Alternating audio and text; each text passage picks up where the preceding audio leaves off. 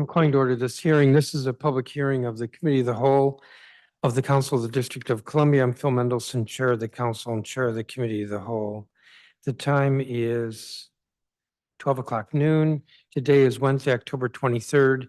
We're having this hearing in room 500, the council chambers of the Johnny Wilson building. I do want to apologize for starting this hearing so late. I had a meeting with the Inspector General before this that went on much longer than I thought it would. So I do apologize. The subject of this hearing is the budget for the District of Columbia Public Schools. Let me be clear, this is not a budget that we have before us. It's pending, which is usually what a council hearing on a budget is, but rather we wanted to explore some issues with the DC public school system with regard to its budget. The mayor presented the fiscal year 2025 budget to the council with $192 million more for the DC public school system. This was back on April 2nd. Yet more than half of the schools in that proposed budget saw cuts to their budget or staff.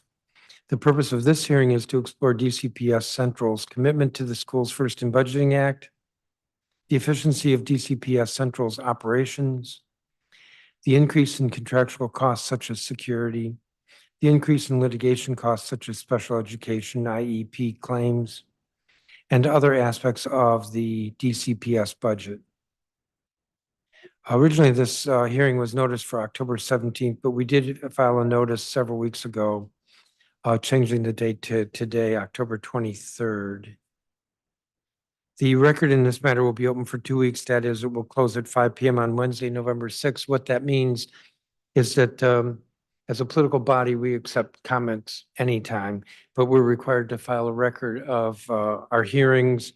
And so in terms of that, for purposes of that record, if we receive anything before 5 p.m. on Wednesday, November 6th, it'll be included in the record. After that, it will not be included. So folks are free to, or invited to at any time submit comments or additional testimony with regard to DCPS's spending or budget. We have a number of witnesses. We will hear from the DC Public Schools at the end of the hearing. That's our usual practice. And I'll have some questions for them.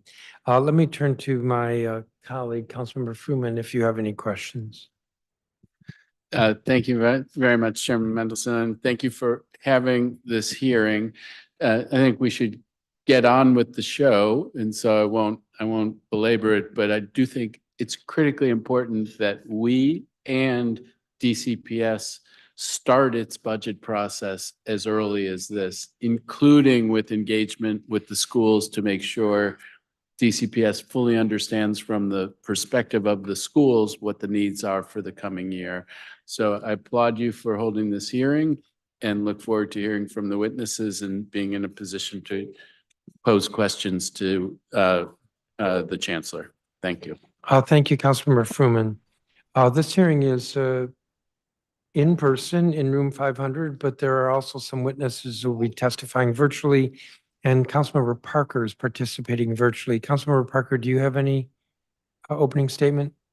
Yes, quickly. Thank you, Mr. Chairman. Today's hearing is yet another opportunity for the council to gain clarity on DCPS's budget and the gaps that still remain for schools across the district. First, I want to congratulate DCPS and the Chancellor for reaching an agreement with the Washington Teachers Union.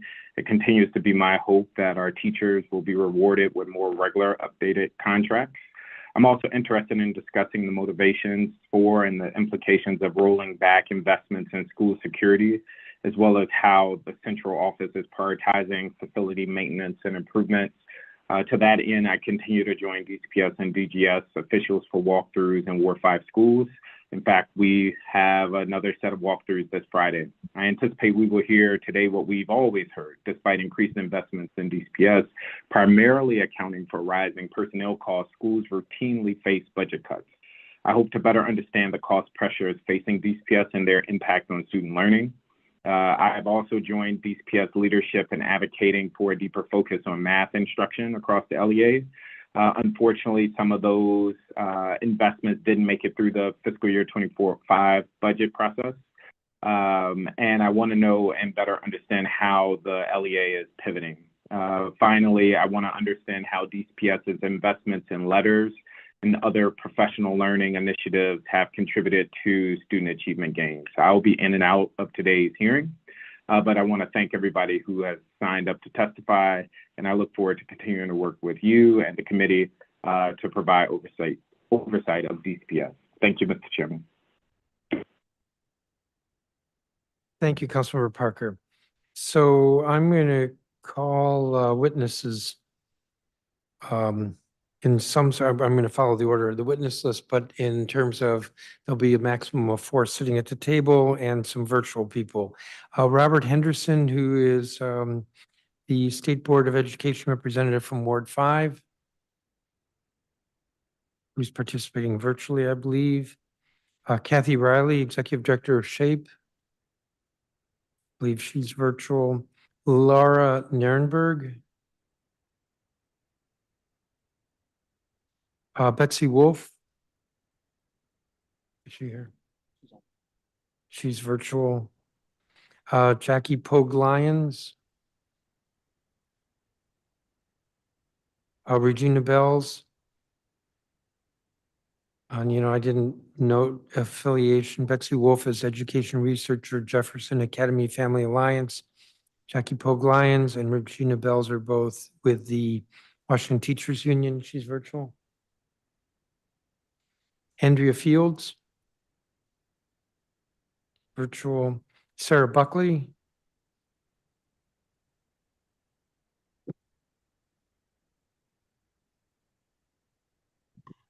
Yeshim Sayan.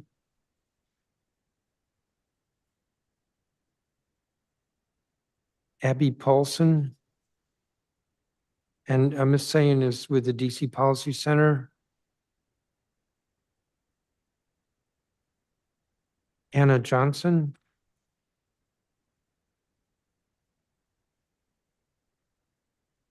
Scott Kicker.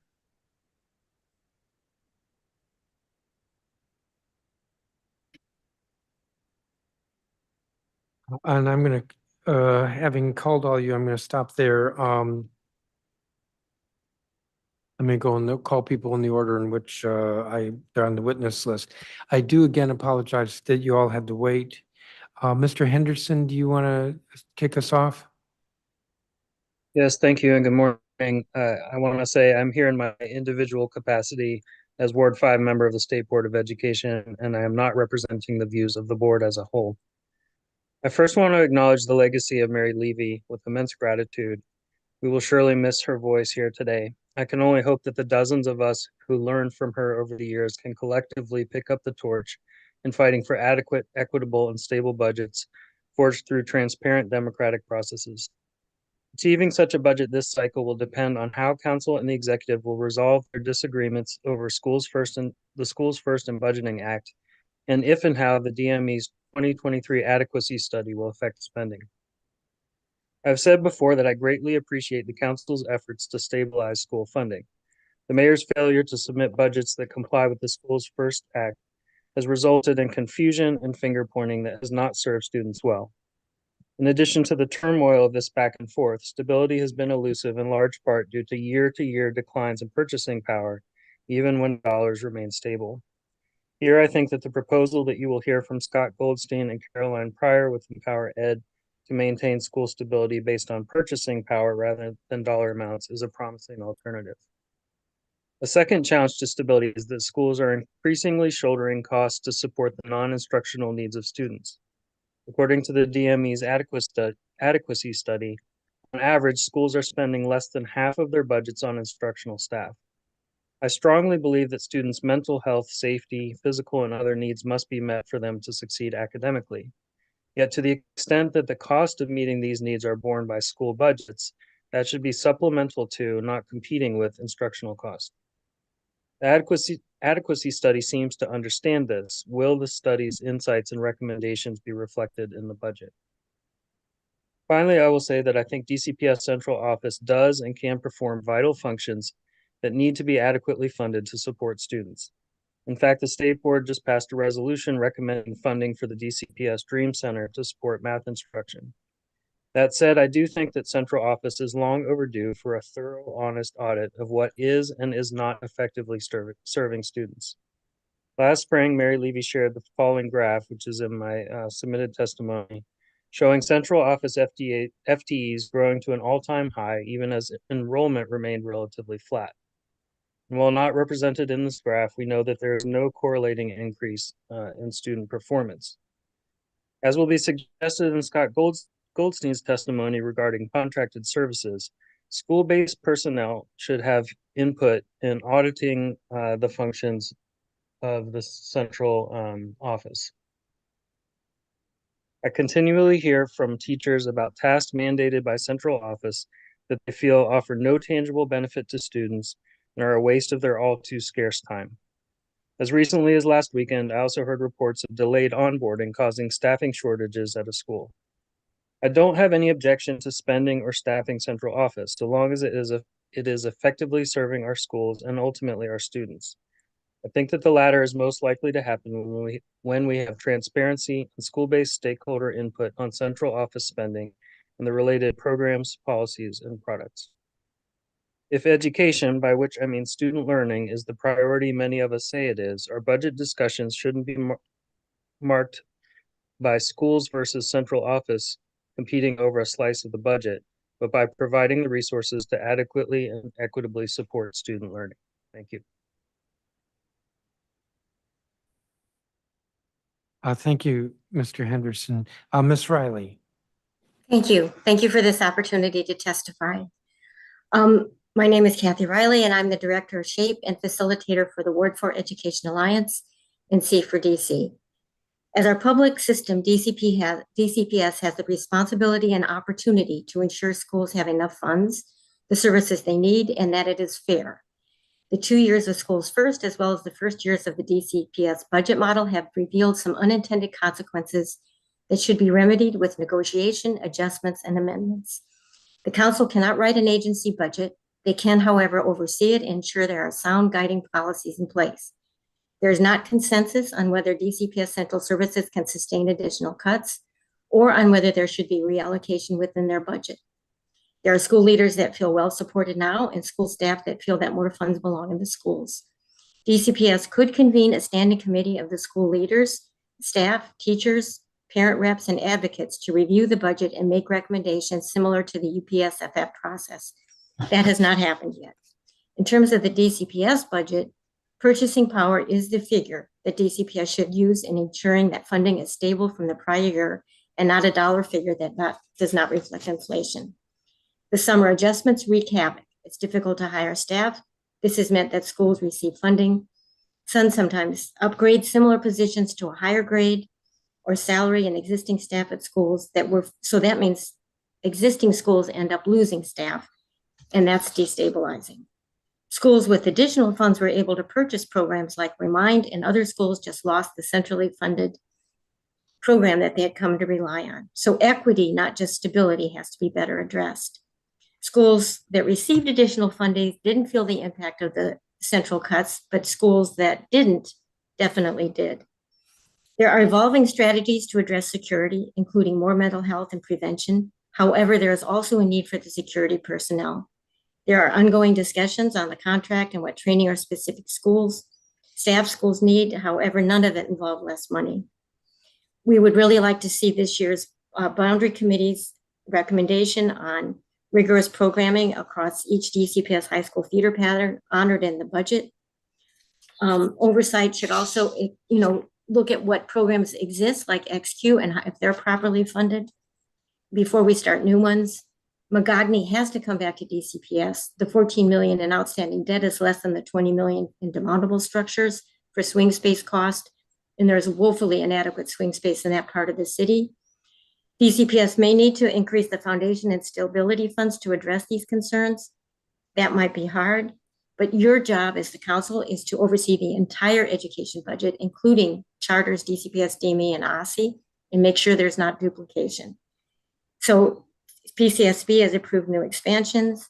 Our funds are spread too thin. At the very least, we should have a hearing on what happened at Eagle and an examination of the cost of our overall system. We requested that on October 4th, including with the SBOE, so we're hoping to hear from you on that. Thank you. Thank you, Ms. Riley. And you'll be submitting your statement? I did submit it. It said it went through. I'll double check it. Please resend it. Okay. Thank you. Laura Nirenberg, I called. I don't think she's here. Betsy Wolf. Good morning, Chairman of the Council and council members. Thank you for opportunity to testify. First, I'm going to testify on behalf of the Jefferson Academy Family Alliance, which is the equivalent of the PTA. For background, Jefferson serves majority students classified as at risk by DC, which largely means due to family income levels. Recently, Jefferson has focused on increasing the learning time for students to improve achievement. It has done so by changing the school schedule and structures and allowing students to take additional classes, either in support of remediation or acceleration. And Jefferson has also worked to hire more staff to support school culture, which allows teachers to focus more on teaching and learning and increase the learning time. Jefferson was one student shy of meeting its enrollment target this year, but also wants the same number of staff next year to build on that work that it started, which should be the case if the budgets are in terms of the number of staff and not the dollar amount. Switching gears, though, to testify more personally on behalf of DC school budgets more generally, I fully support the goal of a permanent substitute teacher in every school, particularly at the elementary school level, because when a teacher is unexpectedly out, students are shuffled to other classes outside their grade level, and no learning happens either for the kids who get shuffled, and it's also disruptive for the students in the receiving class. We can just talk about minimizing learning loss, or we can actually put policies in place to do that. And this is the policy that would do that pretty easily and with relatively low cost.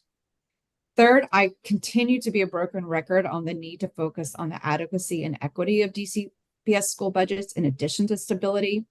Analysis that I did last February, which was the last analysis I did in collaboration with Mary Levy before she passed away, showed that DCPS's new budget model doesn't provide enough base funding in the enrollment bucket for nearly all schools. But it also showed that some schools facing large budget shortfalls under the new budget model had received more resources than other similar schools in the past for no particular reason. So we need DCPS budgets that provide enough funds in the enrollment bucket to cover the bare minimum costs, like classroom teachers, for example, but we also need to maintain the at-risk English learner and special ed allocations for equity. We know that different schools serve different populations, and we need to take that into account. Finally, we do need to support the stability of DCPS schools, particularly in underserved communities. When a charter school shuts down its doors days prior to the school year, DCPS schools are there to receive students. When a student needs to enroll after the October enrollment audit, DCPS schools are the ones that receive students. And I personally experienced the aftermath of Eagle closing for my kids' school. DCPS and charter schools serve different purposes, and they sometimes serve different populations, and their funding levels need to be different to reflect that. Thank you for your time. Thank you, Ms. Wolf. Jackie Pogue Lyons.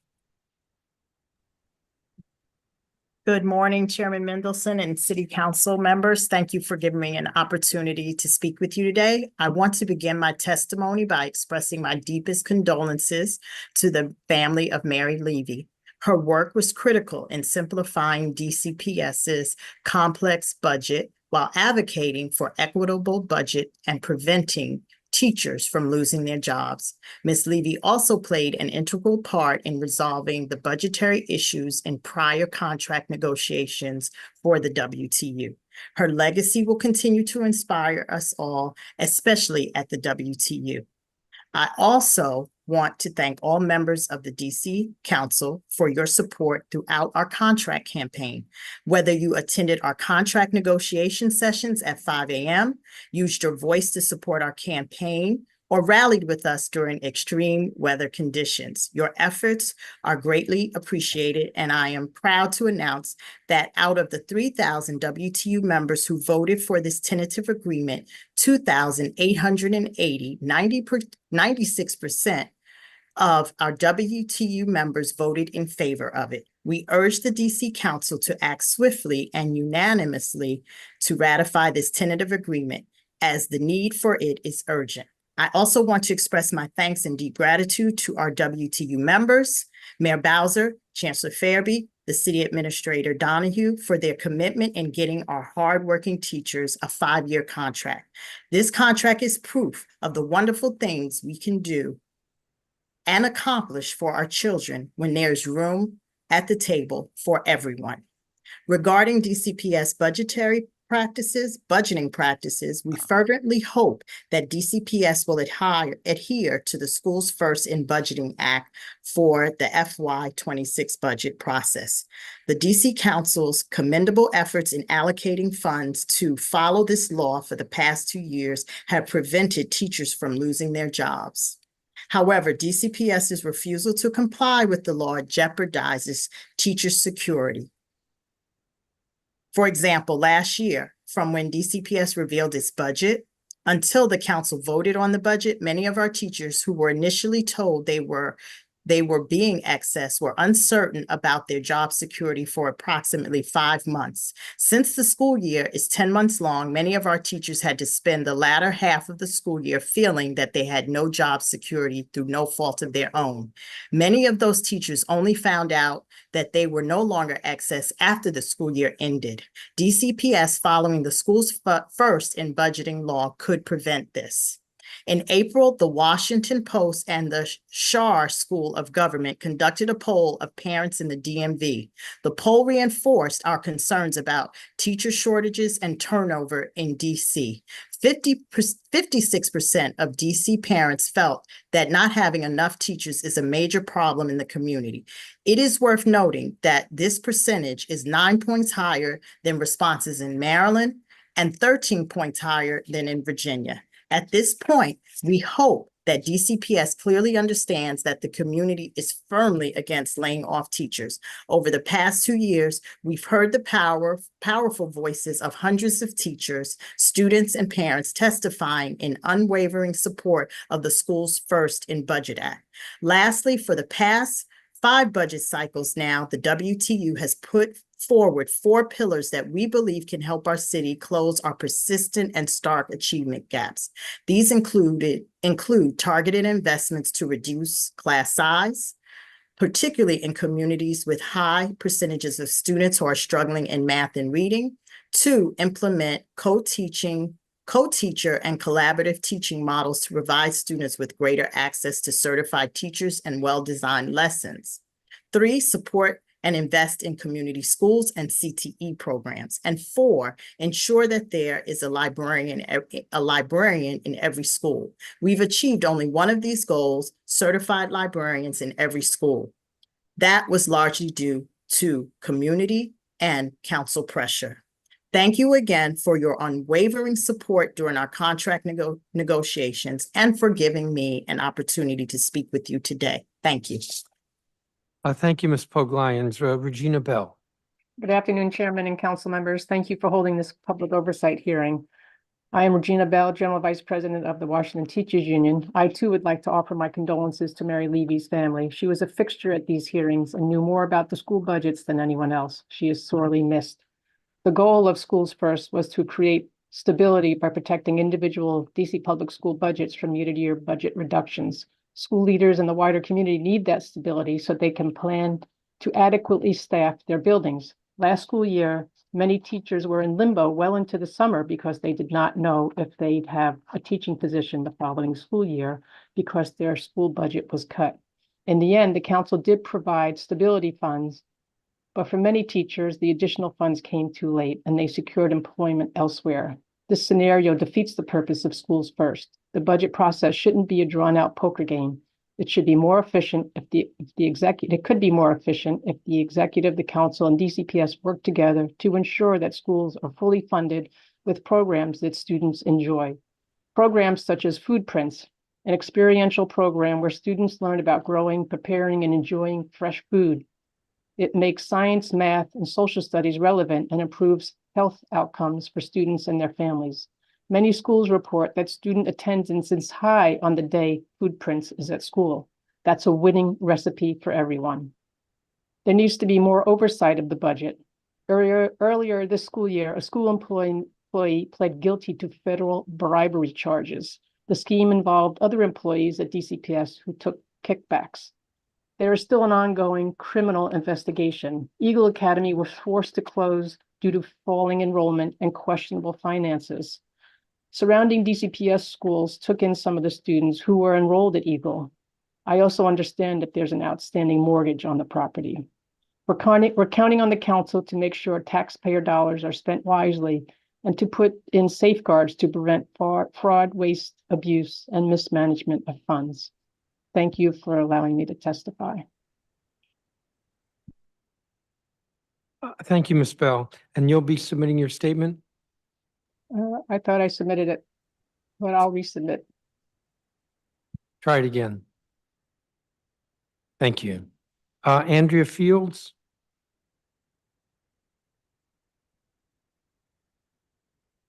I think I was told she was here. Andrea Fields, you need to accept so that you're invited in to testify. I'm going to move on. Sarah Buckley.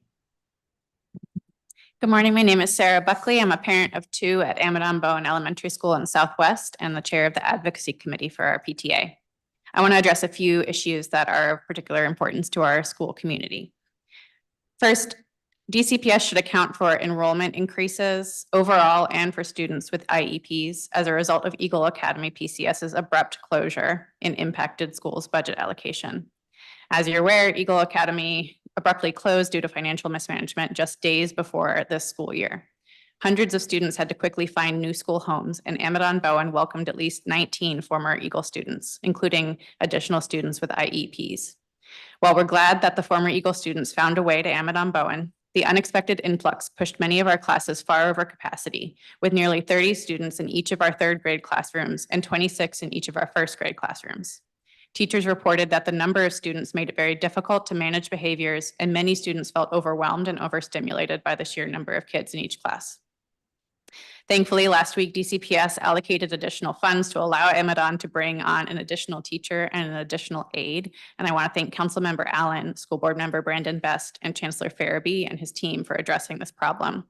But looking forward toward the next budget year, we understand that often funding levels are based on expected enrollment, and that expected enrollment formulas may lag lived experience. We therefore urge council to ensure that DCPS accounts for the enrollment increases resulting from Eagle Academy's failure and affected schools' budgets for next year. Second, DCPS must plan for and fund closer swing spaces for Amadon Bowen and other affected schools. Beginning in fiscal year 2028, Amadon will undergo full modernization renovations that will require our school to be relocated to a swing space for 2 school years. Amadon is currently slated to swing to Meyer Elementary School in Columbia Heights, more than 3.5 miles away and around 40 minutes, around a 40-minute commute through some of the most congested parts of the city. The proposed swing would profoundly damage our school.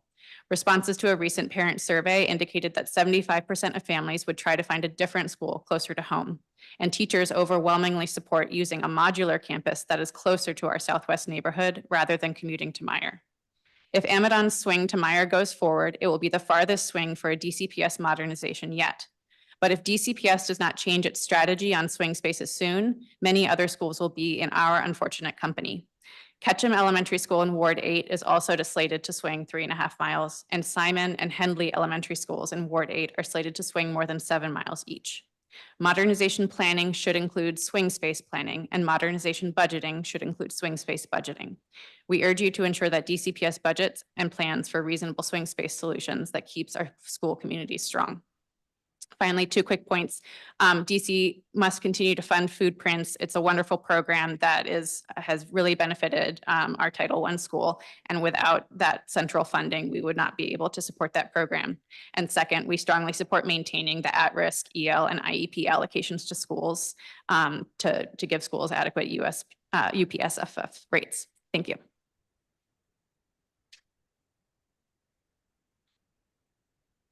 Thank you, Ms. Buckley. And I have your statement. Thank you. Ms. Sand. Afternoon, Chairman Mendelson and members of the Committee of the Whole. My name is Yeşim Sayın. I'm the Executive Director of the DC Policy Center. We're an independent, nonpartisan think tank focused on the District of Columbia. In my testimony, I will focus on the need for prudent and efficient and equitable budgeting at DCPS and the need for oversight for certain things from this council.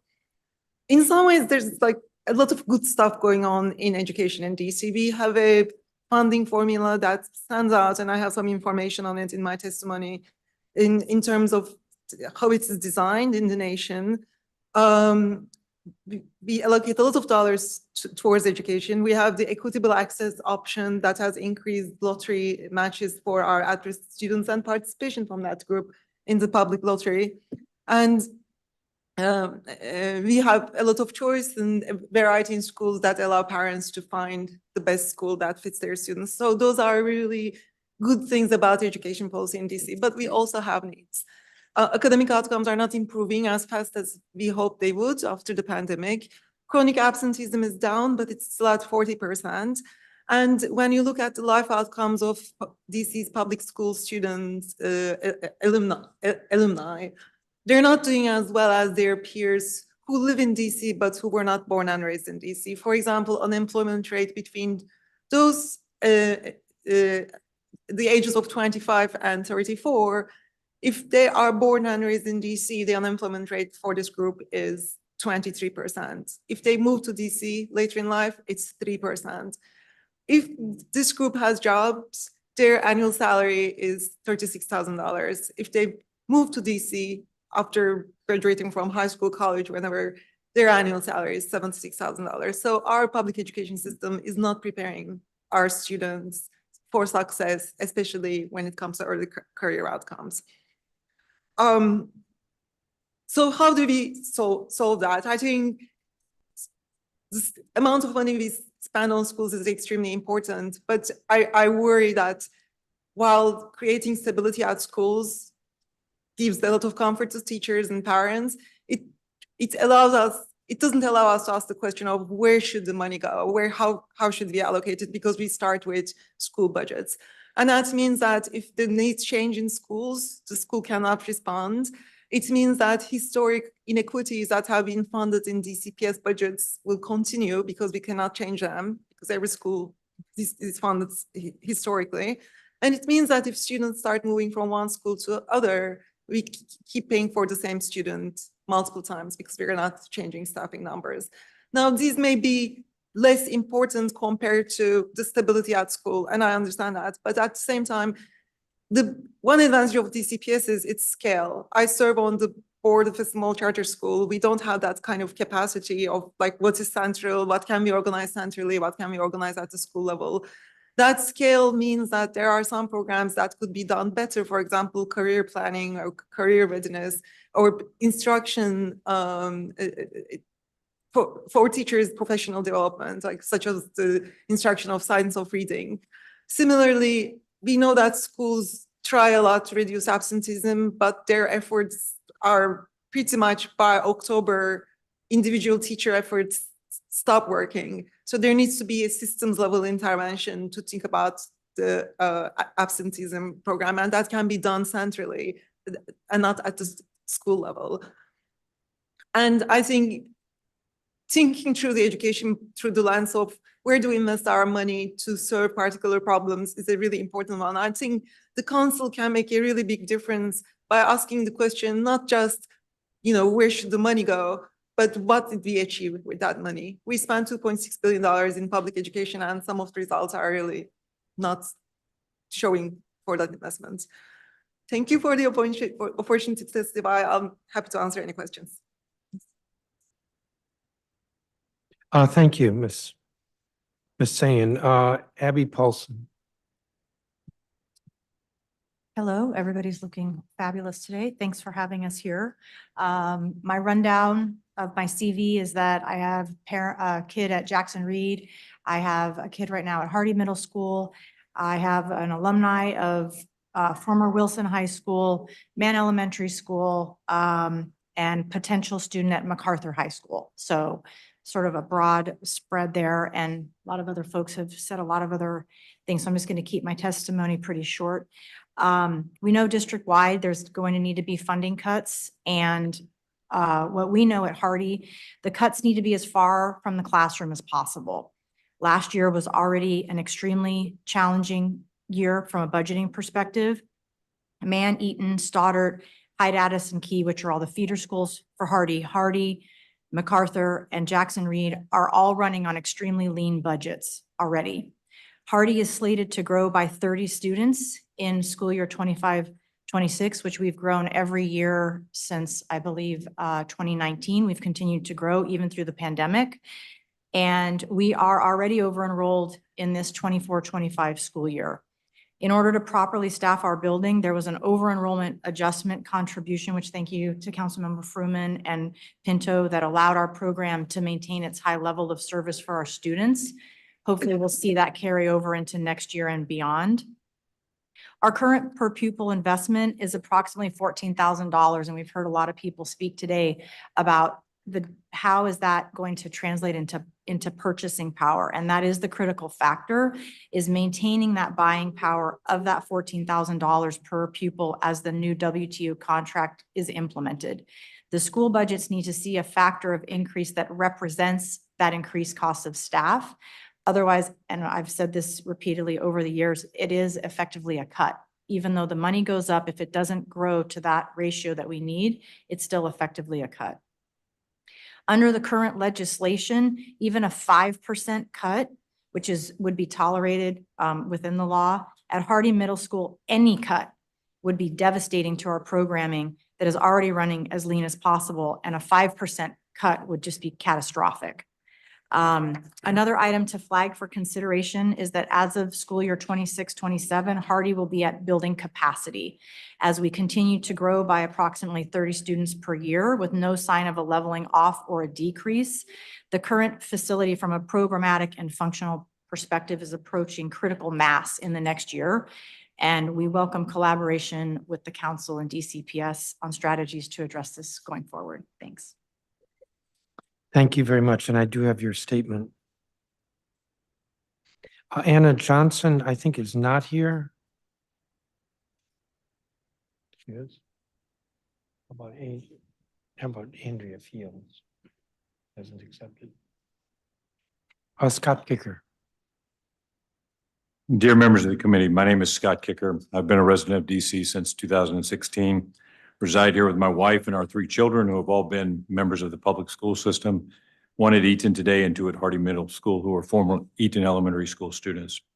Throughout our time in the DCPS system, our children have participated in the sports programs offered by their respective schools. This includes elementary school basketball, middle school swimming, and middle school football. As parents, we have firsthand experience with the policies governing our children's participation in sports. I would like to make the following observations and comments with respect to our experience with DCIAA oversight of athletic programs within DCPS. The process of clearing students to participate in sports in DCPS is cumbersome, inefficient, and works to prevent more students from participating fully in the programs on offer. Furthermore, the system is designed such that those with less financial means are at a significant disadvantage to other students within DCPS. Despite our efforts to raise these concerns with DCIAA, they are summarily dismissed as non-issues, with staff citing the success of a few teams in DCPS. A success rate of less than 50% is not a passing grade for our students, so I ask, why should it be a passing grade for DCIAA staff? I will acknowledge that there are a few teams that manage to get this done. That is driven by coaches and parent volunteers that bring outside resources into the school to assist with securing the necessary health clearances and then pushing them through the burdensome system. The successful management of sports programs at elementary schools and middle schools is based on a system that relies entirely on volunteers for coaching and support staff with stipends that are $2,000 or less, with the risk of forfeiting those stipends for coaches for reasons outside their control. Performance and success of programs comes down to volunteers who quite often are parents having time to qualify as coaches and oversee their school's athletic team. Unlike high schools or private schools in the district, there are no members on staff at these schools to ensure the following needs are met: clearing of students to play sports, scheduling practices with limited training facilities. Many schools lack practice facilities, Whether it's access to swimming pools, basketball courts, football fields, or soccer fields, students are often left without practice facilities as they compete against public spaces, private sports teams, and leagues.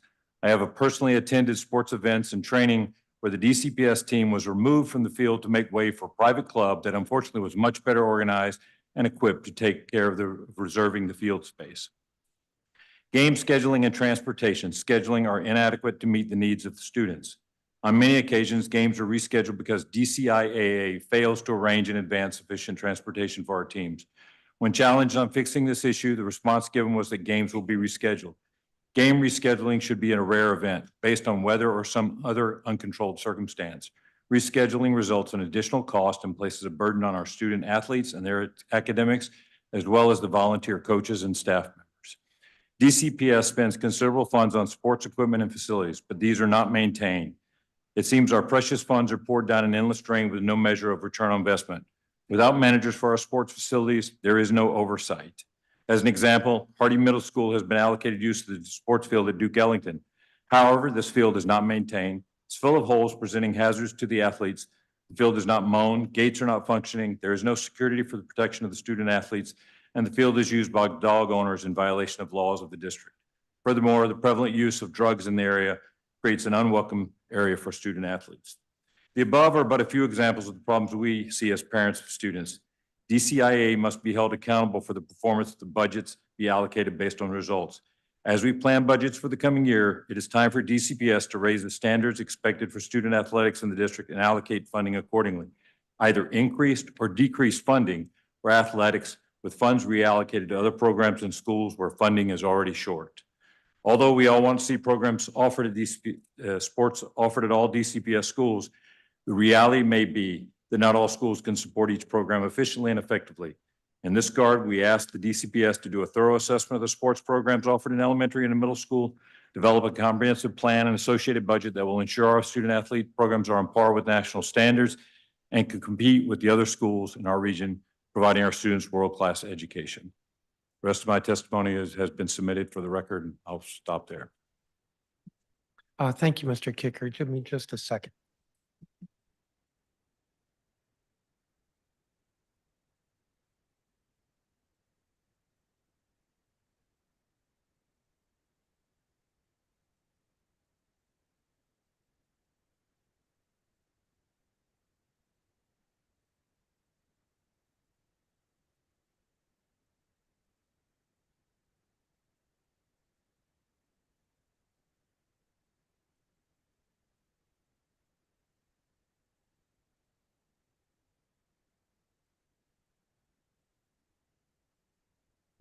Thank you, each of you, for your testimony. I have a few questions. Let's try a 5-minute round for questions.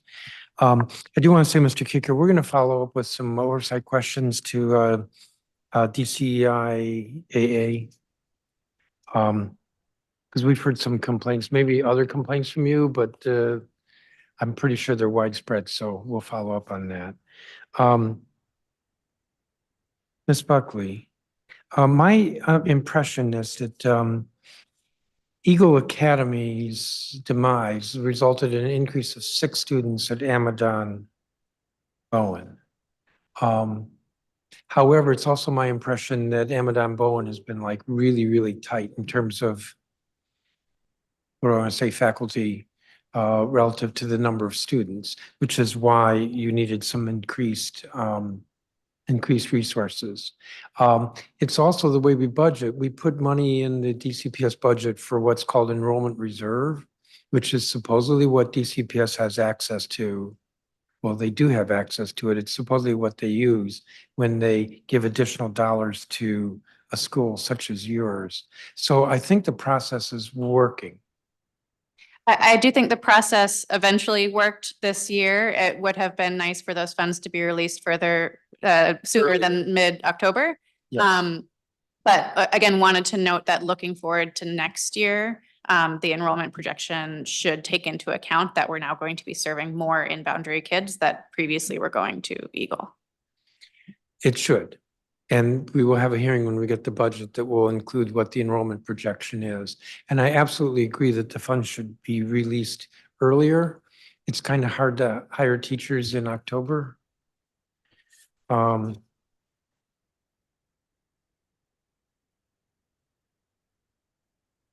Henderson, in your testimony, you said you've heard reports of delayed onboarding causing staffing shortages at a school. Can you say what school, and is there only one or more than one? I heard about one. I can let you know the school. I don't necessarily want to say it out loud.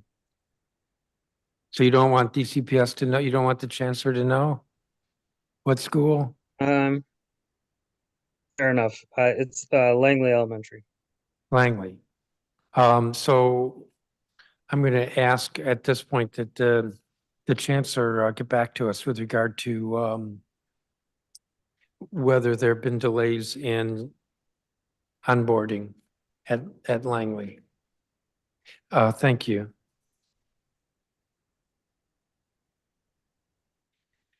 Ms. Pogue Lyons, I think that's great that the 96% of the votes were in favor of the contract.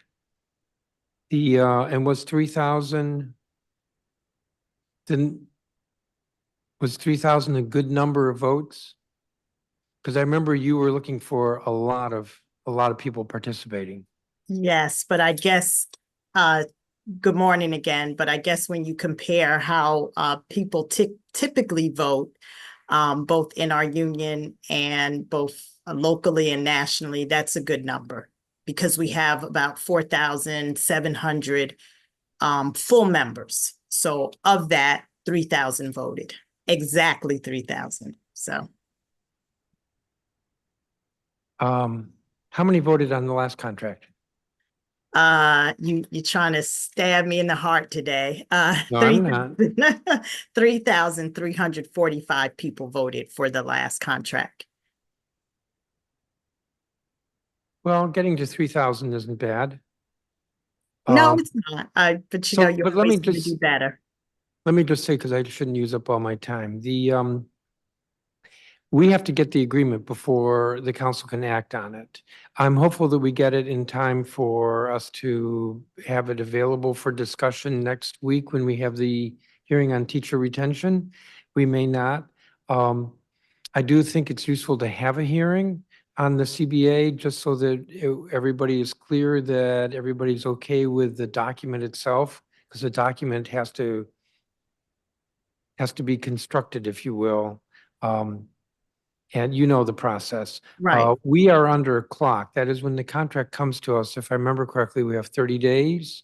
Yes, sir. And that's calendar days, and then it's deemed approved. It's very hard for the council to have a hearing in that short period of time. But whether the council has a hearing and a vote or not, it will be approved within after 30 days. Well, 30 days after it gets to us, if not sooner. I'm happy to say that since it was just ratified yesterday, that OLRCB reached out to our attorneys. And just as I was coming into this hearing, our attorneys got the approval from me to reach out to OLRCB.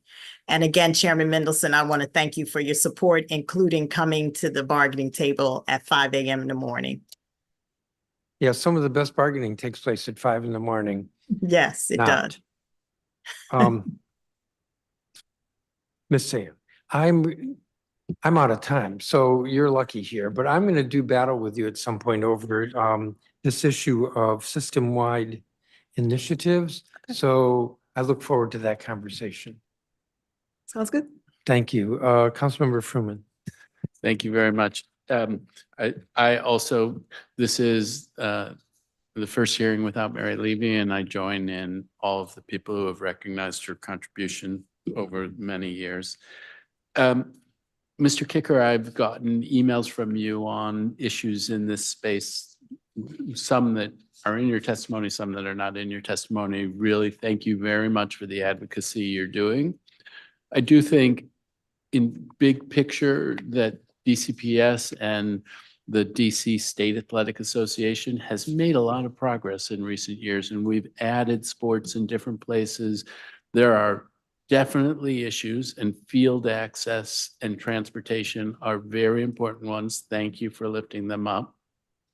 I think for your family, when Jelliff is vacated by Murray, that's going to change things in a positive way for your kids who I believe are at Hardy. Is that right? My kids are at Hardy and Eaton. Yeah, they'll all go through Hardy, and that may be the case. But I think most of the issues I raise are system wide. They're not just related to Hardy. I appreciate it would help my kids, but these issues affect all teams in DCIA, and unfortunately, they affect the teams that have less resources, the schools that have less resources. No, I understand that completely. And this is support for youth sports has been a very, very high priority for me for a decade and a half.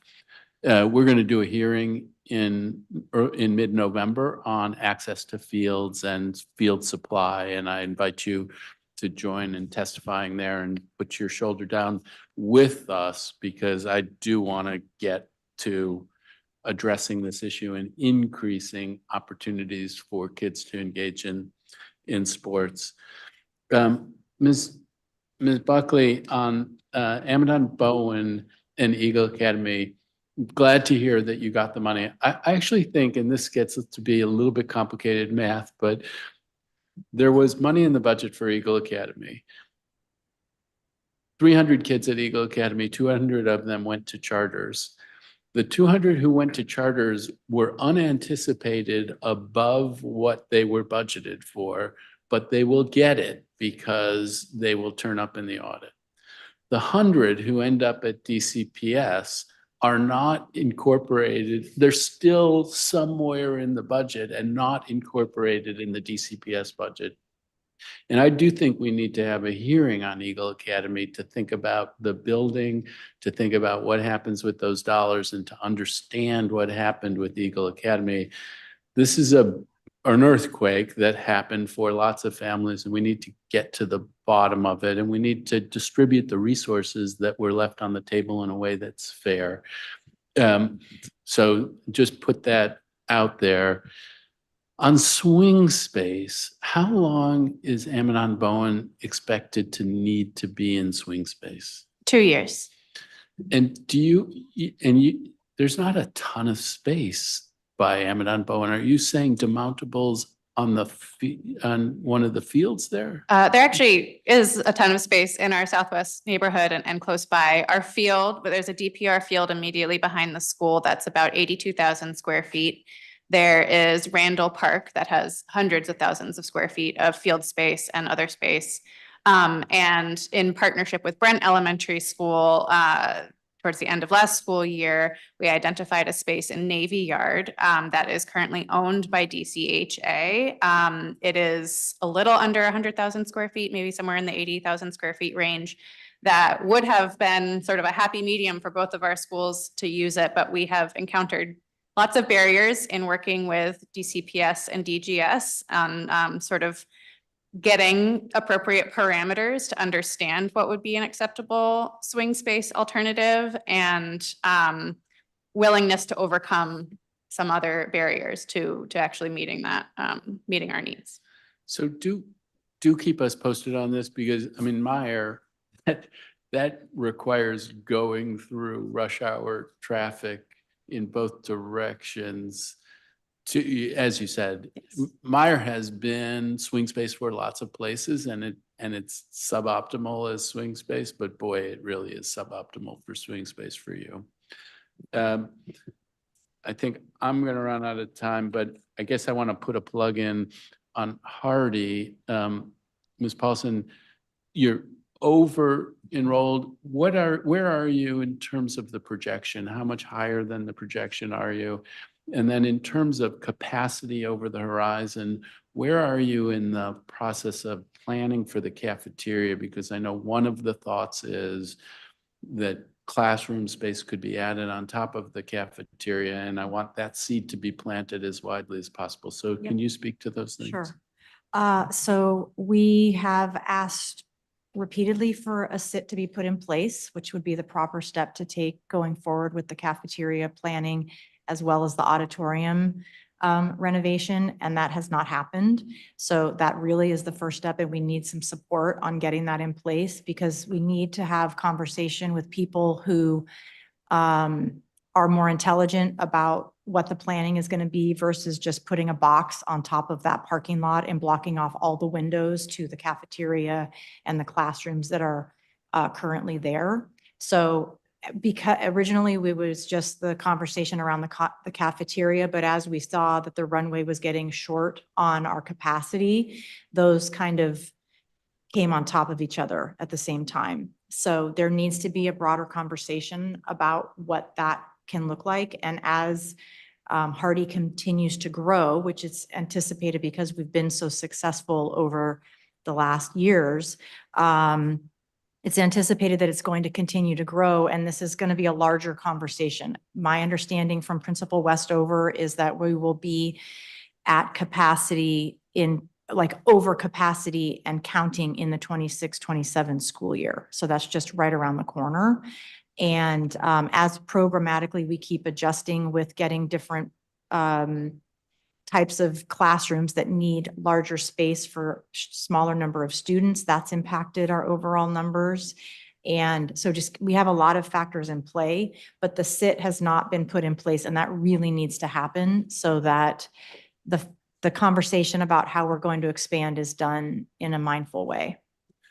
So thank you very much. I'm actually taking that fact that the SIT hasn't formed as partly good news, because we're not playing catch up. We can get in front of it in terms of the planning. So get the If SIT set up we- and get in front of it. in And terms of making planning. sure that the community is part of the conversation, because we've had a couple of instances recently with funding where we asked repeatedly to be brought to the table and our requests were ignored. So the bigger concern is that, to your point, that planning is happening, we're just not involved in it. We want to make sure that's not happening. And I want to just ride on about the DCIA. There's going to be a lot of people talking about it. I'm not talking about it because he's representing our community at large. Just so it's not just Mr. Kicker's student, it's many students at Hardy, and I'm hearing about it from schools, McFarland, they're not here. Lots of schools are having to forfeit games, it is a district-wide problem that needs to be addressed, and happy at another time to dig into it a little deeper.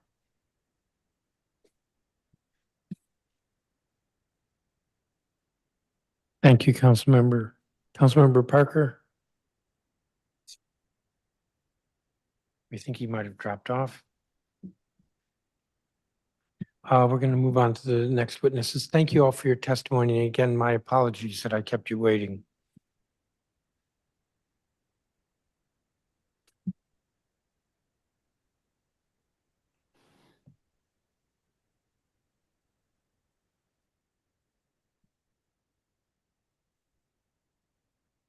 Susan Laws.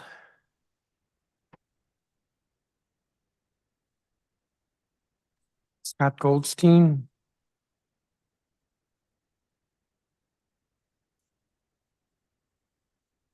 I'm going to take one person out of order because I'm told she has to leave.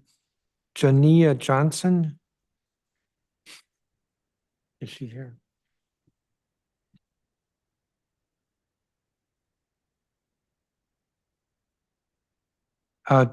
Jonah Turner with CARE DC. She's not on. Allison Kreiner Brown.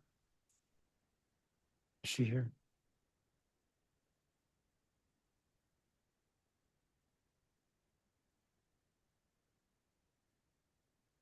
All right, I'm going to stop right there.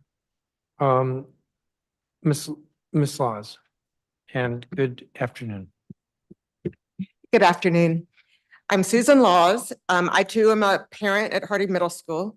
And I also would like to talk today about the budget for DCIAA.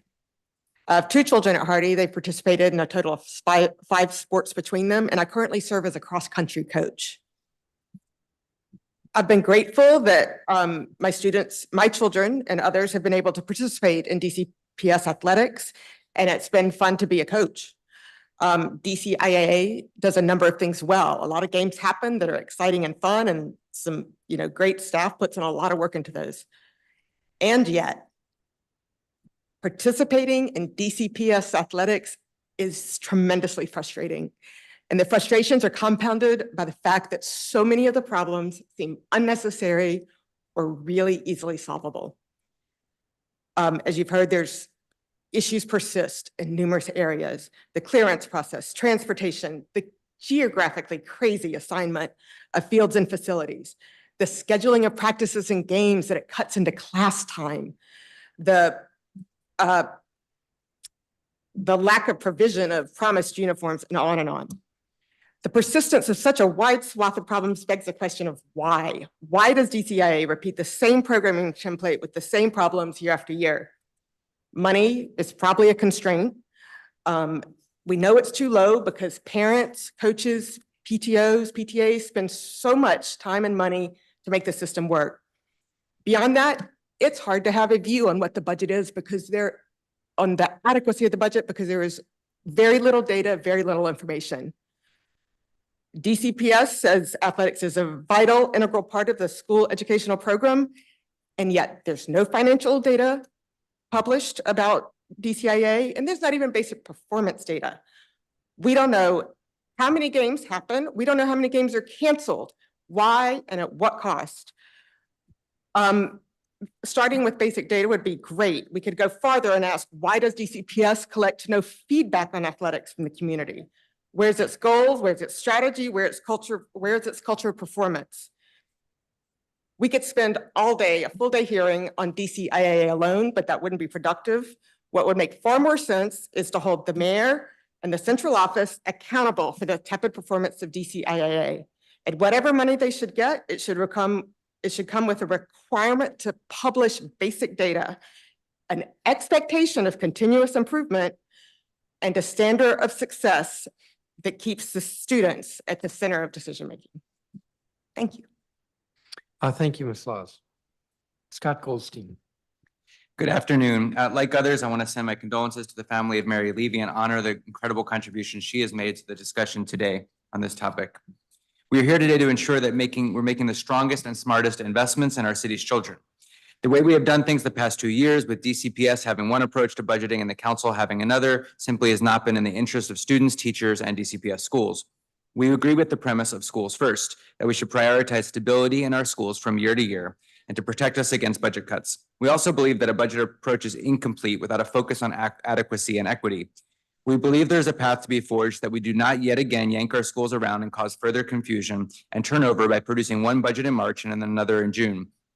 We have asked our educators for their vision for stable, adequate, and equitable budgets and crafted a proposal to put us on the path to achieving all of those goals. First, we believe we should come as close as possible to schools first and maintain schools at 100% of the previous year's budget, but not simply based on real dollars, but purchasing power, by considering inflation and the increased costs of staff based on collective bargaining agreements. Where not possible to achieve this for 100% of schools, we believe in prioritizing the schools with the most at-risk students. We would prioritize at a minimum schools with 70% at risk or above. If there is a way, either through realigning current expenses or reducing central costs to keep all schools at 100% of the previous year's budget at full purchasing power, we support alternatives. Second, we believe we must reinstate elements of the comprehensive staffing model to ensure that students and families can expect the same vital services across programs at DCPS schools. The council passed legislation to ensure all schools have librarians. Now there are efforts to ensure all schools have nurses. We believe both of those are important, but we should not be tackling what roles are essential in such a piecemeal approach. We need a single conversation between our schools and our city leaders to determine and establish a new CSM. Empower and engage educators on this question, and we believe it's essential to re-implement elements of the CSM with tweaks and additions, such as lowering the ratio for ELL, bolstering related arts, ensuring schools have permanent substitutes, attendance counselors, restorative justice coordinators, SPED coordinators, wellness coordinators, and expanding co-teaching.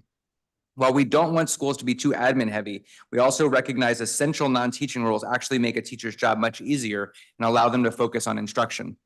Funding must be also targeted in the right way. Simply allocating 100% of last year's budget without interventions based on targeting needs is not enough. My colleague Caroline will speak more about this in a moment. Finally, when it comes to spending our money wisely, DCPS contracts and partnerships should be extensively reviewed and audited not by the central office or by the DC Council alone, but by school-based employees. In other words, the council should be asking our school leaders, school staff, and students which contracted services are actually making a big difference. They might tell you things like huge consultant budgets and spending on central roles that overprescribe curriculum or how educators assess students are not useful to their classroom success. whereas systems like Remind for parent communication was essential, and they are not happy with Essential shifting that cost to schools for another inferior product. While spending on security is essential, educators might rightly demand a plan to shift us towards a more proactive approach to safety that would both be less costly and less carceral. You might ask educators where school partnerships are most effective and where you might notice that some school partners that they find less effective are charging schools in the district far more than effective partners who don't overcharge. Again, my colleague Caroline will outline more about our approach in a moment, but we believe that we can bring a more coherent, more sustainable, and more equitable approach to budgeting for schools. Thank you. Thank you, Mr. Goldstein.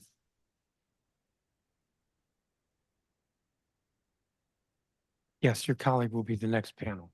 Jonah Turner, I think is, oh, you are, no, I've skipped somebody. Yes, that's because I called Jania Johnson.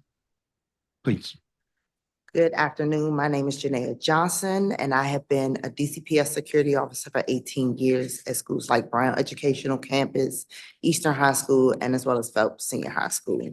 Also been a member of 32BJ, and I live in Waldorf, Maryland. Yeah, I know it's a very long drive, but I do it for the love of the kids. At Phelps, a student came right through the front door and hit an officer in her head with a hand wand. In high school, students try to fight each other and teachers and disrupt classrooms all the time, and we as security are outnumbered.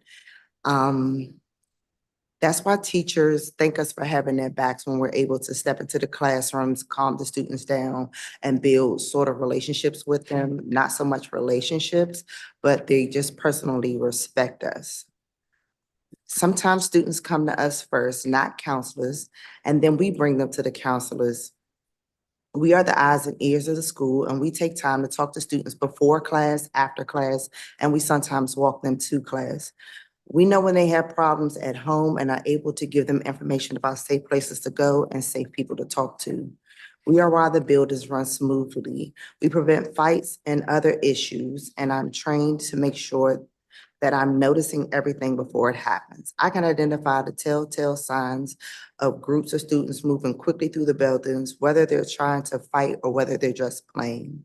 I was able to stop fights breaking out between groups of students at Easton, stopped them at the door because I heard the commotion and was paying attention to what was being said, even though I was doing my job as security checkpoint. I do believe that there's not enough security in all of the buildings. Some of these buildings are 5 and 6 floors. There are a ton of blind spots. We've gotten cutbacks in officers, which leads to empty floors, which leads to children being able to go up to these floors and get into incidents without us being aware. Sometimes the teachers leave, they leave the doors wide open.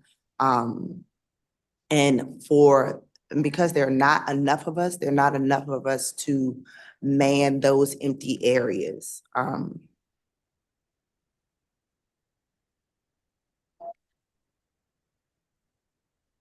I've had an issue with parents coming up to the buildings being under the influence.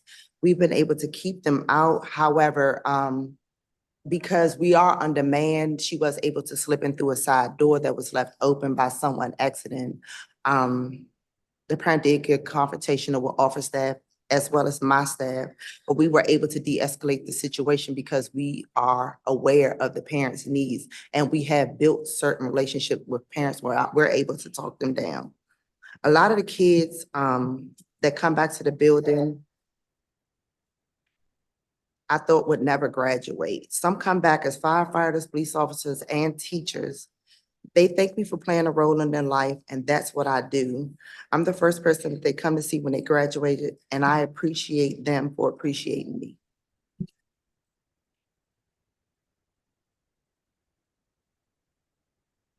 Thank you, Ms. Johnson. Jonah Turner is not here. I believe Allison Kreiner Brown. Good afternoon, and thank Good you, afternoon. Council Chair and members for the opportunity to testify. My name is Allison Kreiner Brown, she, her pronouns, and I am a Ward 8 resident, a DCPS parent of 1st and 5th graders.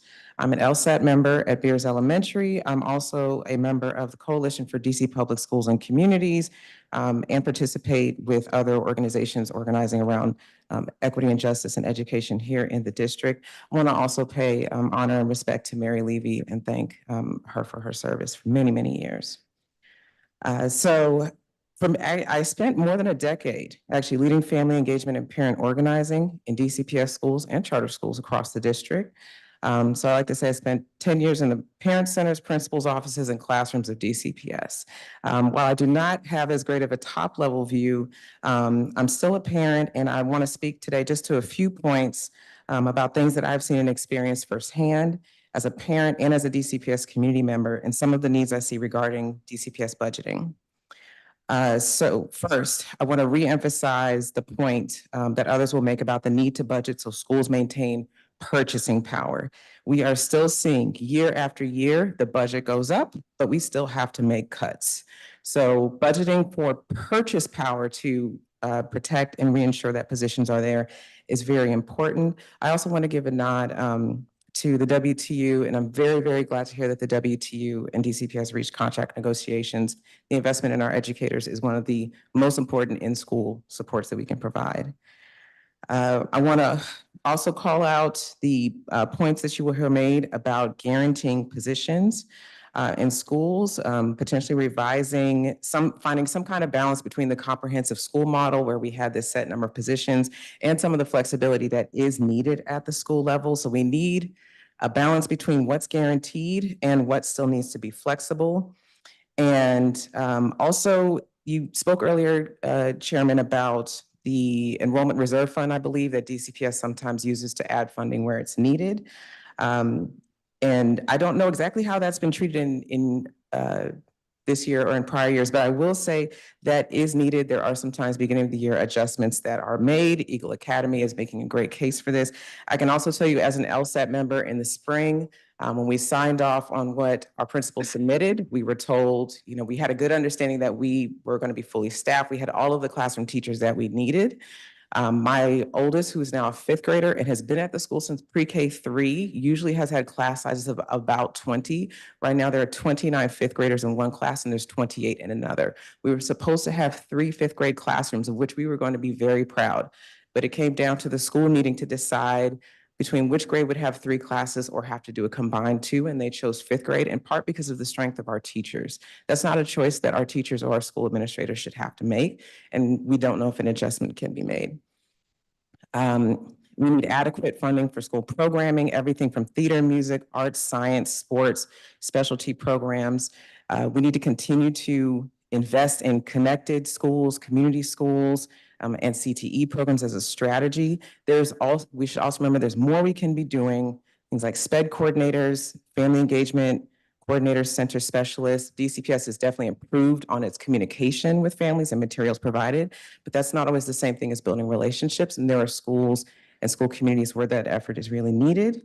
And the last thing I'll say, I know I'm at time, is the process still continues to be confusing and frustrating, especially as an LSAT member. We get a very short window. It's not clear what's going to happen from what we submit to what the council kicks back and forth. Like I said, sometimes we get to the school year, we're surprised teachers have taken other positions only to find out they could have stayed at the school. And I have a specific request for the DCPS, but for the budget hearing, the education budget hearings in the spring. For many years, the numbers were around 100 or so, 100 to 120, 30, 40 people would testify. The last couple of years, we've seen more than 400 people signed up. And I don't know, as a parent, is that really worth my time to come? And scheduling wise, it's too hard for us to sit through 300 people's worth of testimony. So I have a specific process request. Could the council explore holding a separate budget hearing specifically for DCPS and then doing OSSI in the public charter schools and other education related matters? Thank you for your time. Thank you. I don't have a copy of your statement if you could provide that. I will get one in writing to you as soon as I'm able. Excellent, thank you. Ms. Johnson, are you a DCPS employee or you are with the contractor? I'm a contractor, DCPS Special Police Officer.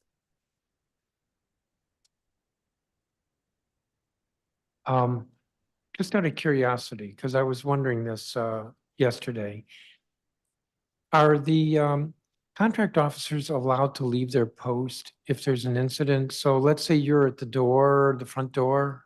Mhm. If there's something going on the second floor, are you allowed to leave your post or are you required to stay? So we are, if it's the front door, the door that's manned by, that the people come in and out of, we are supposed to, there's supposed to be an officer there at all times. But they've cut the officers in the building. A lot of the buildings used to have like 10 or 12 officers where you're able to move people around to respond to incidents in the building, especially to check the exit doors, to check around the building, just to make sure no one's putting anything anywhere and just to be able to patrol. They cut us down from 12 officers in the building to 6. Now, if the building has 4 floors, including the basement, that's 5 automatically that have to be stationed on those floors at all time. And then an officer has to be stationed at the front door at all time to receive and check in guests. And then So most the- buildings, So the 5, just to use your example, mhm, they can't leave their floor. no. No, they're there to keep order on the floor. If a teacher needs assistance in the classroom, if a child has to be brought out, the first floor officers have to respond and make sure that all of the doors are secured and locked at all times, because you have people leaving in and out. Sure. Some people don't, they lose their pass card, so they prop the doors open.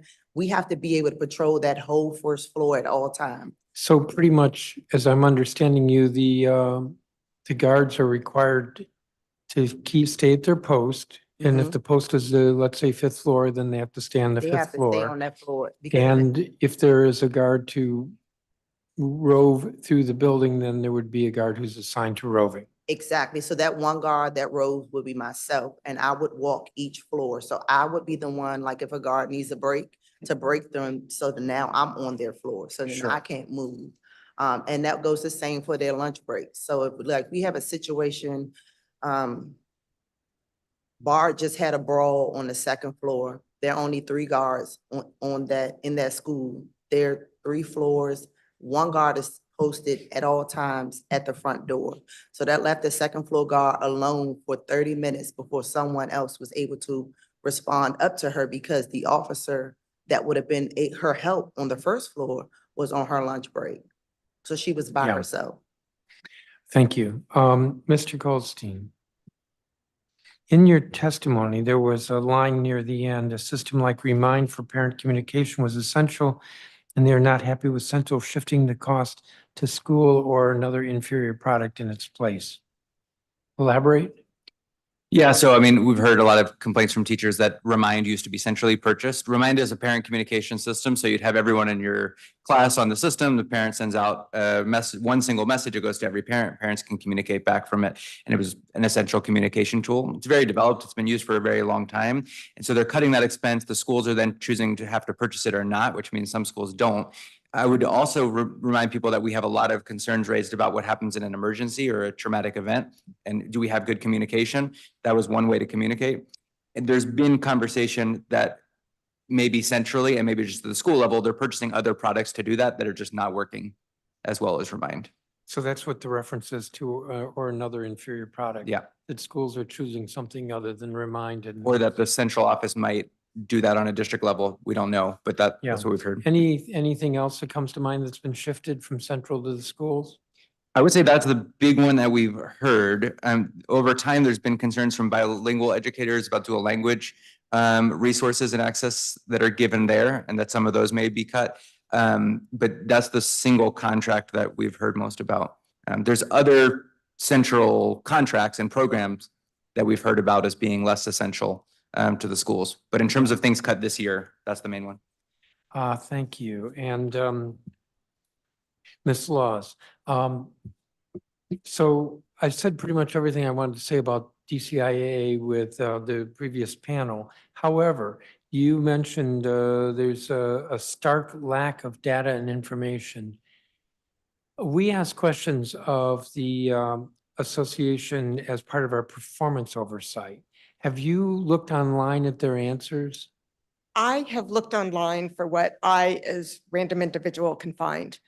I may not know I'm not familiar with what you were talking about. I've looked at, You've looked at their website. their website. I've looked at the DCPS budget. I've looked at, Sure. I've Googled. Well, I That- don't that's- know that what we have would answer your questions, but every council committee during the budget season, at the beginning of the budget season, has what we call performance oversight hearings.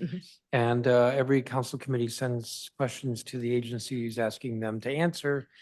I believe all the committees, but I'll only speak for the committee of the whole. We put the answers up on our website. So if you go to the council website and link to me and link to the committee of the whole, you should be able to find their answers. That may or may not answer your questions, but it sounds to me like it'll be more than what you have now.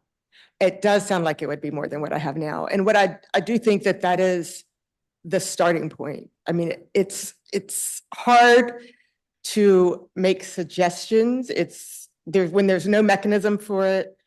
Sure. And there's very little information given to work off of. Well, you could also make suggestions to us for questions that we could ask. Now, that doesn't mean that every question you want us to ask, we will ask, but if you work with Mr. Verlin, who's to my right, and we'll consider questions that we're not asking that you think we should. I appreciate that. Why is DCPS not asking these questions? That's what it gets down to, because they're such obvious questions, and it must be in their job requirement to be concerned with the performance of DCIAA, and yet no one seems to take accountability for it. You would think there's someone. I'll leave it at that. Councilmember Fruman, and thank you. Thank you very much. Ms. Laws, I would very much encourage you to send questions and include our office in that as well. Some of the things that have been raised, like the number of forfeits because of a field not being reserved, that's a new issue to me, and I don't know whether it would have been a thing that was asked about before. So there are distinctive things that we're hearing a lot about this year that we may or may not have heard about before. So suggesting questions would be helpful. Was there something you wanted to add? No? There's just so many things. It's hard to pin them down. All right, well, I mean, we want to support that. Thank you. And so let us help you. Mr. Goldstein, it's off topic of your testimony, but one of the things that we're all talking about today is the new WTU contract. And some of the things that are included in that contract are things that are on issues that you've spoken about over time. I'm curious how you see the elements in the contract that go to teacher wellness, go to teacher retention.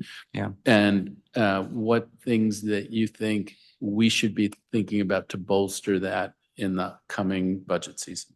Yeah, thanks. And I know we'll talk about this a lot at the hearing next week, but I think there's some real progress. First of all, it's great news that contract has been passed and then now approved by the members.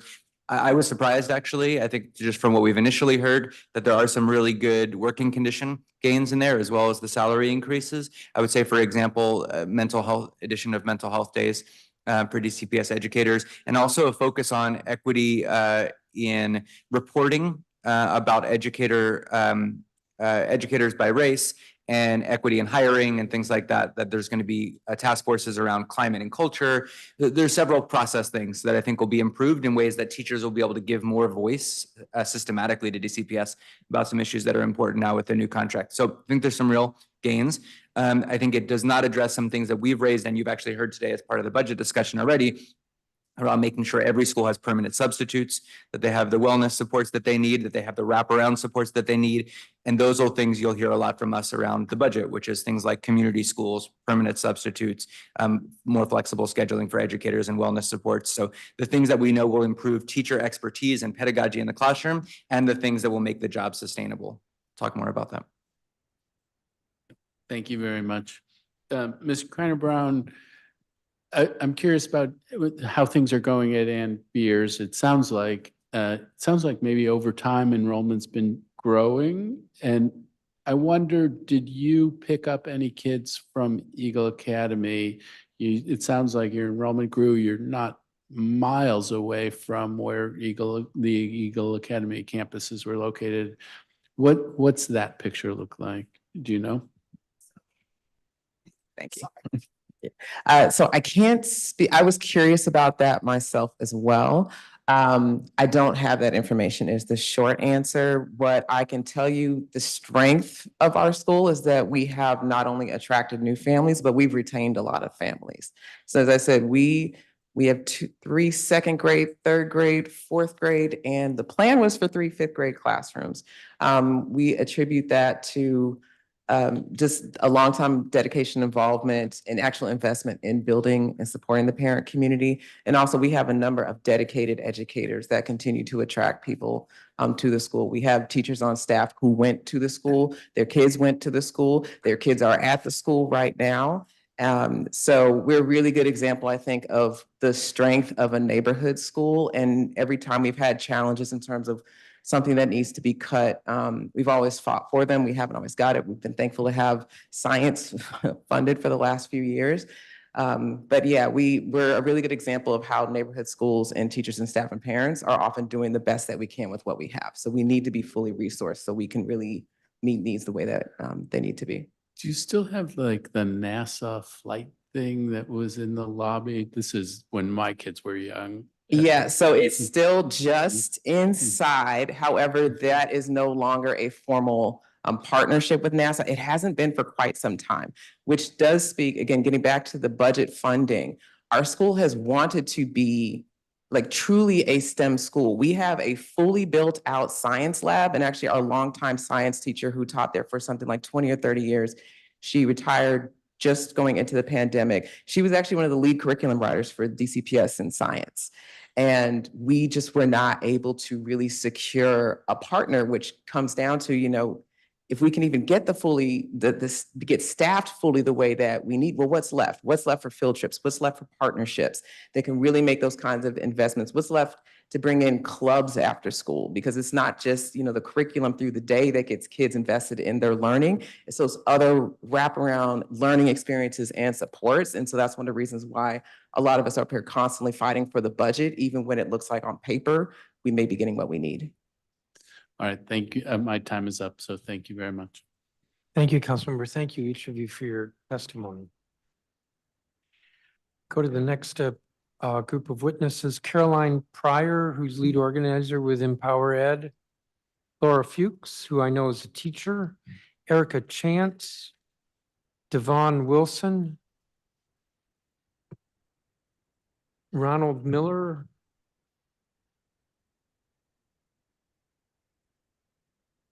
Janae Holmes. Natalie Mazza.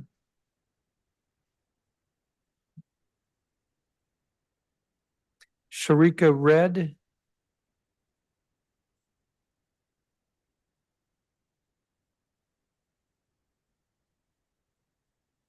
You are. Okay.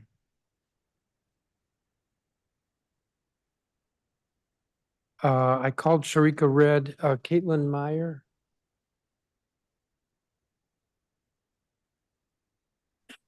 Devon Wilson, I'm here. Okay. You are Caitlin Meyer.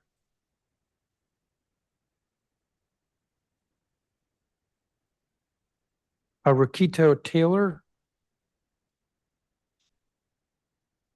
Terry Bunton. Emily Williams.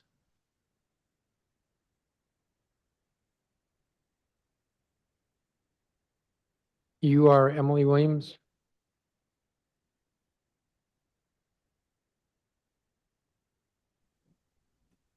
I'm going to stop there. Ms. Pryor, you're first.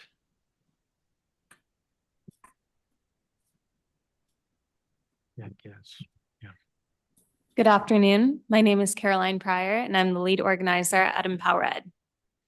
Firstly, I want to note that you will find testimonies from 3 of our educators who were unable to make it today submitted for record, and I encourage you to read our educators' concerns directly.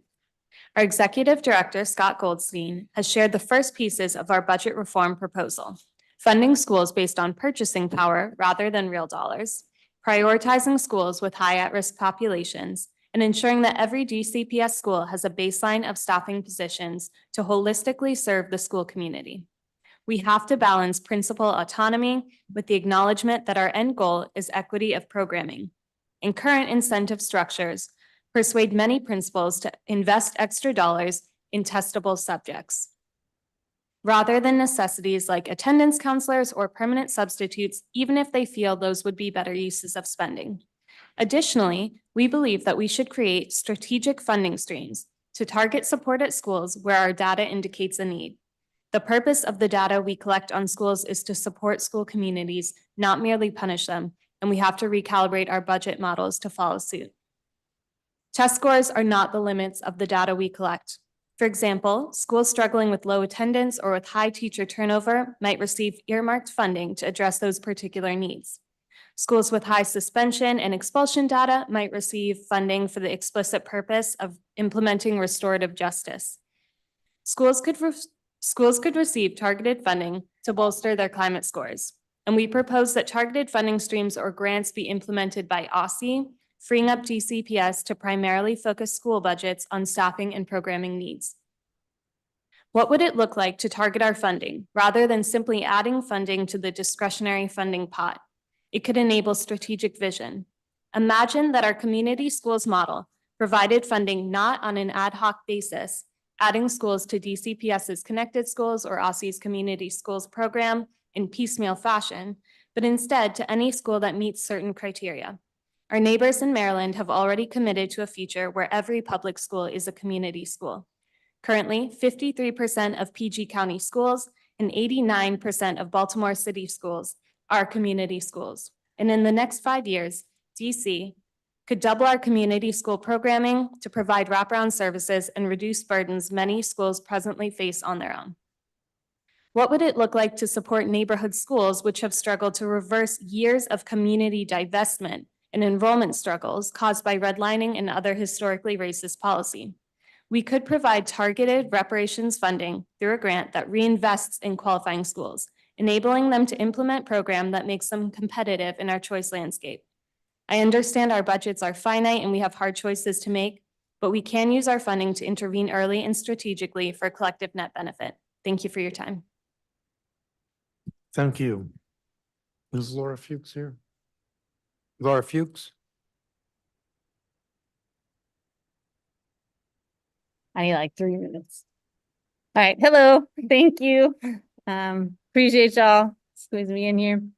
My name is Laura Fuchs, Ward 5 resident, DC Public School Social Studies teacher for the past 18 years, secretary of the WTU, chair of DC Core, and a board member of Empower DC. So when it comes to the budget, I think that there's a few things that I say every year that just need to be said. One, we need to end mayoral control of our schools and bring back in real democracy and checks and balances to DCPS, especially when it comes to how our budgets are created and administered. Two, we need to change the law so that the W2 can negotiate a fair evaluation focused on growth to replace impact and make sure the money we spend on teachers is fairly allocated. If we have an American study that says that impact is racist, then all the budget money is being given out in a racist fashion in the form of bonuses, and that's unacceptable. We need to cut back and control DCPS central office spending and their budget to focus on supports for our schools and not endless top-down mandates that come from too many directors who have nothing to do but justify their existence in the form of unfunded mandates that then take the cost of our time, and time is money. And so our ability to then do our jobs becomes endangered because of how large central office is and how many pointless things they do. But we do need supports from central office that support our work, that support our teachers, like administering leave of absence requests, like engaging in actually making sure our pay is correct, and other supports that our students directly receive out of central office, like our college counselors who they cut back last time. So instead of cutting things that actually hurt us, they cut the things that help us. So we need to wrangle control over central office and make sure the spending actually makes sense. And I think really only a school board can adequately accomplish this because of the time and intensive effort it takes to make sure that we are spending our money correctly. And then next, we do have to make sure to continue to ensure that our schools are fully funded, that we are meeting their programmatic needs, and that we are ensuring that no student gets left behind when it comes to what they need. Lastly, I'm just going to highlight what I highlighted last time, which is special education funding. I do think we really need to look at how that is being spent. I do not think we are spending it adequately, nor in a way that actually benefits our students in too many locations. And our teachers are making up the difference using their own money oftentimes to ensure that our students are receiving what they need, and that is unacceptable. And so we do need to make sure that the money that we're spending, that is largely federal, is being done correctly. Thank you. Thank you, Ms. Fuchs. And I don't have a copy of your statement. If you could submit that, please. Yep, will do. Thanks. Erica Chance.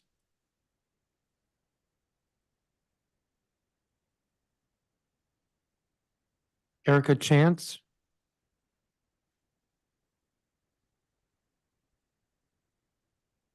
We'll come back to her if she reappears. Devon Wilson. Hello, good morning, everyone. My name is Devon Wilson. I have a son at Turner Elementary School. He is in the MES program. I'm asking DCPS to possibly give the program funds, or I have questions about the funds and how they're being spent. Our main thing with that is the transportation. We have 9 kids, 8 of them are wheelchair bound. They need a wheelchair to get around. A lot of times our teachers at Turner are getting on the metro. Our children have a number of health problems. And as we all know, the metro, is a bit hard, can be hard on them. So I'm asking that that's something that's highlighted in this meeting that we all look into. Hopefully we can, get something done about it, because that's the least that we can do, get transportation for our kids to go somewhere on a field trip, make it as normal as possible, even though they already have things going on with them along their life. I mean, they're still amazing kids. I would like to thank the teachers at Turner in the MES program, along with the rest of the staff at Turner. And I appreciate you guys for hearing me out. Thank you. Thank you, Mr. Wilson. Ronald Miller. Don't see him. Janae Holmes. Don't see her. Natalie Mazza. Good afternoon. My name is Natalie Mazza. I come to you today not just as a paraprofessional concerned for my students, but as an invisibly disabled adult concerned for those who do not have the words or the confidence to stand up for themselves. My experience with an invisible disability is in no way similar to that of my students, but as someone whose parents and teachers did not understand my disability or that there was more to my disability than what was diagnosed, I had to do a lot of my growth in college with minimal support. Now, as a teacher, I have the chance to ensure our students are getting the support and opportunities they need to flourish. We have one of our students here today, Caden. He is wheelchair bound and he has minimal control over his movements and his verbal ability. Our students need to be instructed in life skills and social emotional skills so that they have some sense of belonging. These skills are often best practiced in real life situations, not in scripted classrooms. When we go on field trips, we give our students the opportunity to interact with other people, practice using money, waiting in line, traveling, and other important life skills. Field trips are where our students learn the best, but it is also where they get to have typical childhood experiences and be around their typical peers. Since starting at Turner in the MES program, I have watched Miss Taylor, our team lead, fight day in and day out, exhausted by the excuses and the incomplete or contradictory information as to why we cannot get buses for our students to go on field trips. I have seen our students' wheelchairs break down just from walking to the metro. We have spent over an hour trying to find which elevators to take us to our platform on the metro because the elevators are not always located in easily accessible areas in the metro stations. We waited an hour in the heat or the cold waiting for a public bus to pick us up because 4 bus drivers said they were all on break and had 30 minutes to an hour left on their break, despite having all come in 5 to 10 minutes after each other. Our field trips to museums often end up being only 30 minutes to an hour long because of issues with transportation, in addition to the fact that we must change our kids at least 2 to 3 times during the trip and set aside time for us to eat. If we do not receive buses for field trips at least once a month, we deny our students the most vital classroom for learning. How can the nation's capital be in favor of fair and appropriate education and yet make it so difficult for our students in wheelchairs to receive the same, if not similar, experiences as their walking peers? Thank you. Thank you, Ms. Mazza, and I have your statement. Let me see. Sharika Red, I believe, is not here. And Caitlin Meyer, you're Caitlin Meyer. Good morning, sir, ma'am. My name is Caitlin Meyer, and I am the parent to Caden Grant, that is an MES Medical and Education Support student at Turner Elementary School.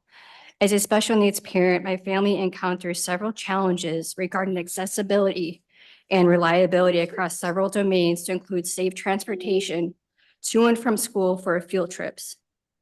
MES access differs from general population students as those students are able to attend academic events in a safely manner via school transportation, not via the metro or public transportation methods. It's imperative that our MES students acquire and have the sustainability of school transportation due to DME damage to the children's wheelchair, as the DC environments have uneven pavements and curbs throughout the city. Additionally, the children often having to be hand carried up and down stairs due to many of the children being non-ambulatory or having limited mobility skill sets. It's clear and safe to carry the children as the educational staff and nurses can occur physical damage to include severe risk of the physical harm to the child if they fall. Additionally, many of the children have pulmonary and other medical conditions that make them more prone to pulmonary illness, though illness can't always be prevented, limiting their exposure to viral and bacterial infections and imperative to help keep the children healthy. Exposure to the DC Metro and public transportation systems invites the risk for illness to our students. By the children utilizing the school bus for academic learning events outside the classroom, it will be a strong preventive barrier against environmental illness due to their limited exposure. Learning outside the classroom is an instrumental aspect towards a children's academic and social growth, as their learning strongly impacts their independent living skills that affect their adult life. It's important for the children to have the same access to education outside the classroom, as their social and communication skills can be continued to be developed to prepare them for social and independent living. By not having safe and reliable transportation for the children, it truly negatively impacts their academic learning. It's our utmost responsibility as parents and educators to provide the education all students require to be successful into their adult years. By limiting the students' true academic potential and social engagement does them a true disservice and is a grave negative impact to their education. Though their education is a top priority, academic engagements must be conducted in a safe and reliable manner for all patrons involved, to include educated nurses and young students. My ask is that the MES students require sustainable and consistent school transportation to and from all academic learning events by February 2025. I do understand that the fiscal year 2025 budget will need to be reallocated and that there are upcoming holiday seasons approaching in November and December 2024. However, the lack of accessibility for MES children is truly unacceptable. We owe it to our children and education staff the means to safely transport the young scholars, as it will positively impact their current and future academic progress, along with the children's learning and social engagement skills that are required for them to be an active citizen in their society. Thank you. Thank you, Ms. Meyer.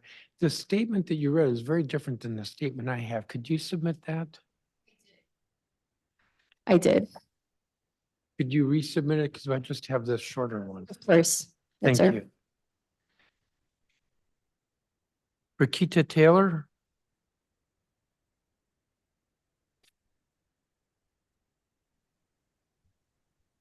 Is she here?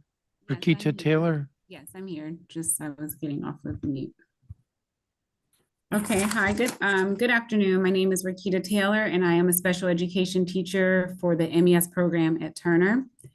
Near the start of last school year, we took our students with complex medical and physical needs to the Natural History Museum. Required to take Metro, we journeyed on the jagged and narrow sidewalks. Upon approaching the incoming train, I noticed that a student's wheel was loosening from his wheelchair frame. With the student, a staff member and I quickly retreated to the center of the platform, separating from the rest of the class. Luckily, the student and chair were fine, but it was evident that our students' wheelchairs could not endure the constant uneven and cracked sidewalks. The following months, we settled on cramming ourselves onto the circulator bus. In those attempts, we learned a few things. One, the bus drivers will arbitrarily decide how many of our students can ride the bus. And at the time, with 7 students in wheelchairs, you do the math. To go on one trip together, we would have to wait for 2 to 3 consecutive buses. Number 2, buses will pretend to not see our students. Sympathies and dismay will be offered, complaints will go nowhere, justification will reign, and accountability will not exist. Number 3, taking trains or buses took hours away from the school day. By the time we looked for accessible entrances, located accessible restrooms, found accessible seating, it left very little time for our intended purpose, which was to expose our students to hands-on learning that can deepen their knowledge. Defeated, we settled on walks around the school so that our students could have opportunities to be outdoors and, at a minimum, learn about their immediate community. On 2 occasions, while walking around the school, we were forced to run, pushing our students in their wheelchairs without being able to take cover from gunshots that were in earshot and, in one instance, in eyesight. After being told by our school that there isn't enough money for our students to receive wheelchair accessible buses, we reached out to central office, speaking with the MES program manager, manager of curriculum, and director of academic programs about our students' inability to go on field trips. We were essentially told that that is not in their wheelhouse. So out of desperation, I filed an OSSI special education state complaint in January 2024. By spring of 2024, OSSI found that DCPS's current practice of requiring the cost of accessible transportation for field trips to come out of a school budget is unfair, and that DCPS must manage this from central office. In June 2024, central office emailed a 4-sentence statement in the Principal's Weekly that disregarded the complaint findings and reinforced that schools were required to budget for field trips that included students needing accessible transportation, and that they should reach out to the field trips office should they have questions about ADA compliant transportation. So last month, we submitted a field trip request form to take our students to a pumpkin patch scheduled for October 17th. And sadly, we could not make that trip happen for our students. Despite the OSSI state complaint, despite reaching out to the DCPS field trip office, my students still cannot access wheelchair accessible buses because of the lack of private vendors available and there not being an active MOU between DCPS and OSSI to transport our students. Our ask is simple.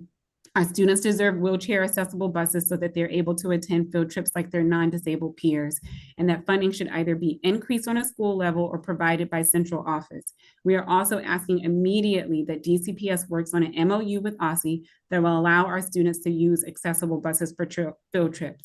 Without these measures, sadly, my students and colleagues will continue to look out the window of our school as their non-disabled peers board chartered buses to go to swimming each week or walk to the train stations or bus stops to attend field trips with their teachers. Thank you for your time. Thank you, Ms. Taylor. I don't have a copy of your statement. If you could provide it. Yes, I can resubmit it. Thank you. Terry Bunton? Yes. Can you see me? Yes, please proceed. Sure. Good afternoon, DC Council members. My name is Terry Bunton, and I'm a Ward 7 resident. I'm also a special educator at Turner Elementary School in DC. Field trips are an essential component of academic success. They do more than get students out into the community. They help students learn through authentic experience. Students also get the opportunity to learn outside of their school environment. Field trips have been proven to encourage more engagement among participants. Washington, D.C. is unique in that there are numerous free museums, parks, and exhibits throughout the area. These incredible learning opportunities should be available to all students, regardless of disability. Unfortunately, the students in Turner's MES program are not receiving the same access as their non-disabled peers. 90% of our students use wheelchairs for mobility. This increases the number of buses we need. I have personally contacted each vendor that DCPS is contracted with for field trips buses. None of them can accommodate all of our students. 2 of them can only transport 1 wheelchair at a time per trip.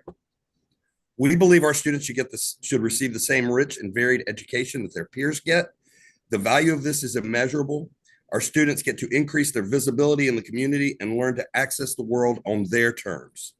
Thank you for giving me the opportunity to testify today. Thank you, Mr. Bunton. And I don't have a copy of your statement either. If you could provide that. I certainly will.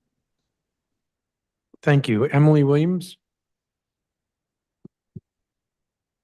Good afternoon. My name is Emily Williams. I'm a member of 32BJ. I've been with DCPS security contract for over 19 years. I've been at various schools throughout the DC area, from Capitol Hill to Jackson Reed to Blue. I've worked at all the schools that exist in DC. The crime is going up in DC. I'm a Ward 7 member. I live in Ward 7, lived in Ward 8. What I noticed is we standing between the outside world and the kids. Security is like a safe haven. Last week I had a parent come into the school that I work at, which is an educational campus, threatening to hurt a staff member because her kid had gotten hurt. It was she was outraged. She tried to breach security, which I followed behind her, which left my door open. Due to the fact that I can secure my door and the office is right there, I followed behind her to stop her from hurting a staff member, which I put myself in the middle of, not knowing what the parent had on her, because she just kept on threatening. They had warned me that she was coming. I called for backup. By the time I got help from MPD, the parent had de-escalated and had left the building because I calmed her down and explained to her to let me handle the research, like let me search to see what happened. I have parents cussing, ready to fight all the time. We use the camera to find out what's going on. I've stepped in the middle of fights within the 19 years. I tell the parents, the kids respect me. I give them respect. I say to get respect, you gotta give respect. I'm from the old school. There's not enough security in our building. When I started, we had 17 officers at Blue Senior High. We're down to, I think, about 6 or 7. That's not enough officers in Ward 8. Woodrow, Jackson Reed, we had, when I was there, it was 10 of us. I think they're down to 7. That's not enough. It's too many entrances that the kids can use. We haven't had any shooting, if you are aware. My child, who went to Blue at the time, when the young man was killed in the hallway, We haven't had any shootings, any stabbings at Blue since in DC public school since we have decided to enforce security. No weapons get in. Basically, we're there, weapon abatement is done, the kids are searched. They go outside, they come back in, their research.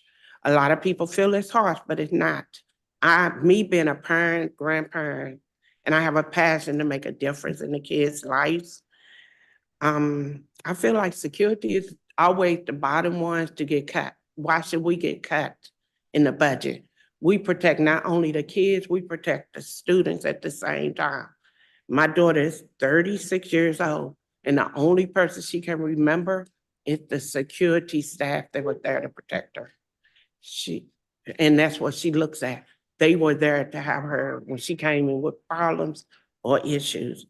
I have a passion for the kids. It's not just about a paycheck. It's the kids, the safety and education, and making a difference means a lot to me. Thank you very much. Erica Chance, are you here?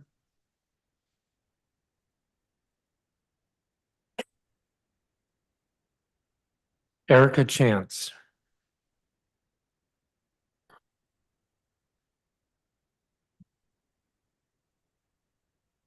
Erica Chance, if you're speaking, I can't hear you.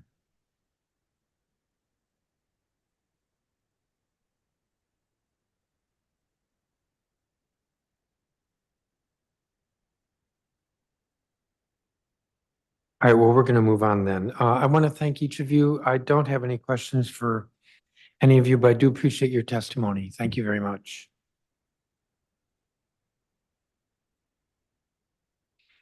Andrea Palmer.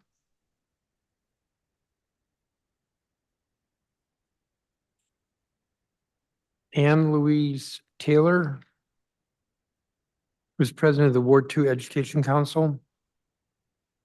Alexandra Margorin, who's political coordinator with SEIU 32BJ. Have a seat. Where are you pointing to? Just everyone's doing fine.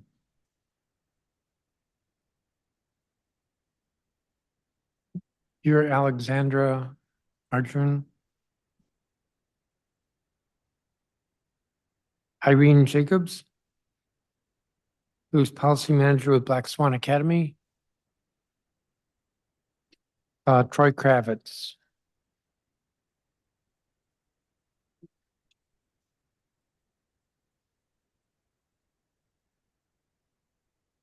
What's that?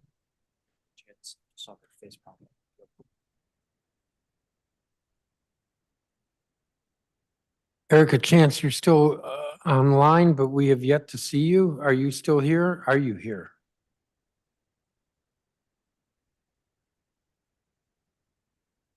We see you. All right, why don't we start with you, Ms. Chance?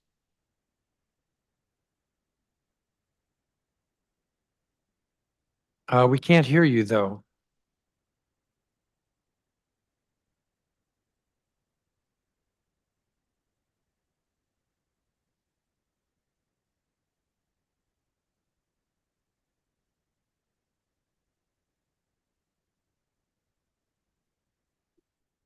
All right, we've lost her. I believe Andrea Palmer is not here. Oh, I'm sorry. That's why you're not online. Please proceed.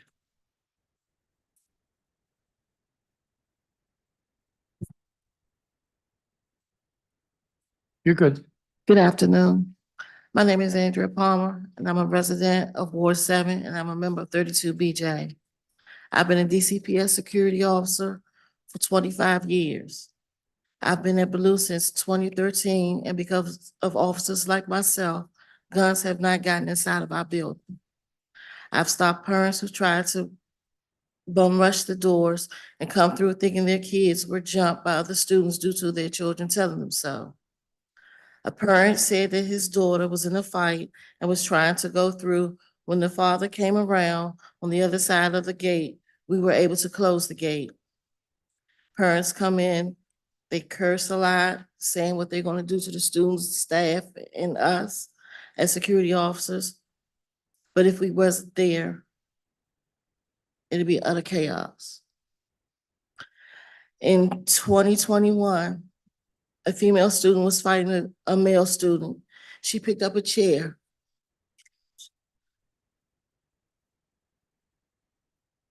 She threw the chair, excuse me, and the chair hit me in my head.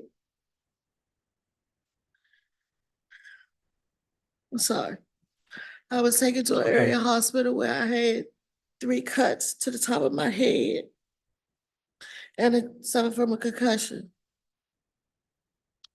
I was out of work for a month and it really messed up my mental state. At the time when it happened, I was helping my daughter with my grandkids. At times I couldn't because of the continuous headaches that I was having.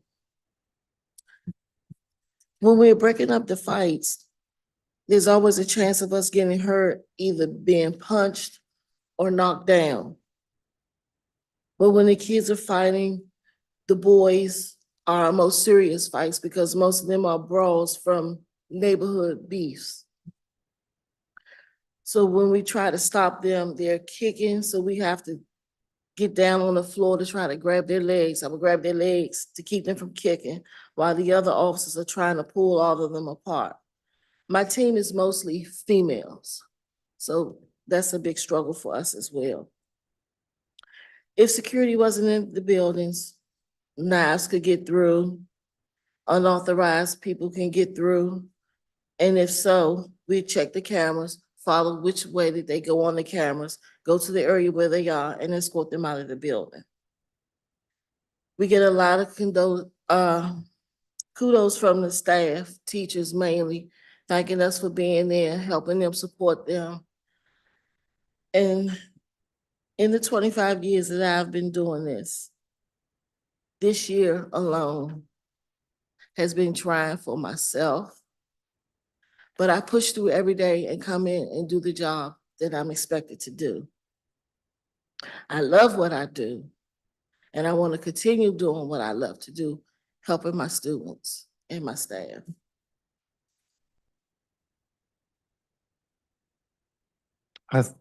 Thank you, Ms. Palmer. Anne Louise Taylor. Thank you. I'm Anne Louise Taylor. I'm testifying on behalf of the Ward 2 Education Council. We surveyed families from DCPS in schools in wards 1 and 2, and I will highlight the most common concerns schools have ahead of budget season. As you know, many schools across the city had to make the hard choice to cut positions last year, despite the school's first requirement that school budgets be sufficient to maintain the number of teachers from the previous year, unless enrollment in a single grade decreased by a classroom size. This was due partly to the increased average position costs that DCPS passed on to schools without an equivalent budget increase. Schools with increased enrollment did not receive an equivalent increase in their budget. Most schools have made choices to retain their homeroom teachers because to cut them would increase class sizes to an intolerable degree. Some did not have a choice and had to increase class sizes for at least 1 grade. Others cut specialized staff who teach intercore subjects or who provide critical academic interventions like small group differentiation in math and ELA, or who serve our city's many English language learner students. Schools in wards 1 and 2 have had to cut off learning resources that were previously available to students because DCPS would no longer pay for their subscriptions. Similarly, schools were not able to buy new tablets to replace broken ones, an annual expense that schools were asked to cover for the first time.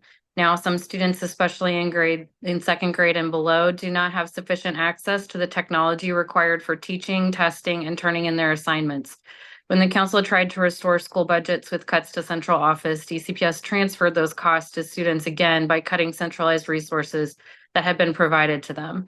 When the mayor and the chancellor don't enforce schools first, they also harm students at schools that the city is modernizing. When a school has to temporarily move into a swing space, it can result in a temporary drop in enrollment. as some families decide they can't transport their kids to the swing space building. The following 2 years, the budget formula uses the decreased enrollment to cut the school's budget. As a result of those budget cuts, schools are forced to lose teachers, cut subjects, and decrease the quality and variety of educational offerings for 2 years. However, enrollment typically grows when they move back to the modernized, often expanded building. Without a budget to hire sufficient staff, classrooms are overcrowded, and schools have to find and hire new teachers to replace the ones they just had to cut the year before. It is an incredibly inefficient and short-sighted process that hurts teacher retention and student education. It makes DC less competitive compared to neighboring jurisdictions. The city has to stop punishing schools when they go through a modernization and enact stabilization for their budgets during an expected temporary drop in enrollment. Finally, the timing of the school budget process ensures that budgets won't meet students' needs with regard to what is required under their IEP. Schools have to submit their enrollment numbers in October, but new students that are identified as having IEP needs are not transferred to a school that should offer specific services until later in the year. Contained classrooms are then overcrowded, and schools do not have sufficient staff to provide the services they are legally required to provide to their students. Thank you, Ms. Taylor. I don't have a copy of your statement. If you could provide it, please. Alexandra Margarin? Good afternoon, Chairman. Can you hear me? Yes. Thank you for the opportunity to testify today. My name is Alexandra Margarin. I'm the political coordinator at 32 BJ SEIU, and I'm here to testify on behalf of our Executive Vice President, Jaime Contreras. 32 BJ SEIU represents over 180,000 members up and down the East Coast, nearly 9,000 of whom are here in Washington, D.C.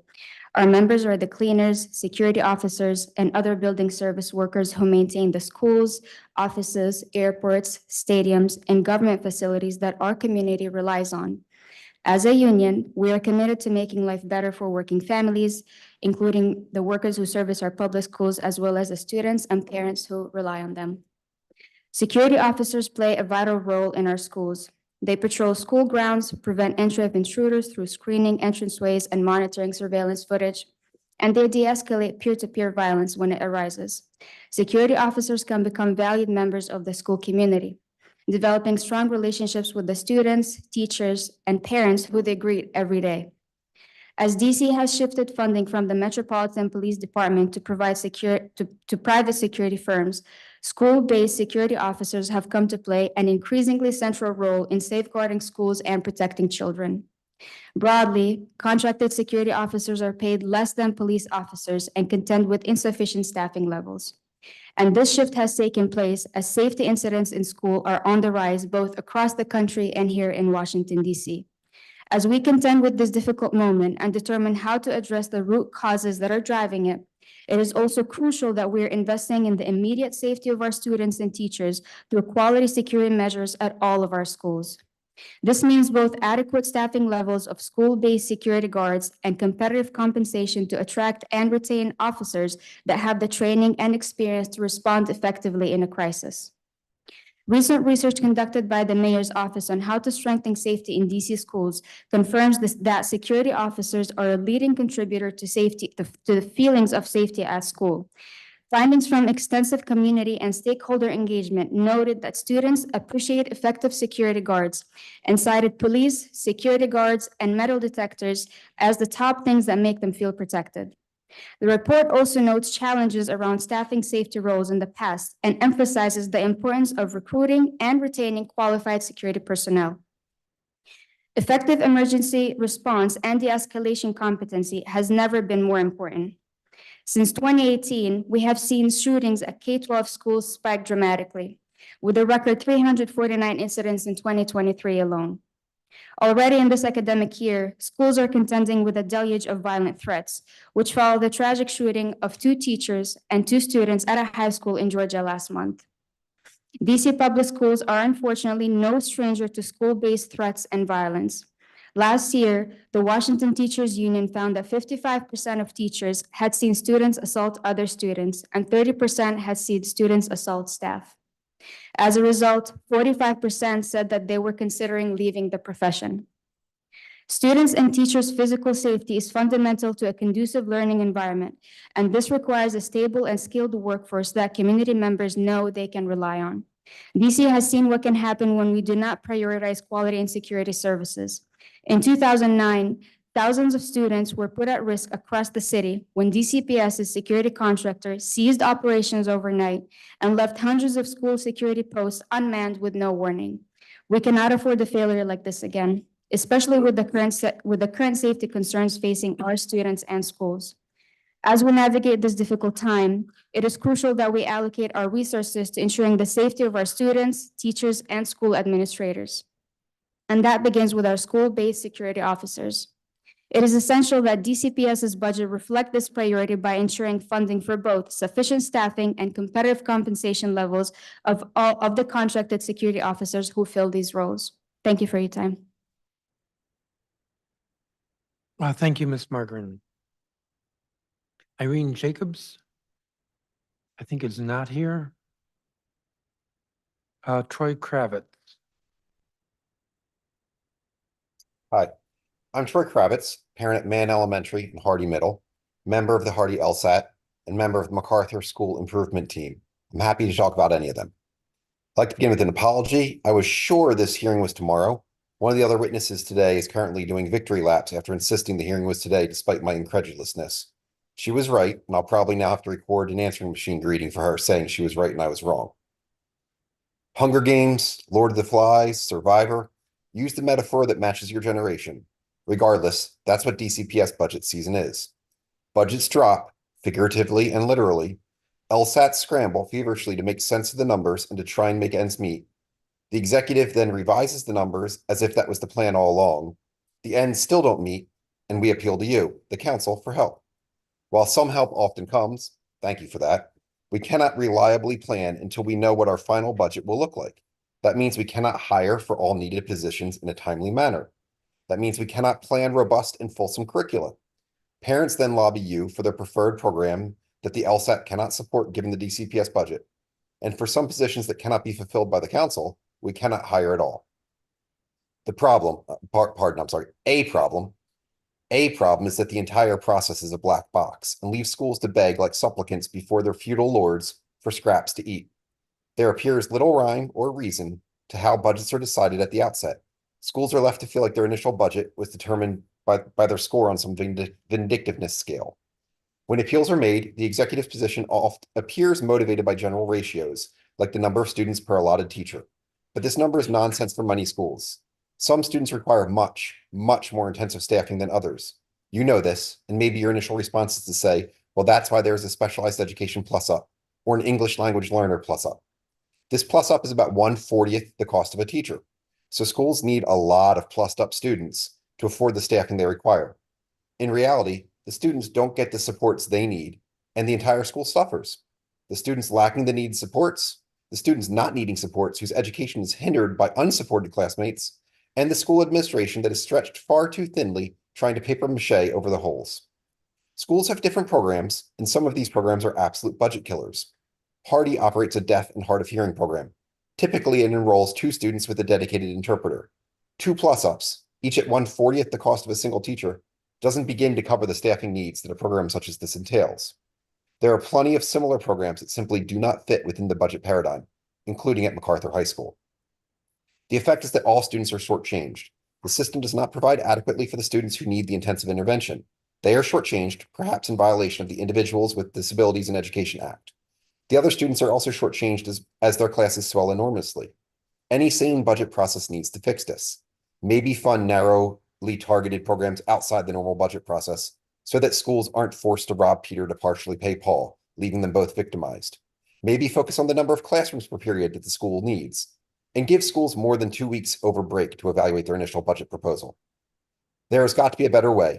To be clear, schools first in budgeting is much better, but as it is, it propagates historical disadvantages. A growing school like Hardy, which has gained students every year since before the pandemic, never received stabilization funds since it was growing. Yet Hardy's budget from long ago was already incorrectly determined. The executive sometimes makes minor adjustments in the summer after conceding the point, but the initial mistake shows up in the base budget numbers freshly each and every year. And because Hardy has never received stabilization funds, there is no clearly identifiable category of lost funding for Schools First to restore.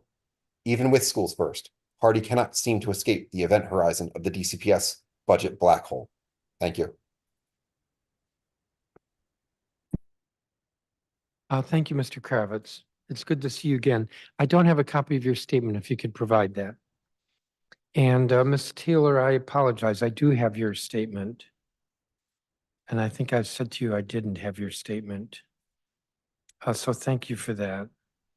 And I agree with you with regard to the harm to the schools. The when they're have to make these budget cuts.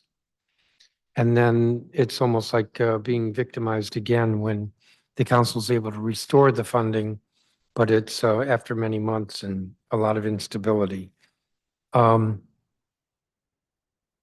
Ms. Margaret,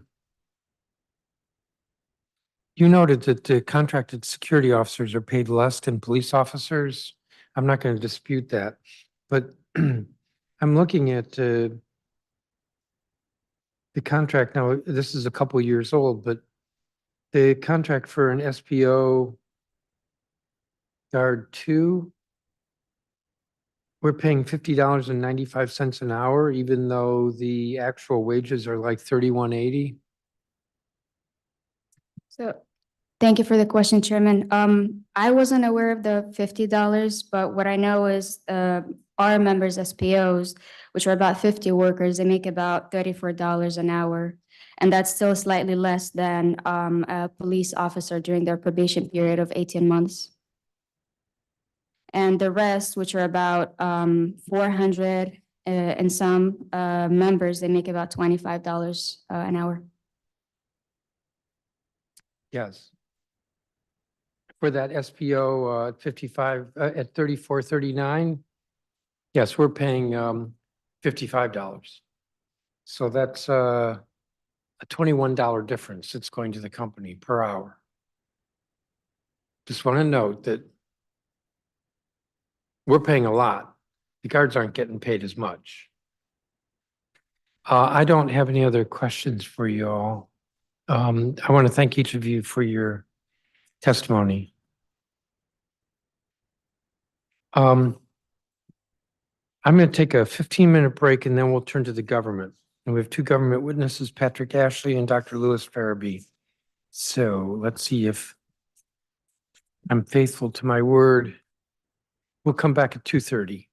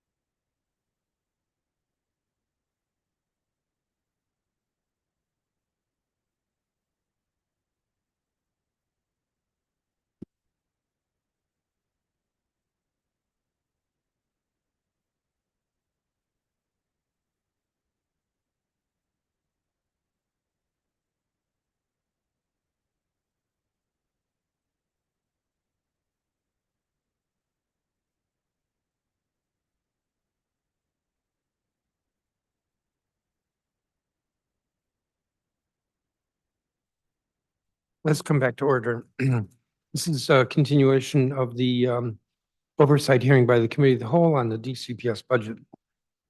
We've completed the testimony by the non-government witnesses, and now we have Patrick Ashley, who's Deputy Chancellor, District of Columbia Public Schools, and Dr. Louis Farabee, who's the Chancellor, District of Columbia Public Charter Schools. I'm guessing only one of you has a statement. That is correct. And when you're ready. Before I begin my testimony, as many have done today, I do want to acknowledge. Microphone. Can you hear me? Yes.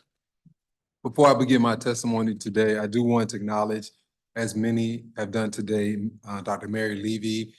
Mary was an advocate for DC Public Schools for decades.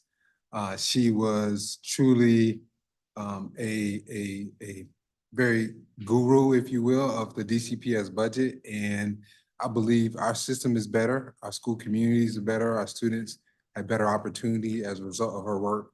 And she'll truly be missed. So I just wanted to share that as other staff.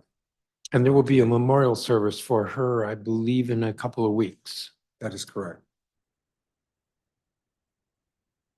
So I'll start the testimony now, but again, wanted to recognize Dr. Levy. Good afternoon, Chairman Mendelson, council members, staff, and members of the public. I am Dr. Louis D. Farabee, Chancellor of DC Public Schools. I'm joined today by Patrick Ashley, Deputy Chancellor for Finance and Operations at DCPS. Thank you for the opportunity to testify today. At DCPS, we are proud to see student enrollment continue to grow. Our educators returning to DCPS in increasing numbers, and our high school graduation rates continue to rise. These successes would not be possible without the $1.4 billion local funding that DCPS receives thanks to Mayor Bowser's leadership. That funding is critical to ensuring that our students are taught by effective educators, that they eat nutritious food at school, and they have sufficient access to technology, and that they learn in a safe and secure environment. Today, I want to explain our budget in those 4 areas that make up the majority of our costs: personnel, food and nutrition, technology, and security. The vast majority of the DCPS budget goes towards educator compensation and benefits. DCPS is committed to attracting and retaining effective educators, and we know that effective educator is a game changer in the classroom. And there's nothing more important to ensuring student success within our school buildings. This fall, we are pleased to see 89% of our teachers return to DCPS. We look forward to discussing the educator workforce in more detail at next week's hearing. DCPS compensates educators competitively through attractive salaries, benefits, and additional stipends and bonuses.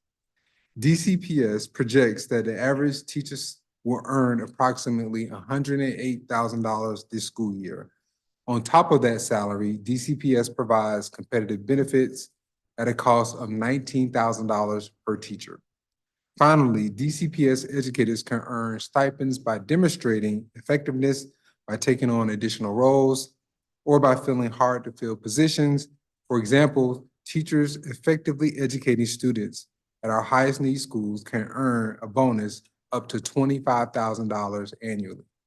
You see slide 2 that's before you, you can see that there's more information on teacher salaries and the average teacher position costs, which have changed since fiscal year 21, and you can see the increased investments for our educators. Over the past year, we have worked hard with the Washington Teacher Union, the WTU, to reach a 5-year contract. The WTU members voted on this contract this week to ratify the contract, and we're proud of the work that we've done to get to this point. This deal includes a 4% bonus, compensation increases, and additional improvements to working conditions. Teachers in DCPS deserve a great contract, and we're excited that we have come so far in this last year. Our educators deserve excellent compensation and benefits, and this is a priority that is not up for debate. What is challenging is our ability to ensure that our schools maintain a budget that has the right balance of equity, sustainability, adequacy, and stability. We recognize that the opinions will differ about what is the right balance and what does that look like. DCPS and the council have not always been aligned on this question, but we are committed to working closely with our government partners to strike the right balance. We look forward to those discussions with you and your staff. Providing free and nutritious meals is essential to our students' health and academic performance. DCPS works closely with our 4 meal providers, including our self-operation program. The addition of a new food service provider not only increases competitive performance, but also broadens our engagement and innovative programming, such as our farm to school initiatives and our culturally relevant meal options. This year, we are projecting to serve over 10 million meals to students, an approximately 14% increase from where we were 2 years ago. We're working actively to ensure that our community is engaged through several channels. We have a dedicated webpage, and we provide regular updates to inform our community of our processes. Our commitment to student engagement is evident in our taste testing that we've conducted throughout the district. We also are engaging with staff and faculty to ensure that we have the appropriate feedback on our meals, and we continue to provide surveys and refine our meal offerings as a result. To ensure that we are receiving good value of our public dollars, DCPS has expanded its oversight model to include enhanced contract monitoring. Any member of the public also can provide feedback to the food service team 24 hours a day, 365 days a year. With tens of thousands of meals served daily, we know that mistakes and misses are going to happen. We're committed to a cycle of continuous improvement. When we hear feedback from our students or our families or notice performance is lacking, we move swiftly to implement corrective action plans and meet with the affected communities and ensure that all elements of the contract are being followed. For fiscal year 25, DCPS has budgeted $65 million in our food nutrition service budget. You can see on the slide before you more information on the food and nutrition budget for DCPS. This budget is primarily federally funded with just under $30 million provided via local funds. This budget pays for our contracts with providers, salaries, and ingredients for our self-operation program, equipment, machinery, and centralized staffing for oversight of our programming, and this budget is a $3 million decrease from our fiscal year 24 budget. In today's digital world, access to technology is crucial. At DCPS, we ensure that our educators and our students have access to devices for individualized and small group learning and robust internet connectivity to access online learning tools at school and interactive whiteboards in the classroom to support instruction in the classroom. DCPS continues to maintain a 1-to-1 student device ratio in grades 3 through 12 and a 3-to-1 ratio for students in grades pre-K through second. DCPS maintains a central contingency of devices to account for enrollment fluctuations, breakage, and loss throughout the school year. Additionally, DCPS maintains teacher devices and ensures that every teacher is provided with an in-life cycle device. As of August 2023, all DCPS devices transition to a 3-year to a 4-year life cycle, given the DCPS investment in higher quality and more durable devices. On the slide before you can see more information and details about our technology budgets and our investment. Can we pause for a second? What is an in-life cycle device? So these are devices that are approved to be with our students or staff. Once a device has lived its life cycle, then we start the process of refreshing the device so that the staff member or student now has a new device that's within that life cycle. So in-life cycle means that the device is current, That is correct. not out of cycle. That is correct. All right, thank you. Devices do not last forever, and replacing devices so that they're in life cycle and working is a major undertaking for DCPS. DCPS replaces approximately a quarter of student devices annually across all of our schools. Misplaced, damaged, or out of life cycle devices are replaced based on our inventory updates and audits conducted at each school. Our strategy to laser engrave student devices this year were one of the tools we use to help us easily identify and retire devices that need to be replaced or at the end of their life cycle. With the sunset of federal recovery dollars, DCPS will be spending less on technology in fiscal year 25 than we did in fiscal year 24. This year, we budgeted $42 million for our overall technology program, a decrease of $60 million from last year. The safety and security of our students and staff are paramount. And across our 117 schools, DCPS is responsible for ensuring safety of our students and staff before, during, and after school and during learning times in clubs, at athletic events, and often on the weekends. Our schools are also community spaces hosting events for families in the larger community. To ensure that our students and staff are safe, DCPS provide contracted security at every school, and we maintain a small DCPS police force to respond to emergencies. We also pay for security cameras, X-ray machines, and agreements with the Office of United Communications, alert software, training, and centralized support. DCPS is budgeting for 343 contract security staff, or an average of less than 3 guards per location. On the slide before you, you can see more information and details about the security budget for DCPS. We anticipate the contract will cost approximately $26 million. In addition to contract security, DCPS expects to spend $7 million in fiscal year 25 on other security costs, including security cameras, equipment, and the DCPS police force. In response to cuts from the DC Council, DCPS has budgeted 4% less on security in this current fiscal year than fiscal year 24, resulting in a reduction of 23 officers across 22 schools. You can see on the current slide how security personnel deployments have changed since fiscal year 21. And as you can see, we're not that much different in this current year than we were in fiscal year 21. And this year, again, represents a decrease from where we were the year before. Our funding is strategically allocated to these essential areas that I've discussed today: educator and staff compensation, food nutrition, technology, and security, to ensure a supportive and safe environment for effective learning for all of our students.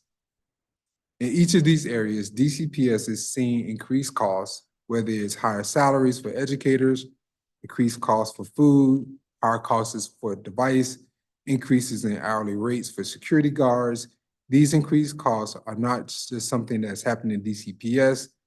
The cost of doing business across a range of businesses nationally has increased substantially since the pandemic. DCPS is committed to being strategic with our investments, and we look forward to working with our partners to have an effective budget and procure services. We remain dedicated to putting student success at the forefront to our decision-making and to the principles of equity, transparency, and collaboration. And we continue to refine our budget practices in partnership with the mayor, this council, and our school communities. I hope this presentation has been informative, and together we can ensure that every student in DCPS has access to high-quality education and resources that they need to succeed. Thank you for your time. I'm ready to answer any questions that you may have at this time. And again, for your awareness, you have additional slides in your packet that may be helpful to you in those 4 areas that I've highlighted.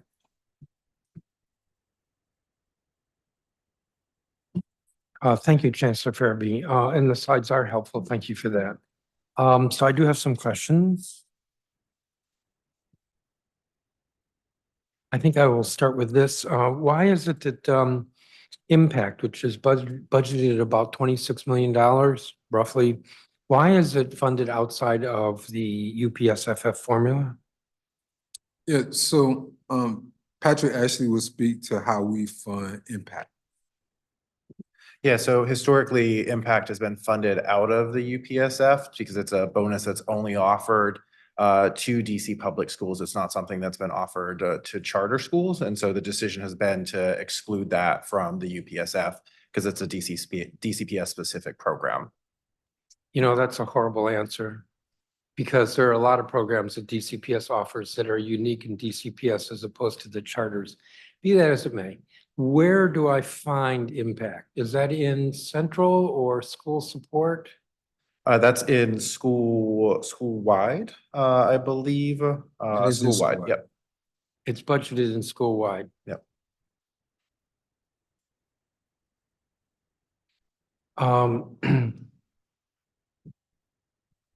Let me see, I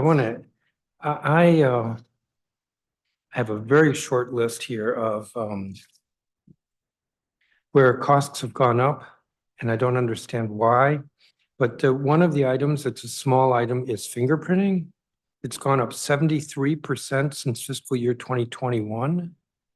And I'd like to understand why. So you don't have more teachers. If you do, it's not significantly more teachers in FY25 than you did in FY21. But why has fingerprinting gone up from $300,000 to $520,000? Well, we have actually had more teachers. We have increased staff. You recall that over the course of the pandemic, our FTEs in schools increased by approximately 14%.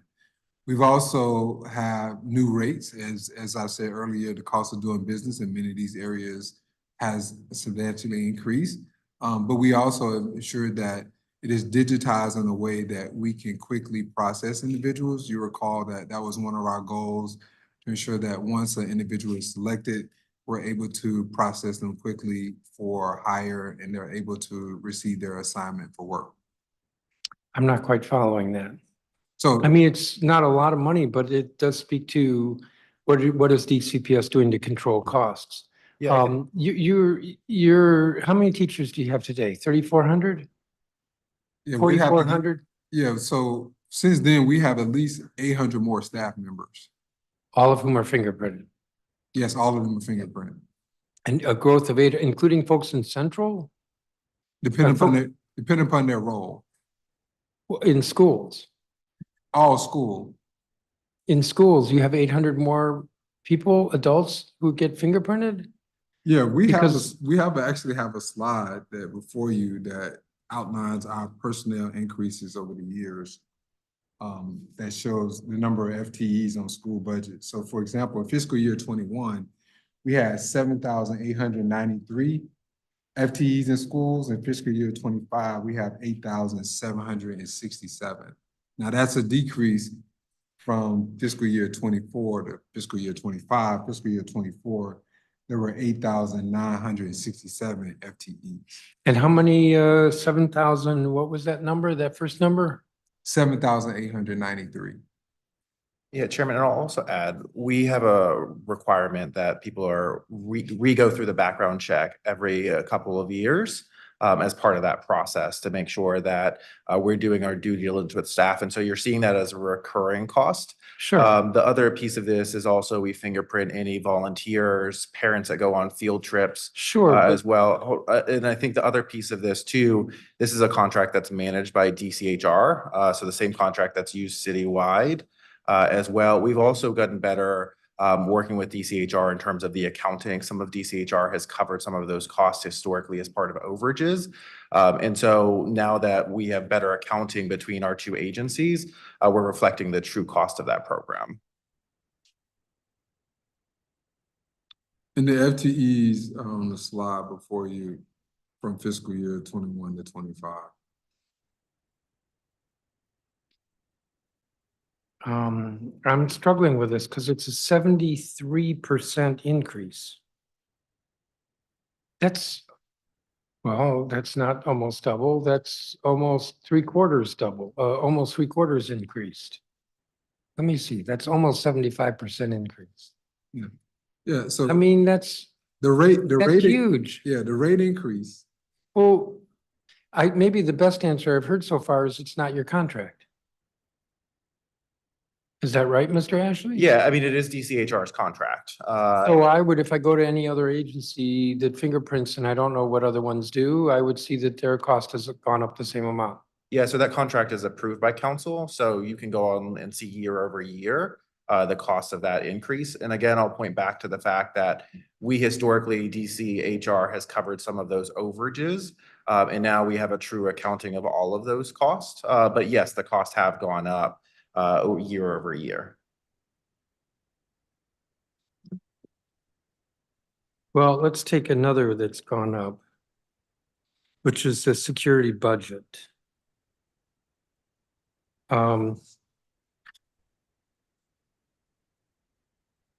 So now, just to be clear for the record, I'm not saying that there shouldn't be security in our buildings, but the question is why it's gone up so much. It's I think the contract has, oh, I'm having a hard time reading these numbers. Give me a second.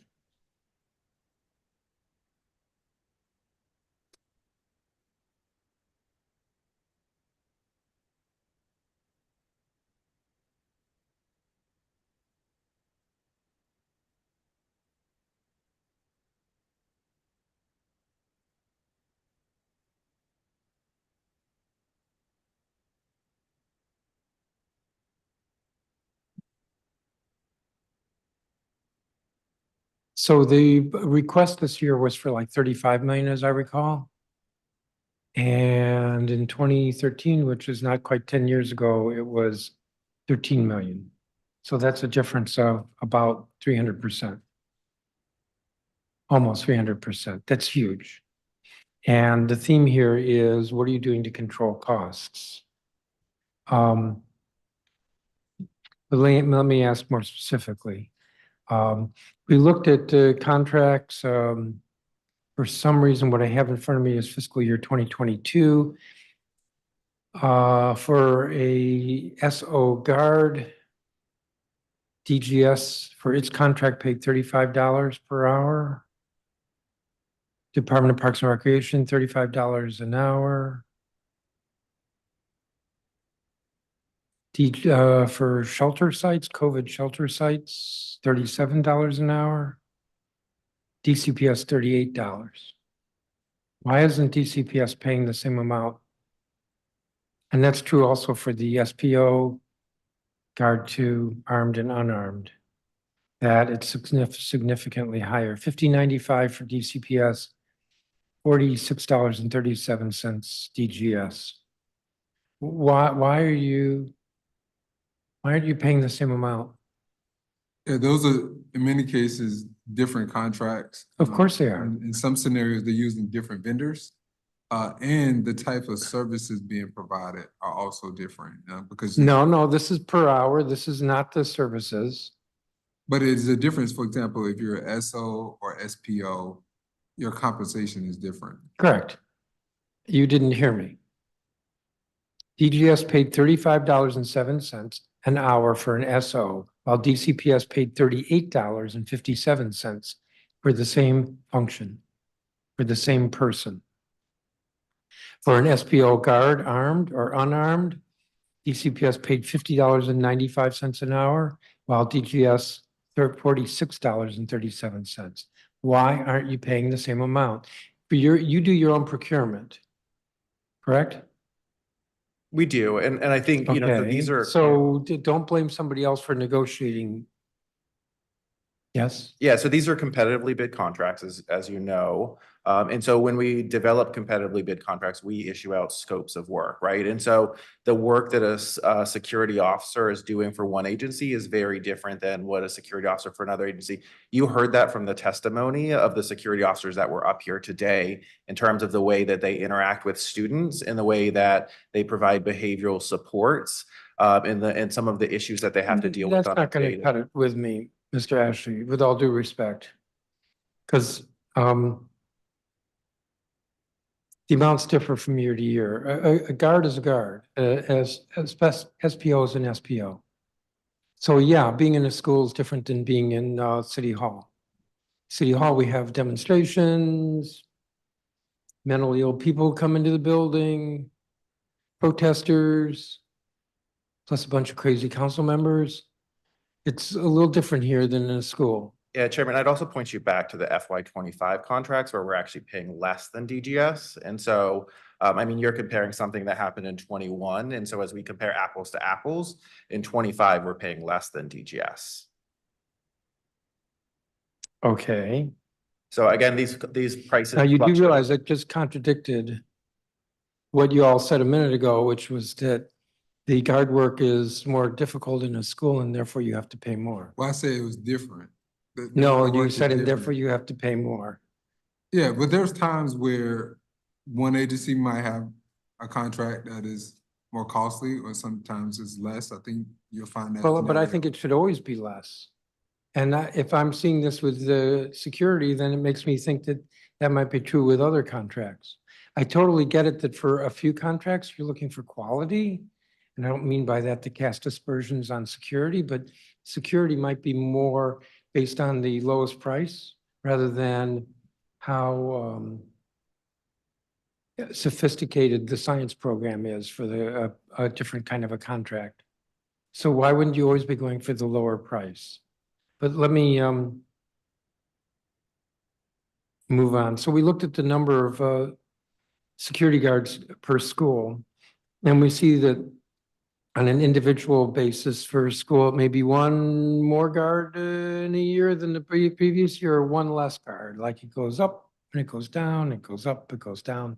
Why? Yeah, so there's a slide before you that speaks to how we deploy. So there could be a principal request based on observations that the principals have based on critical incidents or intel that they may have. There's also our annual data review where Your what? Annual data review. So we're looking at incidents that happened in the building, if there is a need for additional security from what we observe in their data, then we use that information. It could be, you know, physical harm, threats, altercations that would drive security costs.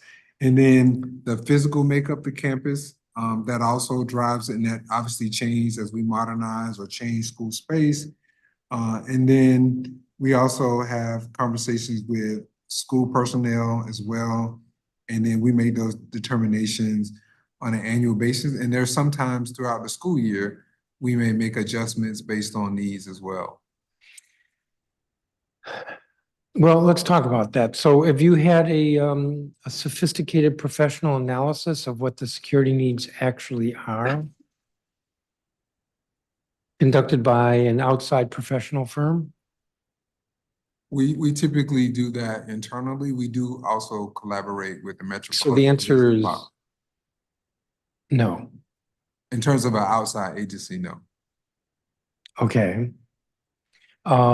If the guards can't leave their post and they're an unarmed guard, they're not an SPO, they're just a basic guard, person who's stationary, let's say at the front door, monitoring the magnetometer, why can't that be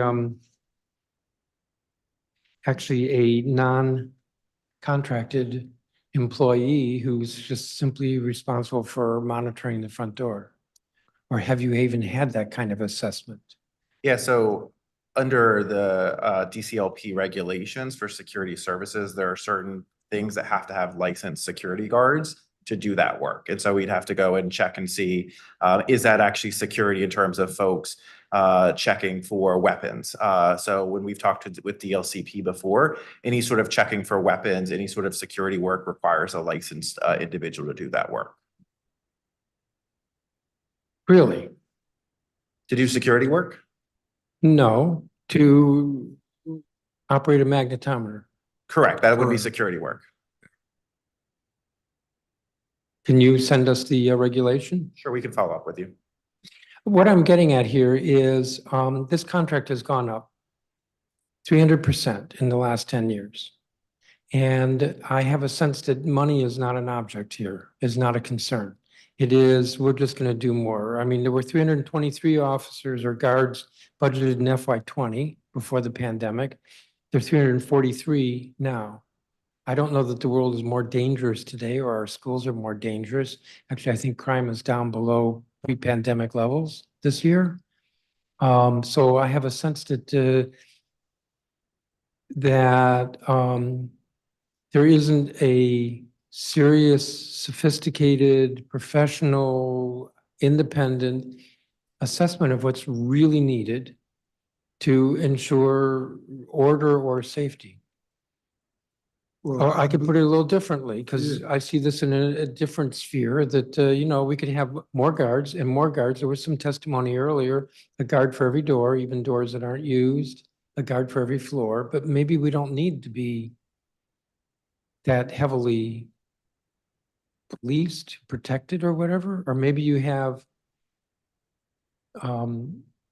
one SPO and then you have other civilians. It's some other sort of arrangement. It's less expensive rather than, oh gosh, we'll just ask the council for another $36 million or $38 million next year.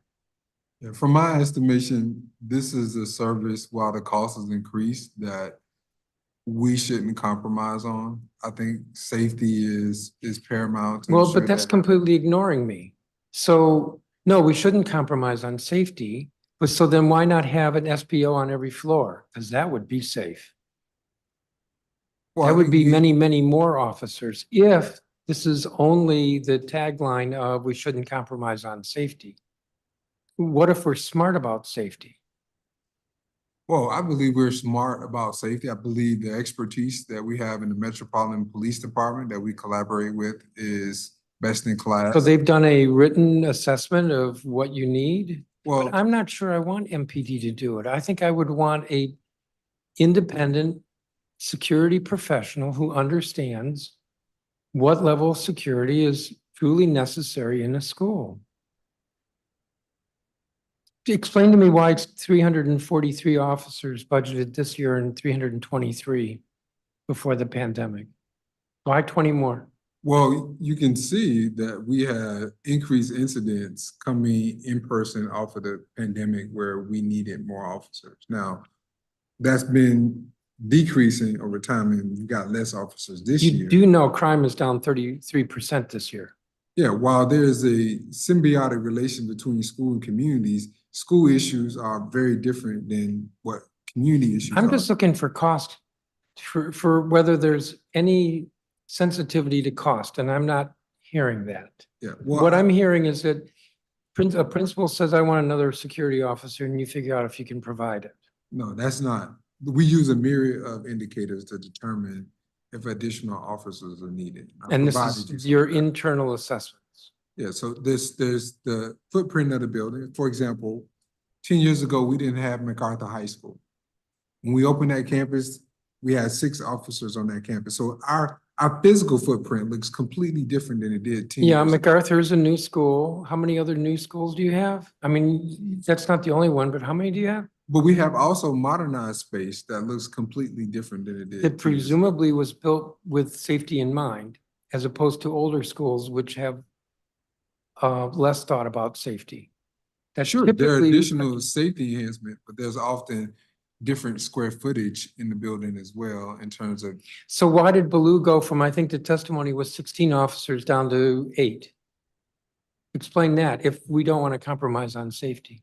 There was Yeah. testimony about several schools. Yeah, there were having several. fewer. Yeah, there were several notes about the number of officers that were at a school at one point in time and change. We're not able to validate that number. We don't have a record. Are you saying that every school's gotten more officers? I'm not saying that. I'm saying we don't have a record. that Okay, a are school you like Blue has denying that 16. there's some schools that have fewer officers? Yes, we've. You're denying that? No, there are schools that have fewer officers. Okay, why? Based on the reduction in the budget, we had to determine Oh, which schools. blaming the council, but some of that reduction happened before this year. Yeah, so if we determine based on the number And of so you're not incidents gonna in win the on this building. one. So what's your total budget for security? Isn't it like 32 million? 29 million. 29 million. 29 million. What's your contract for security? I don't have it in front of me. 26, 25?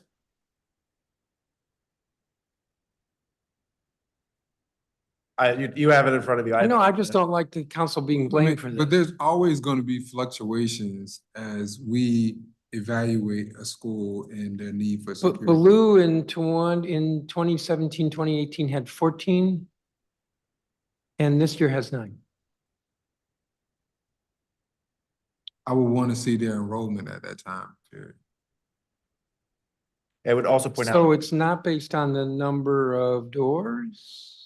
So- If the enrollment goes down a few hundred, you're doing security based on a per pupil basis? I mean, sometimes that could influence it. That personnel changes in the building could influence. it. Well, how about an There's a number of independent factors that professional can- assessment of somebody who understands security, especially security in schools? Yeah, I don't know of a professional agency that focuses on urban education security that I would have great confidence that would give us better intel than what we have I received. suspect you've not actually looked. With all due respect. With all due respect. I mean, again, I've this been is a in- hearing on your budget. This is an item in your budget that's a contract. It would be cheaper if, by the way, these were on your payroll. So, for instance, we think that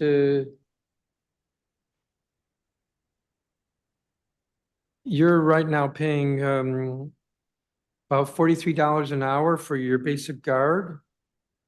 They're only getting paid $25. If you brought them on your payroll for, let's say, $40 an hour, you would save money. And they would get better pay. Yeah, well, that's. So that's I'm something looking that- at a budget, because I know you're gonna respect schools first next year, so we won't go through this year, but I'm remembering our dispute this year about the DCPS budget, and I'm trying to figure out how you are controlling for cost, and I'm not seeing it with the security contract. Again, I don't believe that this is an area where if we're looking to shave dollars that we should pursue. Because I think safety is one of those areas that we can't compromise. Okay, then why does Baloo have 5 fewer guards? So I'd also point out Blue specifically has 2 campuses there. It has Blue and Blue Stay.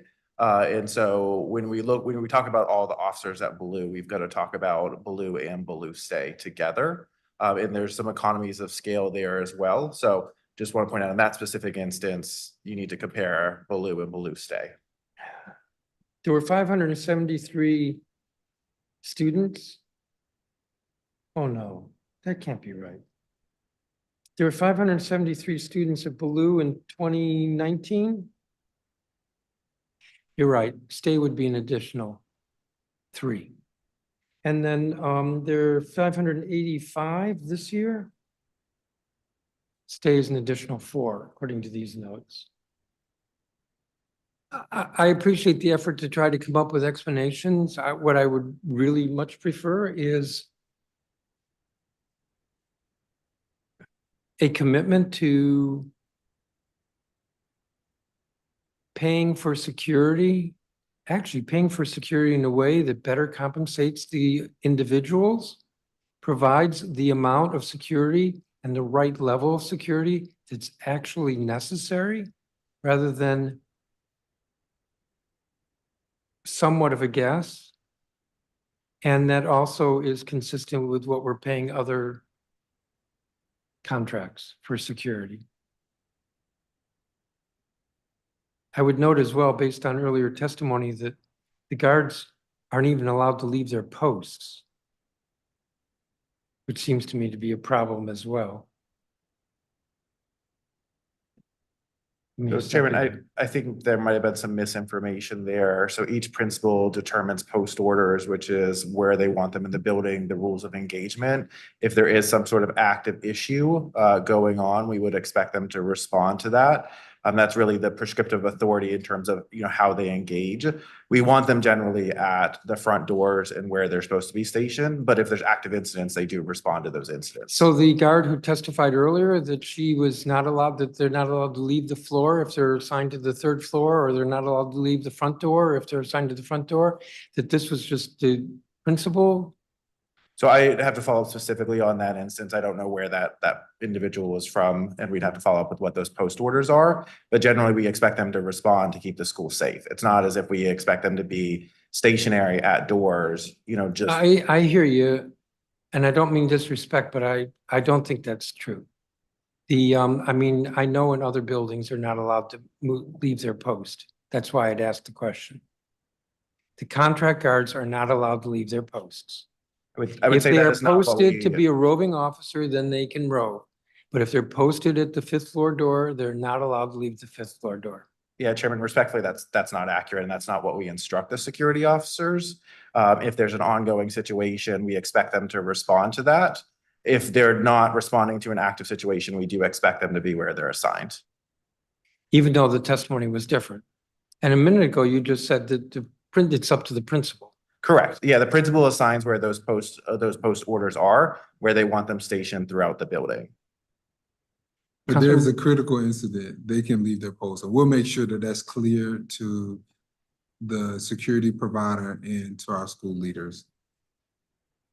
This is $35 million, 30 million. You all wanted a $32 million budget.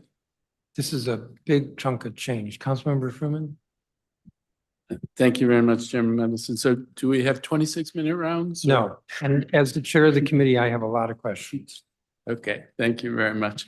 So one of the things in your testimony, Chancellor Farabee, was about enrollment continues to grow. And you just showed that chart that showed, I think, for this year, 52,342 is the enrollment number. But I'm curious, was that the projected enrollment, and how close to the projected enrollment do you think we've come this year? Yeah, that's, first of all, thank you for that question and clarification, Councilman Fruman. That is the projection. From my estimation, I believe that we are very close, that we're not there, but of course, we're in the validation stage with OSCE right now on final determination for enrollment. So I don't have a official figure to give you, but I am really hopeful and optimistic is a number that's north of 52,000. That's wonderful news. And I know there were projections, but the trend line, it seemed to show an increase of about 1,000 students a year since 2022, which is a pretty great trend. So thank you for that. Thank you. We're proud of that. One of the things, having that data in hand, and once we get the audit back, I think you talked about how the DCPS and the council have seen things differently on budgeting. I wonder, do you do an exercise in the fall where you calculate out what the costs would be to maintain buying power? And if you don't do that, I think it would be a really healthy thing to do. You heard a lot of testimony today of people saying the key question is buying power. If we're growing the number of students that we have, we don't want to see a diminution of buying power with fewer adults serving more children. But do you do that kind of calculation, or could you do that kind of calculation this fall? We do look at purchasing power. That is something that is in the consideration. I think the challenge that we're been up against, Councilman Fruman, is that we did see a dramatic increase in the number of FTEs coming out of the pandemic, and with our one-time ESSER resources and the mayor's recovery investments that were made. And so coupled with salary increases, and then we're also now going into a new season where even more salary increases, that changes the average salary costs, and obviously benefits costs have been increasing as well. And so we do look at, in terms of the increases in the uniform per student funding formula, how does that align? And if it's misalignment, how can we course correct?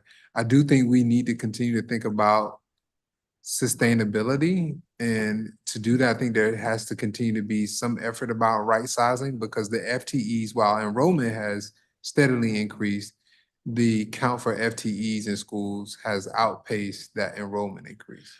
So this is a thing that I'm trying to look very closely at the schools in Ward 3. And I mean, there is an idea, when you say right size staffing, I cringe because I don't think there's fat in the staffing at the school levels in the schools that I look the most closely at. And so this is going to be a back and forth between our office and your office about just what is needed here. And please don't right size when in quotation marks in a way that leaves children underserved. Give you an example is I go school to school and ask about class sizes in each of the grades. I don't see a place where the class sizes are outside of the band of what would you would expect. So I hope we can avoid a systematic decrease in the buying power. I think we want to work together to make sure that we can maintain buying power in schools. And that's been part of what the back and forth between the council and DCPS has been in the last years. I really hope we can come to something this year so we don't have to go around that merry-go-round again. Yeah, I am just as committed as I shared in my testimony to striking that balance. I think the challenge is our FTEs grew in double digits and enrollment growth has been in the single digits, right? And so if you have that misalignment, how do you ensure that you strike the right balance where we can sustain the number of FTEs that schools are anticipating and believe that is needed to support students and families? So you have my commitment. I know our budget team has met with the chairman's budget team, and we look forward to more conversations in this budget development season. So I'm glad to hear that. And I'm glad to hear that you've been meeting with the chairman's budget team, because let's solve it in the fall, not the spring. I think everybody benefits when we solve it in the fall, not the spring. Turning to, you use the number 89% of DCPS teachers returned to DCPS. And there's two numbers. One is the number that returned to DCPS and the number that stayed as teachers. Do you know what the number is that stayed as teachers? Yeah, we're going to provide more on teacher retention at the hearing next week. But I am pleased with, one, the number of teachers that have remained in DCPS, number of teachers that have stayed in their school, which is another number that we look at, and then the individuals that have actually, kind of stayed in the classroom. Now, we do want to see our teachers have the opportunity to grow and expand their leadership, which can be in a coaching position, administrative position in the school. So we do want to give teachers those opportunities. And if they choose to stay in DCPS, we believe that's a benefit to our educators and also our students. No, I'm not trying to criticize the ones who stay in the system but stop teaching, but there is this question of how many teachers are we losing and DCPS, I mean, as a city, our teacher, and this will all be talked about next week, as a city, our teacher retention may not look great, but actually DCPS teacher retention is quite good and very close to where other places are. To the extent that there's an issue on teacher retention, it's a much larger issue inside of the charter sector. And that's a thing that we all want to grapple with. On the school meals, do you have a sense of, there's 4 sources for the meals at this point. There's DCPS prepared, cooked, and there's Aramac, and there's Sodexo, and there's DC Central Kitchen. Do you have a sense of the relative cost per meal amongst those different providers? Yeah, so Our self-operation program and DC Central Kitchen, if I remember correctly, is probably at the top of the list in terms of cost. And then our other vendors come in thereafter of cost per meal. So again, self-operation is at the top, and then you got DC Central Kitchen. And so, and then it's paid for with $30 million of local funds. It's, I guess there's how much money? Yeah, I think- believe there's a slide where we break down the costs of the food nutrition program. You want to speak to the And I detail? think in your testimony, you say, you know, it's 65 million, and 30 million of it's local funds. Are those UPSFF dollars or are those different dollars? Yeah, the local dollars do come out of the UPSF, and then the federal dollars come out of USDA funds administered through OSSI. And that's interesting that it comes out of UPSFF. And do we have any sense of what the costs are in the charter sector for meals? Where did I don't have an idea of what the meals in the charter sector cost. They you know, have a variety of options in the way that they serve meals as well. So we'd have to do some digging to understand that. Okay, well, I'm gonna end for this round just on two comments. One is we've been getting increasing outreach about the athletics and challenges in the athletics world. And I guess the question is, who do we reach out to inside of DCPS and DCIAA to try to get our arms around what issues there may be there, because we're hearing more and more on that subject. Yeah, the point of contact is Mr. Michael Bryan. He's our director for athletics in DCPS. It was also disappointing to hear today. I mean, there are circumstances where games are canceled because of unforeseen issues. Sometimes that's weather, so field might get flooded and we're not able to compete, or there may be some other issue outside of a school control. And typically when games are forfeited, it's because of the number of student athletes available. And sometimes you might have athletes that are ill, you might have a team that doesn't have interest, or they lost some teammates throughout the season. But it's something that we heard today and we take very seriously, and we'll take that feedback to that team. I mean, and you saw the emails about the clearance process. That's great to know. Michael Bryan, we will reach out and try to understand these issues as best we can. With that, I think I'm over my time, and I'll come back with. Thank you, Councilmember. I believe Councilmember Parker is here.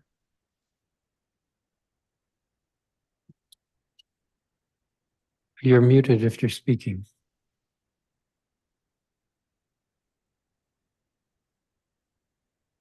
I can't see. Councilmember, you're muted.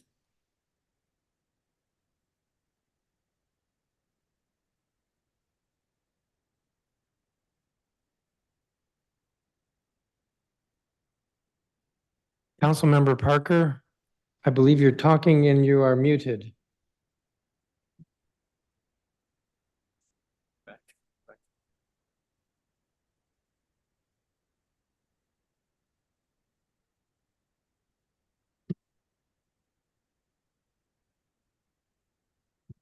I'm going to come back to you. We'll go to the next round then. Chancellor Fairby, so I'm still looking at budget issues at DCPS.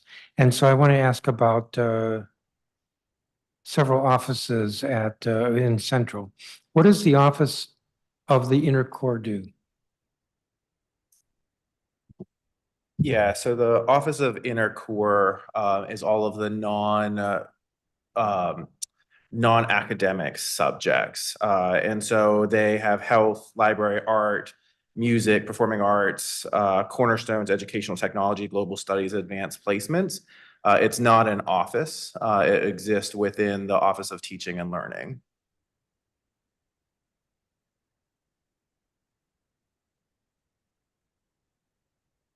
And what does the Office of the Whole Child do?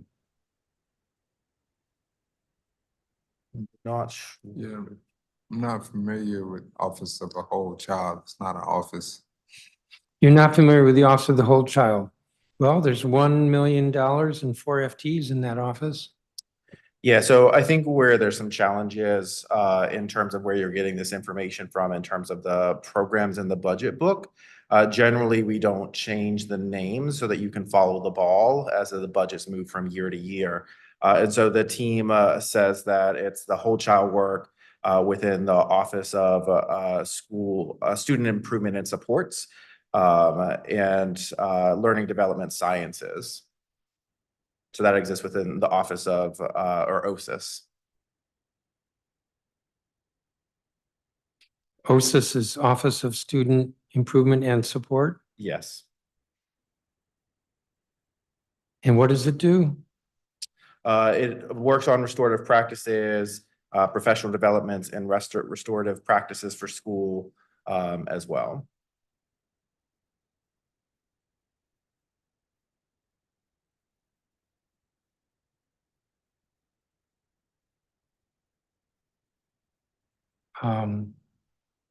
If I asked for you to give me a list of deliverables from each of these offices, could you do that? Sure. Yeah, student supports, they support immunization.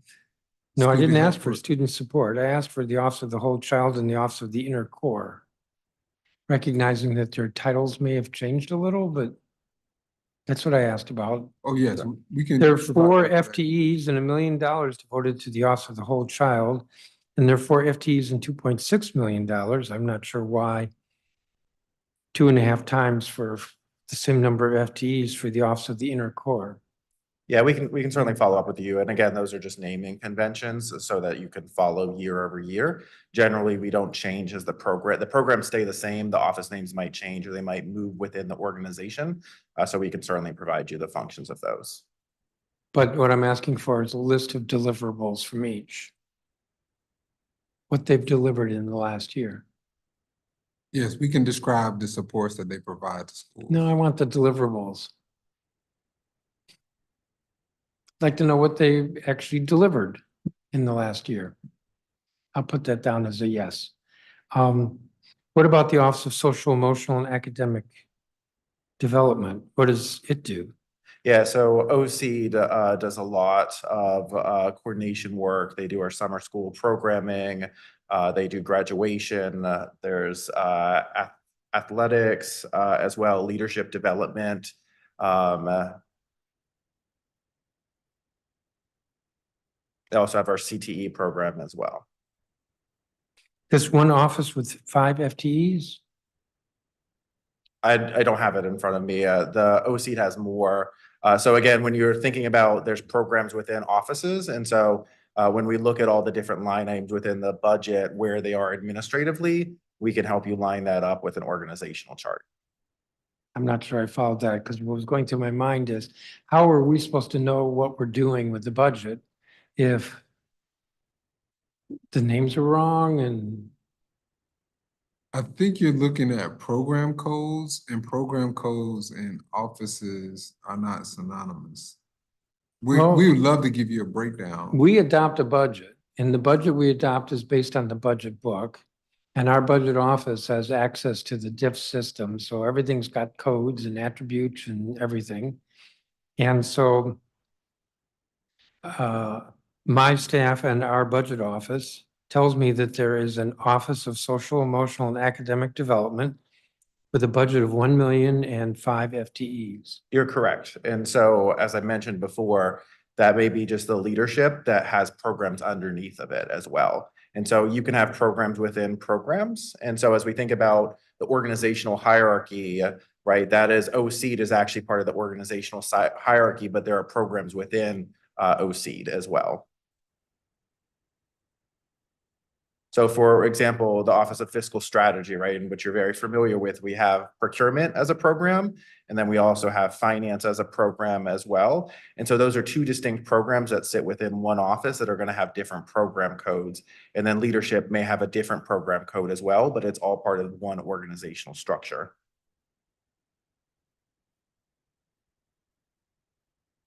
And just as a reminder, within the budget book, we do provide the descriptions of each of those offices.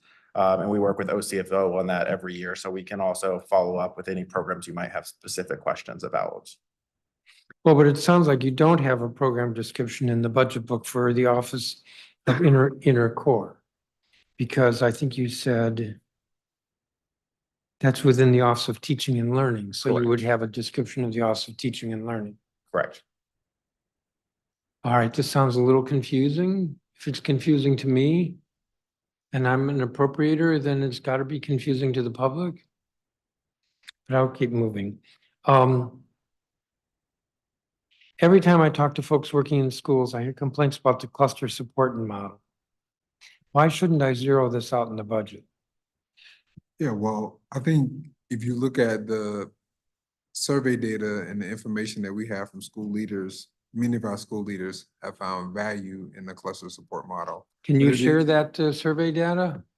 Yeah, we can share that. We can share the information that we collect when we collect. I want feedback. the survey data that says that the, who is it, the principals, the school leaders That is correct. are saying that they love the cluster support model. Yes, we can share you the feedback we receive from school leaders on the cluster support model. Okay, because the feedback I get is a little different. I remember one principal saying to me that I called them up and I said, I need help on such and such, and they said, well, this is what you can do. Well, I Instead think of one actually thing is helping. different this year is that we had to reduce the staffing in the cluster support model as a part of our reduction in central services. So right now, they are focused on very specific schools and there are tiered levels of support and interventions based on school need. So you may not see the cluster support team as much if you are not in need. If you are in need, you would see them more often in your school and you would feel those supports in a different way.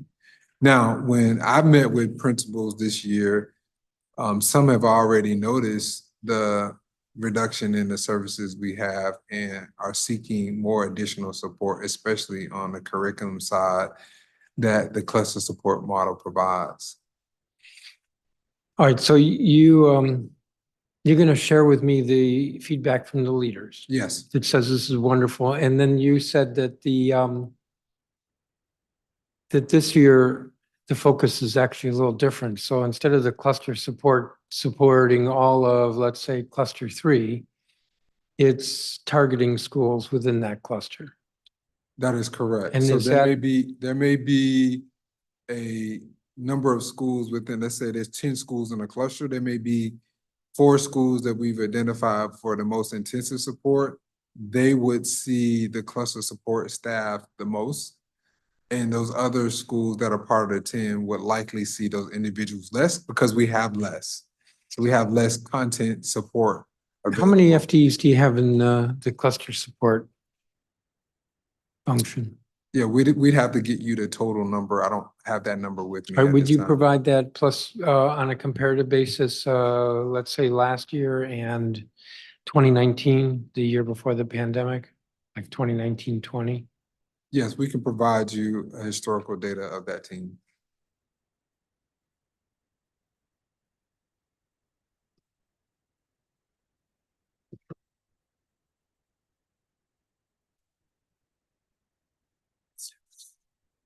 My next questions are going to take a few minutes. Councilmember Freeman?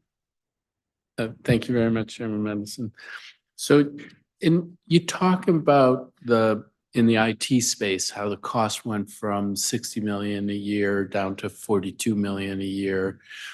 And if I'm understanding it correctly, part of federal dollars went away, and so it was a necessary thing. But am I understanding it correctly that it isn't a diminution in support, but rather that the move from a 3-year life cycle to a 4-year life cycle systematically ought to lower costs in this area over time? Or am I misunderstanding it? No, that is correct. That is the plan. And also the type of device that we purchase, we expect that device to have a longer life cycle.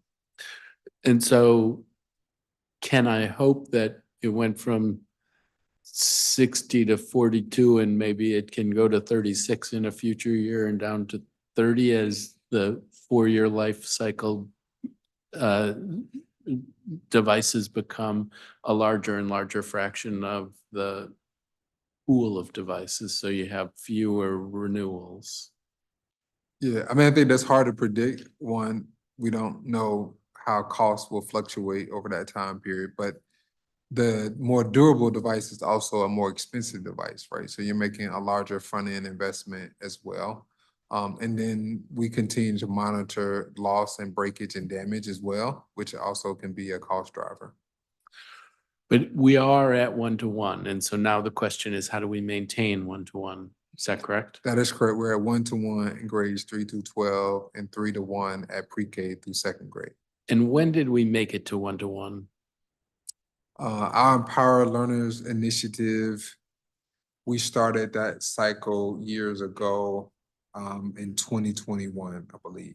Did we hit 1-to-1 in 2021 and we've been maintaining since, or did we hit 1-to-1 more recently? We hit it in 2021 and we've been maintaining it since. And you recall in 2021, we're going into the pandemic years as well. So it was important for us to have devices available. I see. So we ratcheted up, but we had to ratchet up then. Can you put the bar chart of the positions at Central up again? So, yeah, so just if you could briefly describe the 3 categories. So there's, in this year, there's 148 in Centrals as Central. What is that? That's like who's in that Yeah. 148? That's me and majority of our administrative personnel. If you look at the school-wide, that large share, those central service investment are fully school-based. Is that, I'm sorry, is that school-wide, the gray area or the orange area? The gray area is a school-wide. The gray areas. Yeah. So this is people who are hired by Central or and supported by Central, but are in the schools. So school-wide is the folks that are hired by Central and in schools. Let me double check that. So, yeah, so school-wide is directly in schools.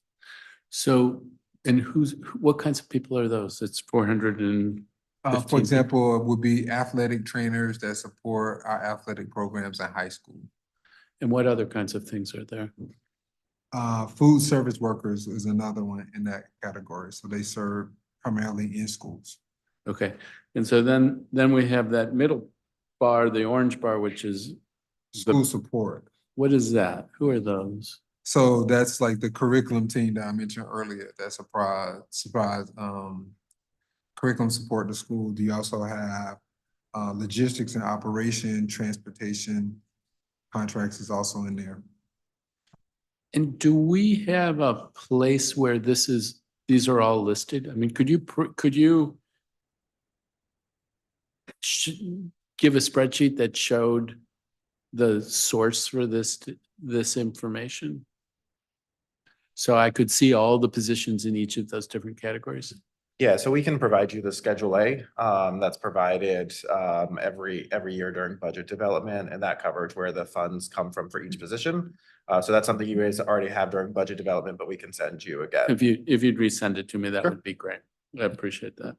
Because there is always a conversation about whether funding for Central, and it's important for us to understand as crisply as possible exactly how the dollars in Central are being spent. And you can see that from the chairman's questions. That won't cover things like things that are contracted out. That's a separate line item, but that's another line item. Yeah, and I think when it came up today in the testimony, it's a little disappointing because it actually is a small, true central administration. It's really a very small fraction of the entire DCPS budget. So if you look at the blue, which represents central administration, so that's our financial staff, that's our general counsel, that is majority of our administrative staff, which also has realized a reduction.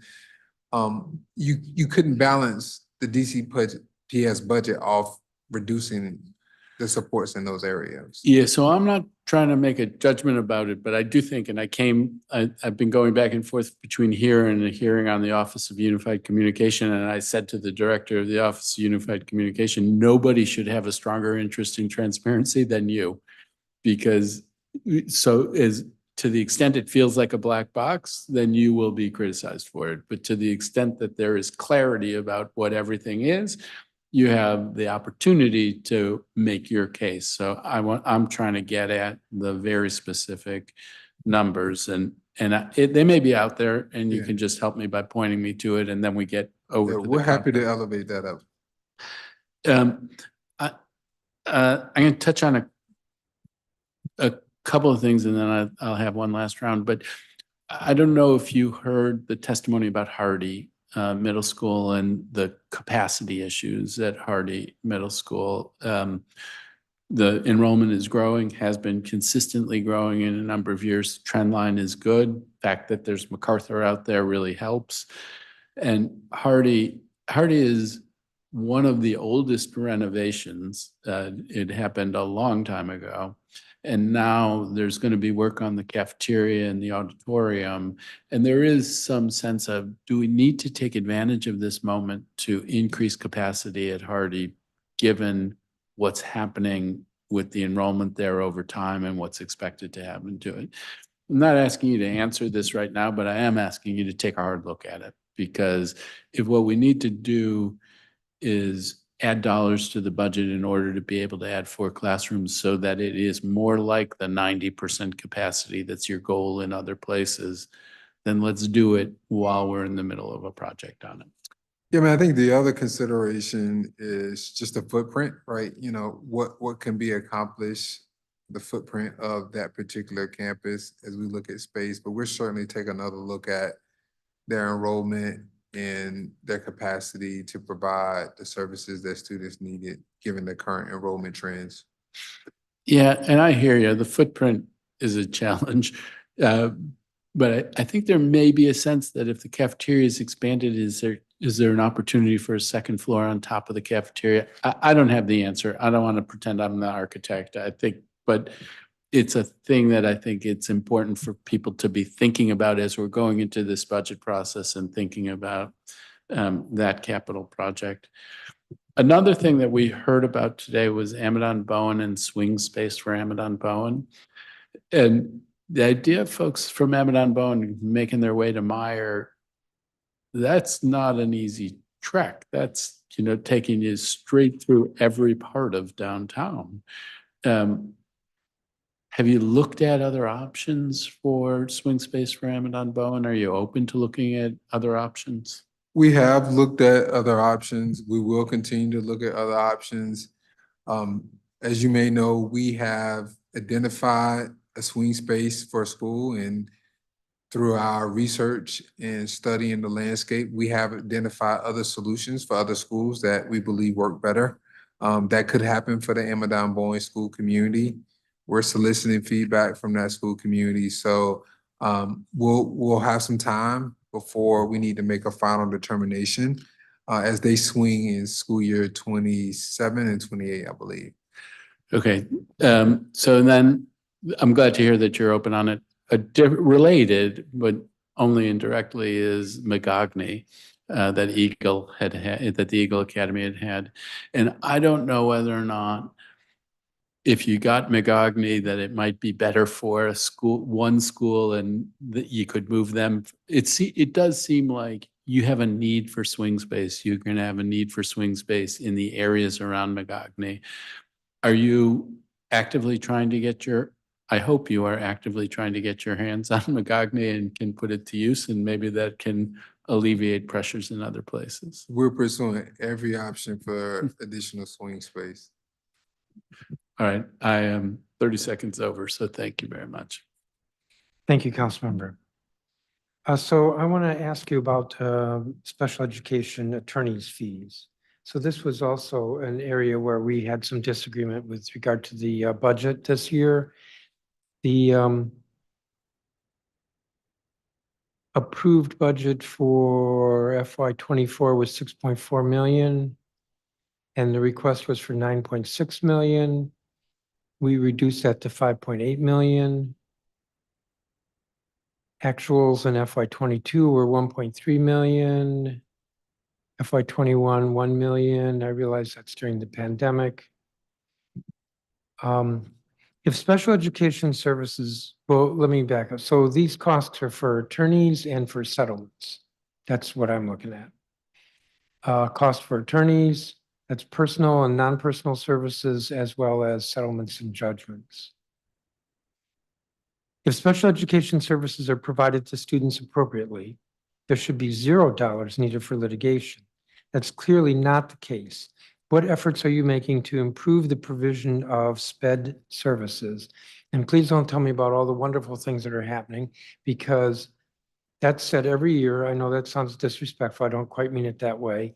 But if the budget that was sought was 9.6 million, that says to me, clearly we're not on a path to getting towards zero in terms of our litigation costs. So what efforts are being made to get to zero?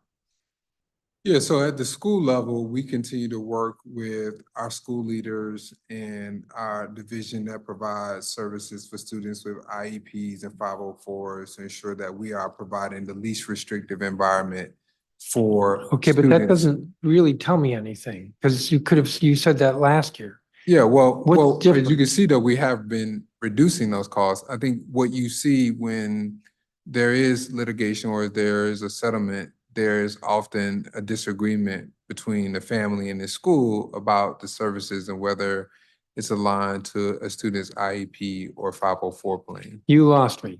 You said you're reducing the costs, but your request was for $1.5 million more for the current fiscal year. We reduced it and we were heavily criticized for reducing it.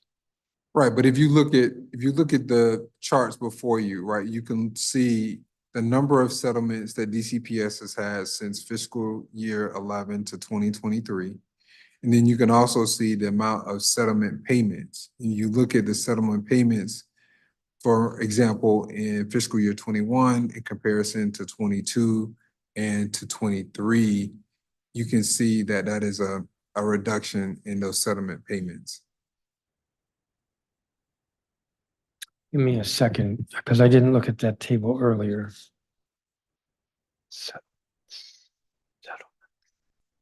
And the other cost. No, wait a minute. Okay, for the performance oversight hearing earlier this year, we asked for information related to this.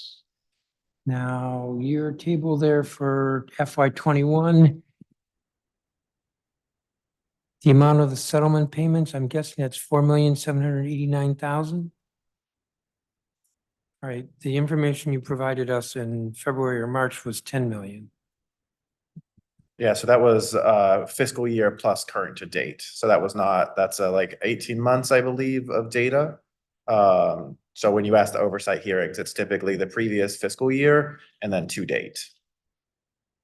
Okay, so then let's look at FY '22.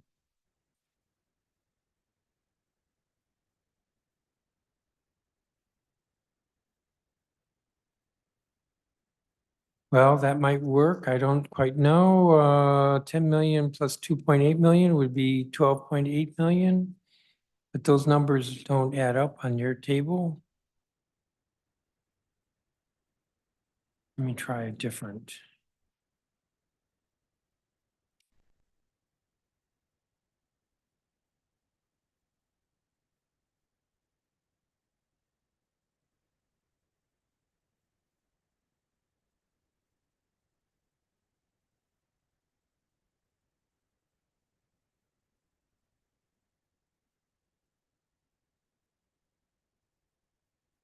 Okay, this is sufficiently confusing. I'll leave it be for the moment.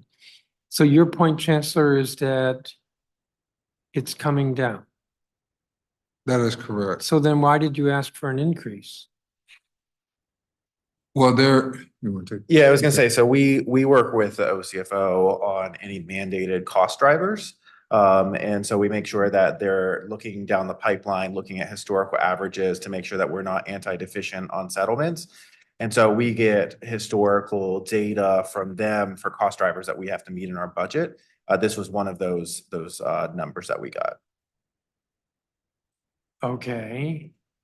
When we reduced it from 9.6 to 5.8, you guys screamed bloody murder. CFO said to us it was fine. So your answer just now was the CFO told you to ask for 9.6. So when we do budget development, we get cost drivers from that we're expected to put into our budget, and that's one of them.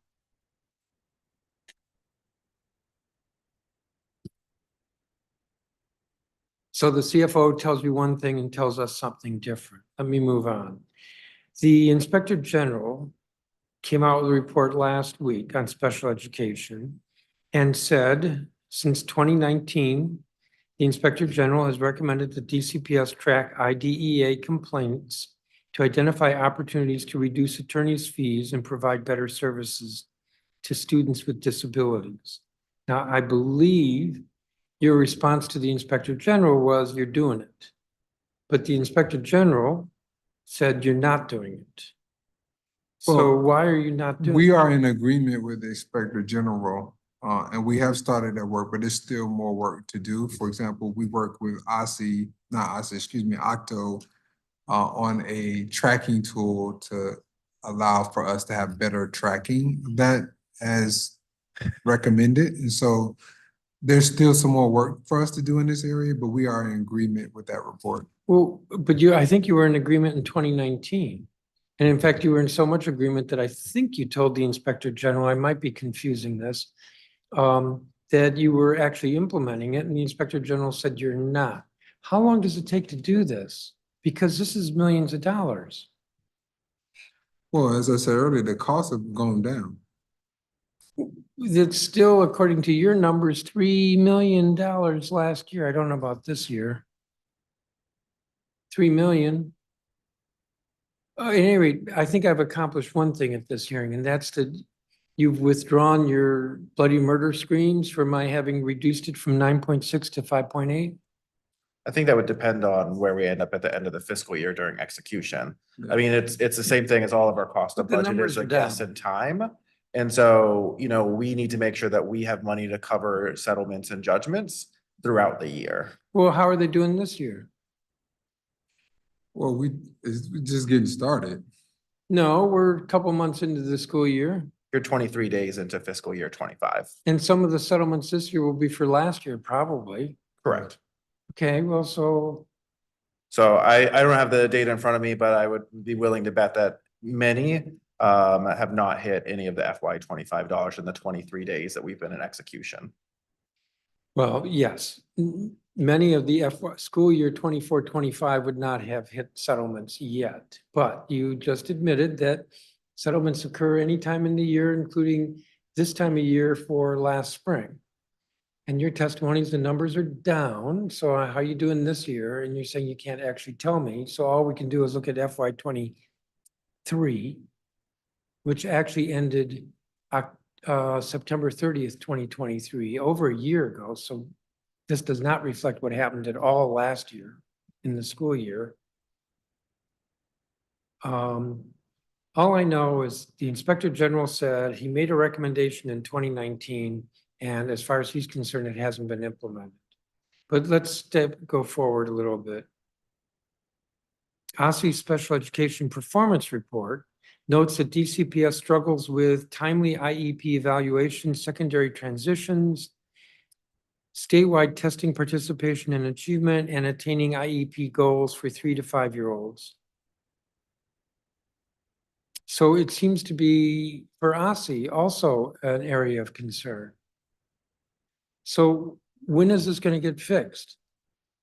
Well, again, it's been an area of continuous improvement. We provided additional training to staff. We've actually, for our younger students, we've actually seen the number of students identified in that category increase through our screening efforts. So there are many areas that we can point to where we've seen performance improve for DCPS in terms of our abilities to serve those students who have IEPs.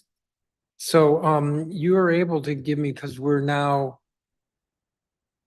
a month past the fiscal year, you should be able to give me unaudited figures for settlements and judgments for FY '24.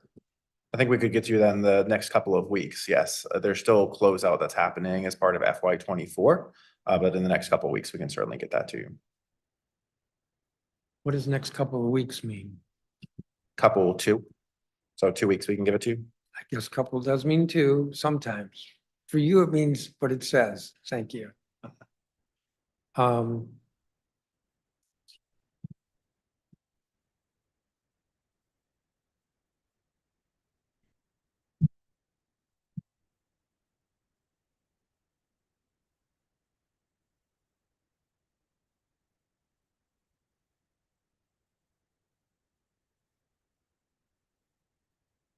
I think I'll leave it at that for the moment. Councilmember Fruman?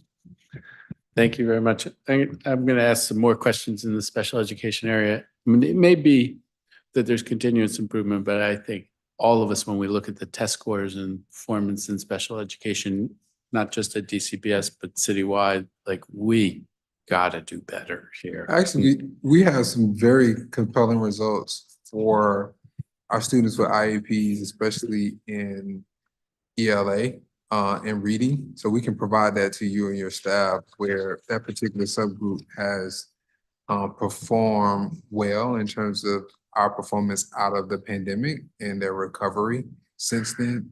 So I think it would be important for you and the staff to see that. Okay, please do share with us.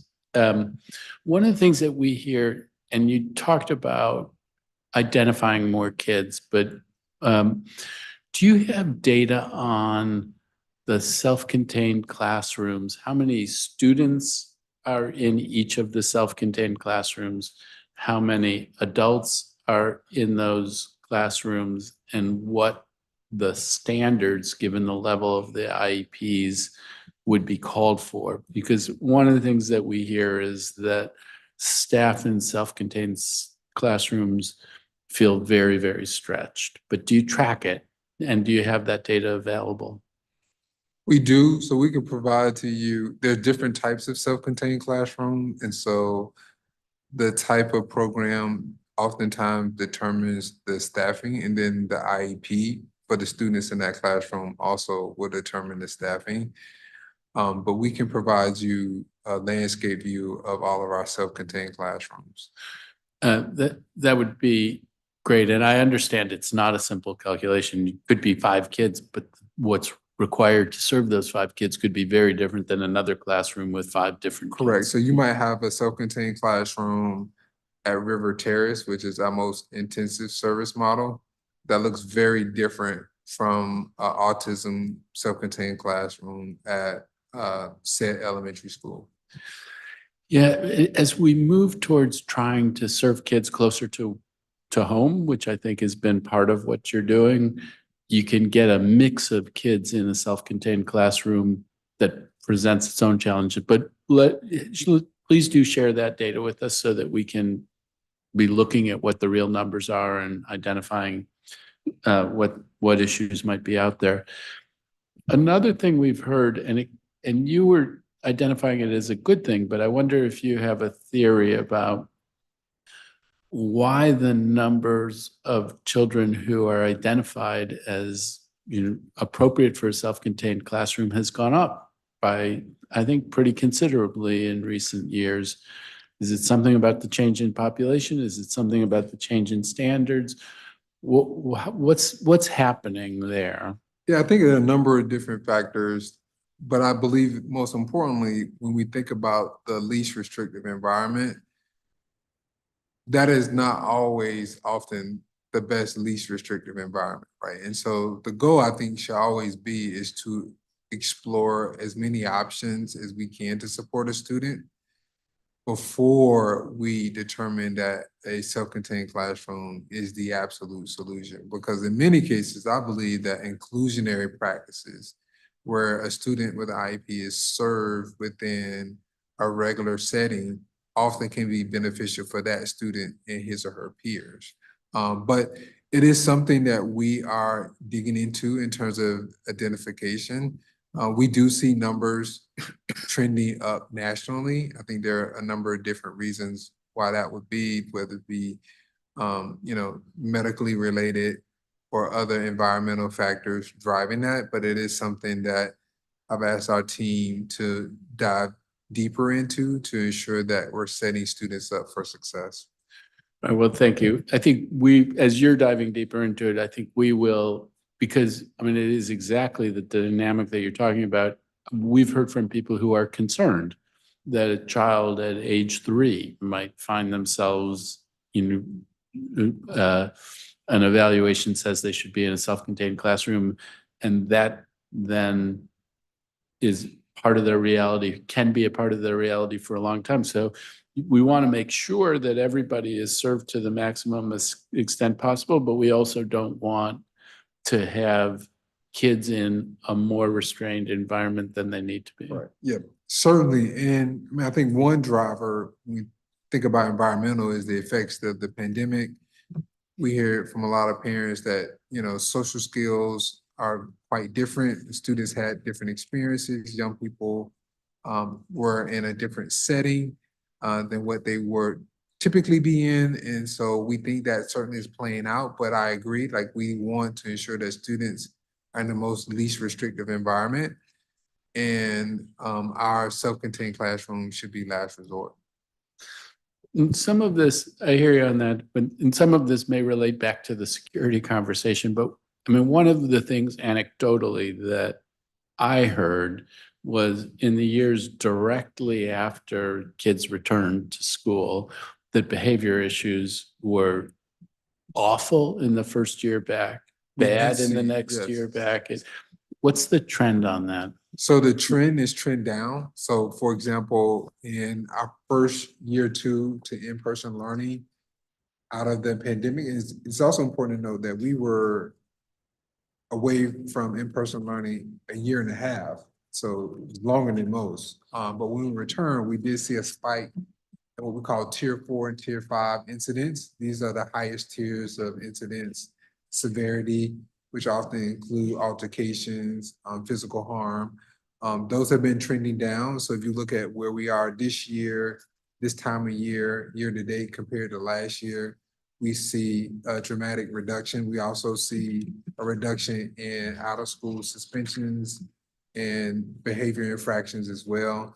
So we anticipate all the work that we've done with restorative practices and also guiding and supporting students with the social skills that we have recovered well. Obviously, there still will be more work to do, but we believe that we're trending in the right direction in this area.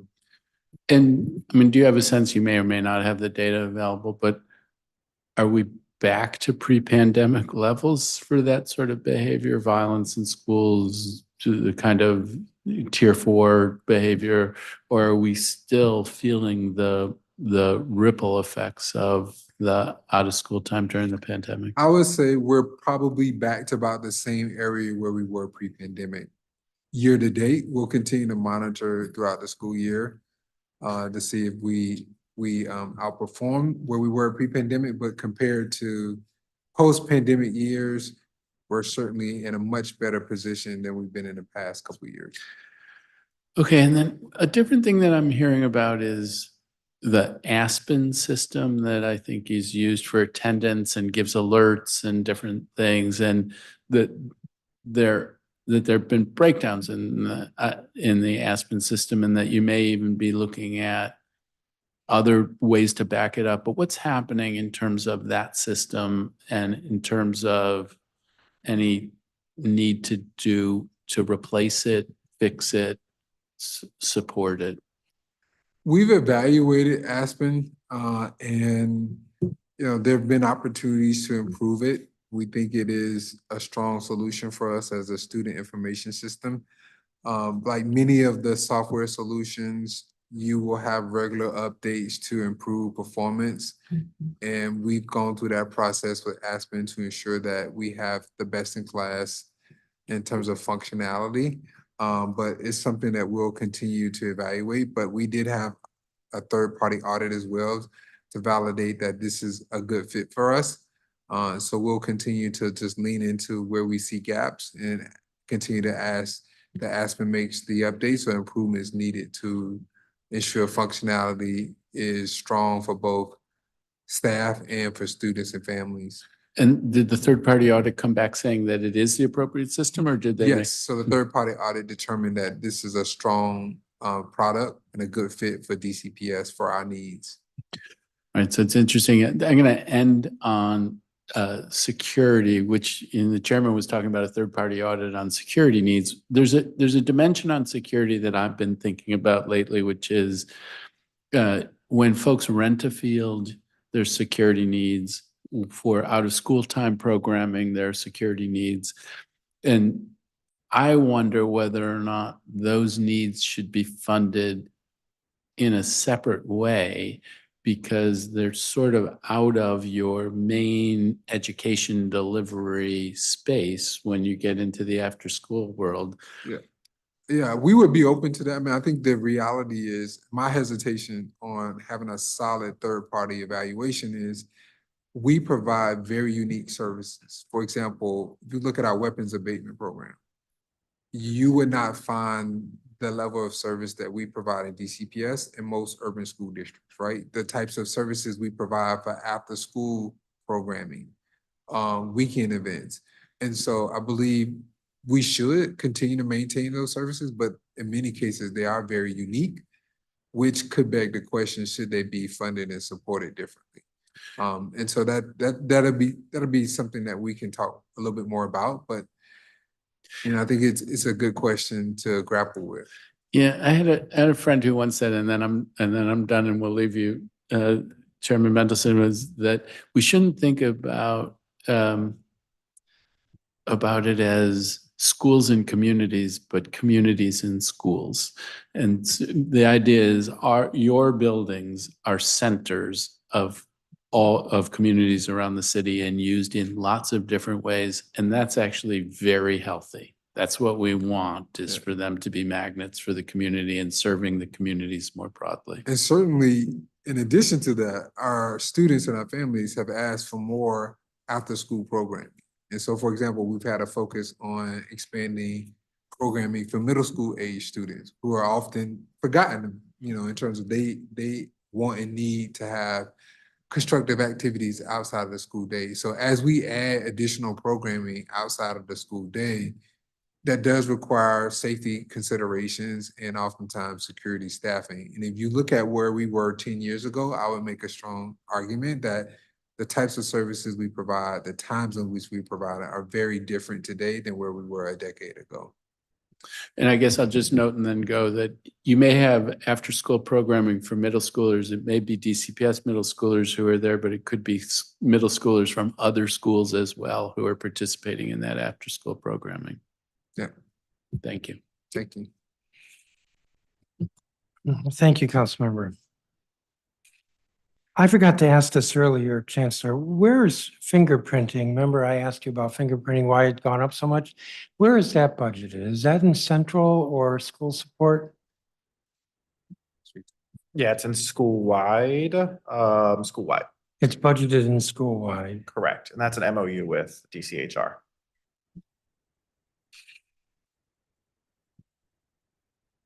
And that's what you said about impact, was in school-wide?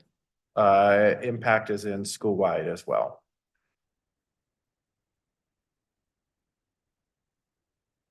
And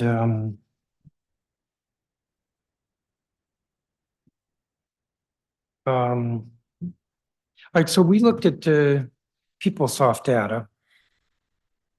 And the most recent data I have from PeopleSoft is 2023. We took the average of annual salary, full-time filled school-based teacher positions. And in 2023, in PeopleSoft, the average was $90,021.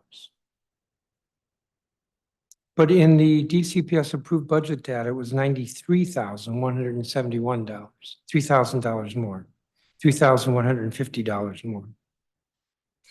We did this for the past, I think, 8 years. 2022, the difference is $1,448. That is, what's actually being paid on average is $1,448 less than the average position cost for salary that's budgeted. Can you explain why?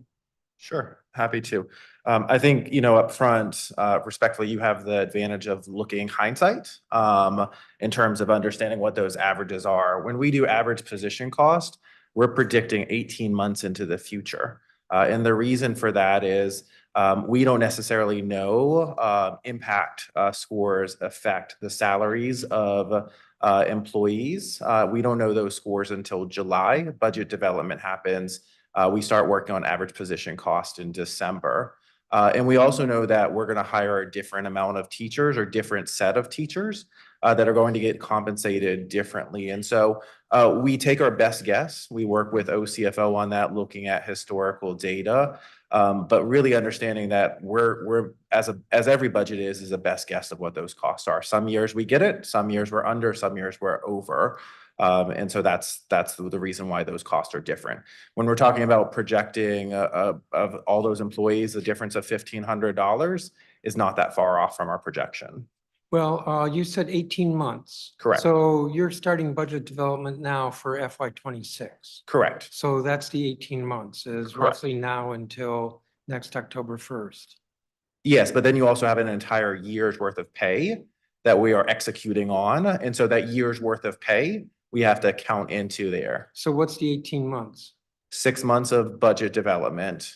That's And then, now until, so so it's even longer than that, actually, as you point that out, is we're making average position cost estimates now. okay, but you know what, I mean, because you know what the WTU contract is. Sure, but as I mentioned, it's not just WTU, it's also impact scores, it's also step increases. And so there's a number of factors. We also know that we're going to hire different teachers that are working. So when I pushed back during the budget development and I said $133,000 per teacher was too much, again, it was like holy murder, whatever, that, but if it's just a guess, then why was 133 so sacrosanct? I mean, because when we You do do our, remember I pushed back. on I it. do. And we Yeah, I have to, said it should be reduced to $1,000. I didn't realize then that the difference between PeopleSoft and the budget was, looking back, was $3,150. And all I wanted was 1,000. Yeah, It was like the end of the world. Chairman, I think respectfully, when we math, we're confident in our math. And we're not going to second guess our math because when we're certifying the budget, when we're working with Well, but OCFO to wait a make minute, sure this that is- we have funds. Now, Mr. Ashley, this is you just said this is a projection. Correct. No, it's a prediction. Yes. Okay, so you can't be like confident to the point that you're guaranteeing that it's going to be $133,000 when you just said you're taking a guess 18 months out? Correct. So my guess is a little bit different, but the answer was no, this is actually what the cost was. So again, that's based on our math. And so your math might be different than our math, but we're going to stand behind our math. Well, And then my math is based on PeopleSoft. Again, and what the you're looking at actual- arrears. Well, okay, but so I'm pretty confident that based on, let me see, don't push me on this. 2019, you were, let's see, the difference was $1,000. In 2020, the difference was $2,700 per position. How many positions? 7,000, 4,000, 4,000. In schools, depends on the year, but yes. Yeah, roughly 4,000 times $2,000. We had a calculator. That's a lot of money. That's in the millions. In 2021, you were off by $2,200 per position. In 2022, you were off by $1,448. In 2023, you were off by $3,150. I think it's pretty reasonable to predict that you're off by at least $1,000, which is all I wanted to take. But maybe I shouldn't push that any harder. But let me ask you this.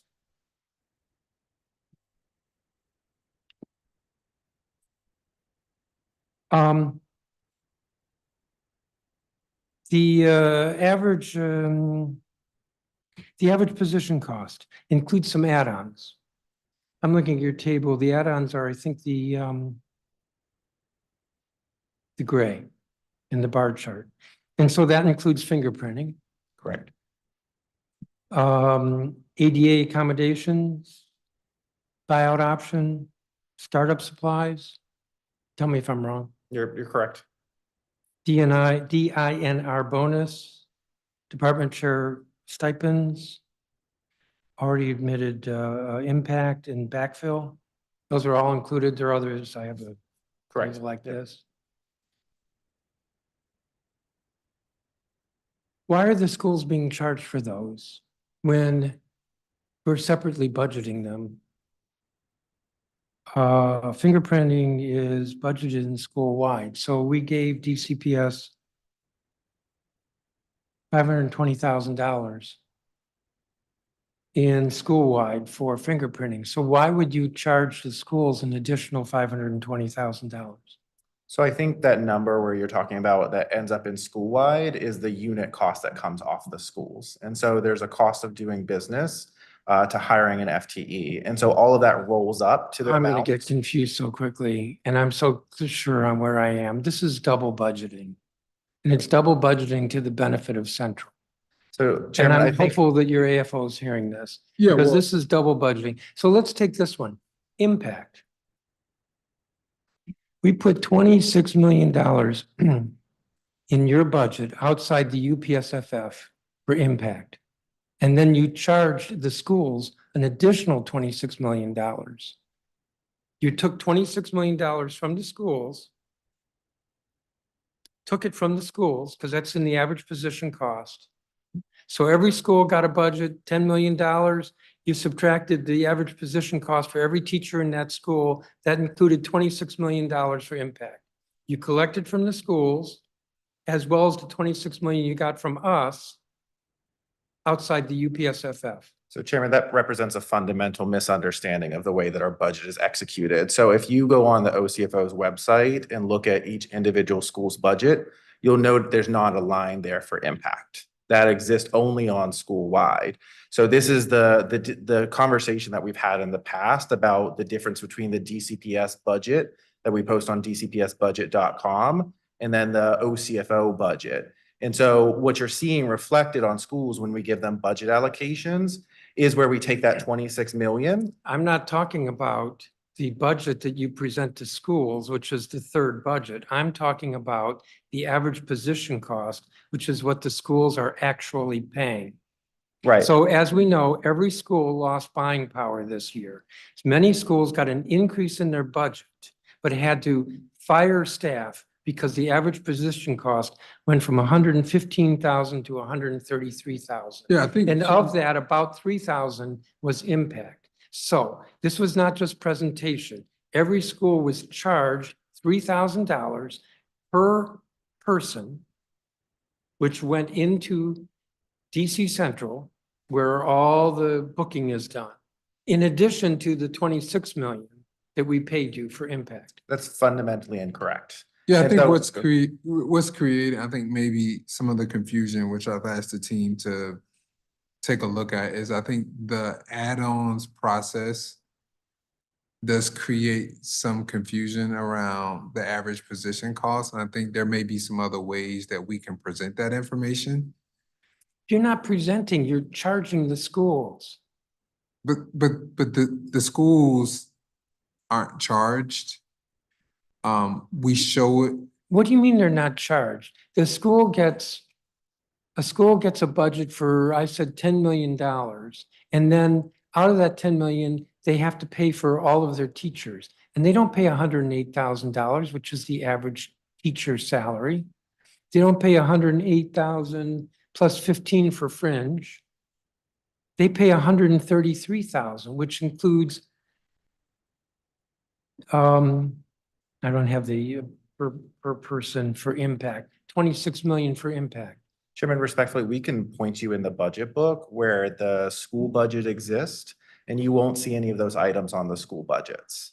And then you will see that in the central budget. Are you And saying so, the schools are not charged they're not charged? not as part of the OCFO budget, as part of their allocation that they get, which includes all of these costs in terms of the overall amount that we allocate. Are you saying that a school is not charged the average position cost? I think this is semantics here in terms of where the money lives. If you could point us to where 26 million times 2 exists in the central budget, like it doesn't exist there. $26 million exists in school-wide for impact, and there's one line there. Correct. It doesn't exist 26 times 2. You don't have a line for $52 million for impact. You have a line for 26 million, and then you have a line for 133,000 times 4,000 teachers. So you said we were double charging schools, so I don't Yes. understand where the double charge is No, coming you're not from. double charging schools. You're double charging us. We appropriate the budget.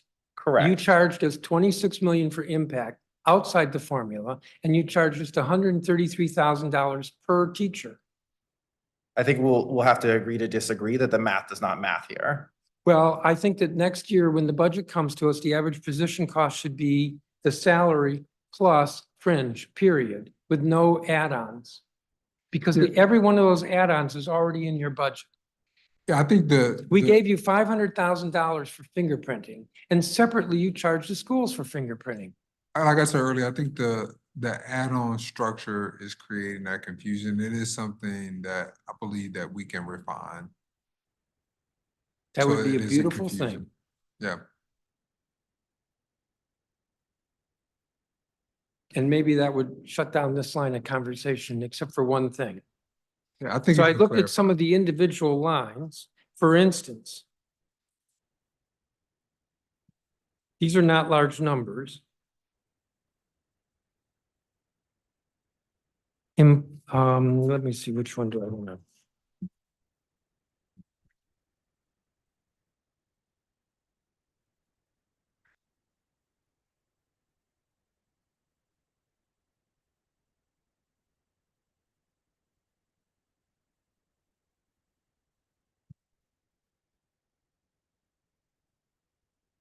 Let's take ADA accommodations. So the budget from the average position cost totals $591,700. That's the total. I may have misspoken there. You have in the budget $591,700 for ADA accommodations. In FY21, the actual is 204,000. In FY22, the actual was 218,000. In FY23, the actual was 286,000. The question is, why is the budget so much higher? Give you another example. Department chair stipends. Budget's 550,000. In FY21, the budget was 550. In FY22, it was 550. FY23, 550. FY24, 550. FY25, 550. The actuals in FY22 was 200,000, and the actual in FY23 was 349,000. So why are you? These are not large numbers, but if you're doing it here, I suspect it's happening elsewhere. Why are you over budgeting? So I think we talked about already about revisiting the average position cost that Chancellor did. I mean, I think as I'll go back to the statement is we have to make sure we're budgeting enough dollars to cover. And so I'll take the point in the department chair stipends is we can do simple math and say, here's the number of departments that we might have and the number of people that it might be. That doesn't mean every school is going to elect to have all of those department chairs, but we're expected to be able to pay those bonuses out when that individual should get paid those. If we don't have cash on hand within the budget, we can't pay them. And then we're asked other questions of, well, why haven't you paid out this bonus? Why haven't you paid out impact? Why haven't you paid this? The cash has to exist there for us to be able to actually deliver on I those. totally get that, and that's true for every line in the budget. But here we have actuals that are consistently below and significantly below what's budgeted. I think And you these also are lines. reference. Every one of the, let me just say, every Go one of ahead. these lines is not only average position cost, but is also separately budgeted in either central school support or school-wide. And so we are putting aside average position cost. Chancellor made me shut up on it. Just in terms of what we're budgeting in central school support or school-wide, we're over budgeting for these lines. Well, I thought I heard you reference some years that were during pandemic years where we were in remote learning. Did I hear don't that think correctly? that's applicable to. I asked that question, but like ADA accommodations, that's for teachers or for school personnel, it's not for students. And you provide them through the pandemic, even if the school was closed, but the numbers I gave you were for the actuals in FY '23, that's outside the pandemic. And that was 286, it was 218 the year before. And the budget's 591. Yeah, I mean, I think some of those years you gave, it fluctuates. The reality is some of these expenditures do fluctuate year to year based on implementation at the school level. And we have the responsibility of determining our best estimate of what we believe those costs will be. So we have, as Mr. Ashley referenced, the dollars to pay on those services. Well, clearly, we're going to be looking at these numbers more carefully. There was testimony about schools are now paying for programs like Remind that were previously paid for out of Central. Yeah, that was one of the budget reductions centrally we had. And we determined that that was an appropriate reduction because about half of our schools were utilizing that resource. And so if you look at the cost per school, it probably is a better fiscal response to have it being paid on a school-based But we basis. were quite precise what we cut, like special ed lawyers or like a reduction in the security line. We did not cut the line for Remind. So that would have been your choice. That's like the laptops a year ago. We didn't cut it. Yeah, we didn't. And I Schools didn't indicate First that that says was that if you responsible. cost shift, you have to provide those additional dollars to the school. Schools there- First is quite clear about that. Yeah, but there are a lot of services that we provide centrally. And Remind was one of them. And we didn't cut it.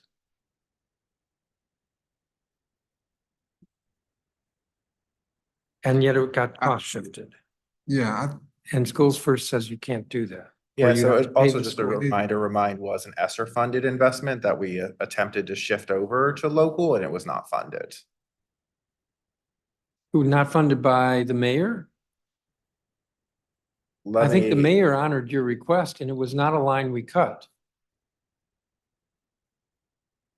Of course, there are lines in your budget that are opaque. yeah, I think that may be what it is. I don't think it was named specifically in the line item that was reduced. But we did provide a letter, if I remember correctly, we did provide a letter to you outlining that that particular line item was Remind. We can elevate that letter to you. A letter in May or a letter in August? I think that would have been in May when we described the reductions, the impact of the reductions. You able to pull that up? And So that was $170,000 line item reduction in program 400224, which is family operations. And that was a proposed reduction by council during the first period. the first vote. Correct. Okay. So that's restored actually some, line one of the reductions that was provided by your team. And that was not a line that we restored partially? I don't believe so. I'm only looking at. As you checking, the reality is half of the schools utilize the tool. And so I think you do have to evaluate usage in terms of services that are being housed centrally, whether or not they should be provided to all schools if all schools aren't utilizing those resources. And it's not a mandate that schools utilize Remind. Well, the point here is that there's not supposed to be cost shifting to the schools. There's supposed to be, I know you didn't like the cuts to Central, but there's supposed to be some belt tightening at Central. How much is the Remind budget? It was $170,000. And you can't find 170,000 from somewhere else, like the over budgeting for ADA accommodations? I think that on top of $28 million of additional cuts, no. Well, Chairman, why would we want to continue to pay for something? Let's apply the schools first in budgeting principle. Why would we want to continue to fund something centrally that schools have found other solutions for? Well, I wouldn't be bringing it up if they weren't unhappy about it. So let me go to XQ. You received $25 million for high school redesign from XQ. We've heard feedback from schools about a lack of forward planning, sustainability, and transparency with the funds. How much money has been spent so far of the 25 million? Yeah, I don't have that number, but it's important to note that that's a private grant that is managed through the DC Ed Fund. You don't have the money. Yeah, I would have to follow up, because that's a grant that's managed by the DC Ed Fund. So who's doing the bookkeeping on it? DC Ed Fund. The Ed Fund? Yes. Okay, are you sending them invoices? We do send them invoices, yes. So you can give me an accounting. Like I said, we have to follow up with you on this. I want an accounting. And I can get stubborn about this. I realize that it was a grant from outside, and that's wonderful. But as a public body, you can't shield your expenditures.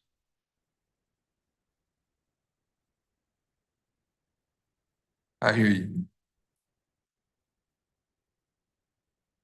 So when you get back to me on this, how much money has been spent? I'd also like to know what the timeline is for this, because my impression is that it's 25 million over several years. Is that correct? It's not 1 year. Yeah, it's not 1 year, and the majority of costs of personnel. There's some professional development and then also services, but it's also based on the school model. And the school model looks different for each school that has been approved for implementation. We currently have 2 cohorts that are implementing. Okay, that does actually raise a little additional concern because originally, I believe the impact bonuses were paid for by private donations through the Ed Fund. Am I correct? That would have been before my time. Yes, it was many years ago, but I believe that's the case. And when that private donation ran out, we had a choice of either discontinuing the program or picking it up locally. So that I would think be. that's so this is a little bit more focused on capacity building, not a funding structure that will be sustained at the same level in perpetuity. Well, I know very little about it, so I'm looking forward to your robust explanation. Duly noted. Including the timeline for the spending, how much has been spent, how the programs are being sustainably designed. I heard what you said about capacity building and why there were no new XQ high schools announced this year. Or maybe you could tell me that now. Yeah, so we have an annual process where schools can compete. And so we have been focused on ensuring, the schools that have been approved for implementation have fidelity of implementation before we identify more schools for implementation.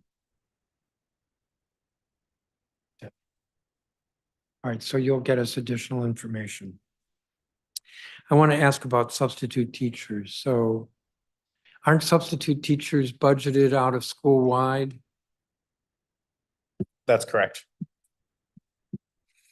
So unless for some reason Jackson Reed has a substitute teacher on its own budget, when it needs a substitute teacher, gets it from school-wide, paid That's for out of correct. school-wide. Correct.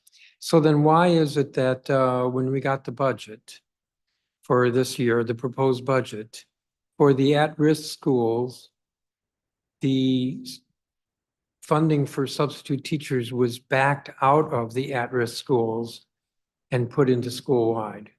Yeah, so again, that goes back to the conversation about average position cost and add-ons. So substitute costs are an add-on.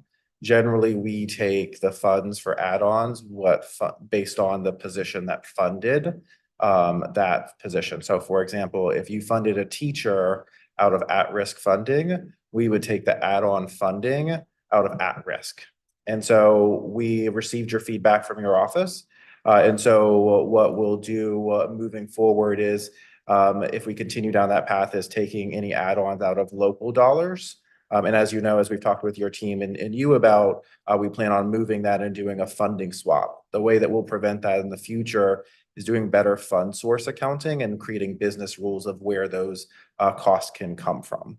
Well, this sounds like this gets us back to the previous conversation about the average position cost. We budgeted something like $9 million in school-wide for substitutes. Correct? You have the numbers in front of you, so I assume so. Okay, so then why are we charging schools on an average position cost basis for substitutes? I think Because we're we've still already in been that budgeted for it. same circular loop that we were before about where that money comes from. It's not sitting on schools' budgets, it's sitting in school-wide, and they were part of the administrative add-ons. And so I think we can go round and round about that again in terms of where that funding comes from. But that's where we take the local dollars from, we take the at-risk dollars from to make that $9 million.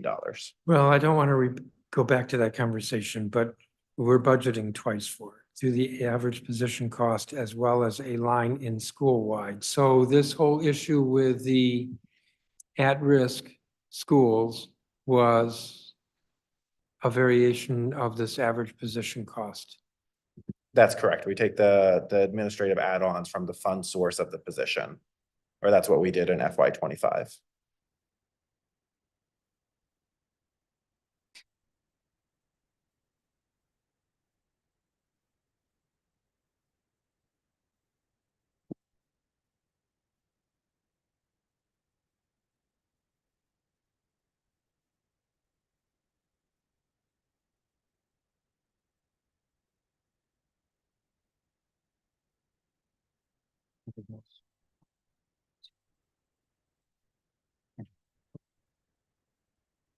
Anything else? Do you have the list?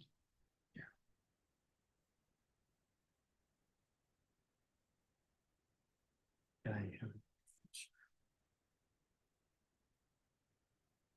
What am I? Oh.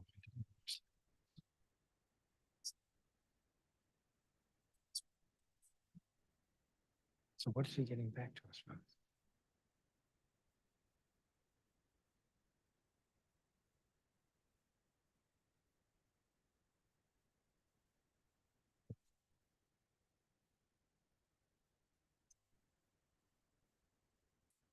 Something early on they were going to get back to me on, because that was not the first one.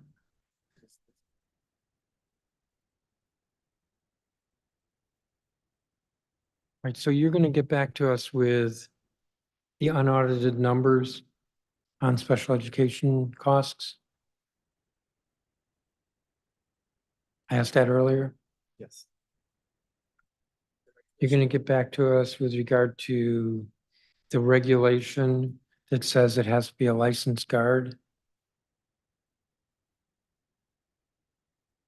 You're going to get back to us with the feedback from school leaders regarding the cluster support model?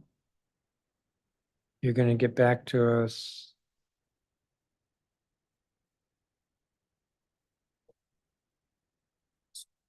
how many FTEs in the cluster support model for the current year and 2019. I think you said you might give more of a history. Yeah, I think it'd be more important to look at the kind of the historical data on that team.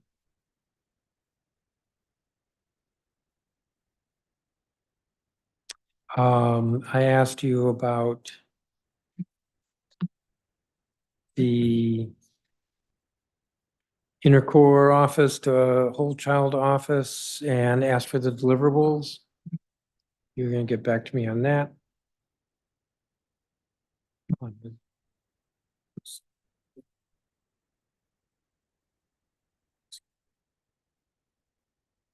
going to get back to us with much more detail regarding XQ. Was it? I think there was more to the list. Do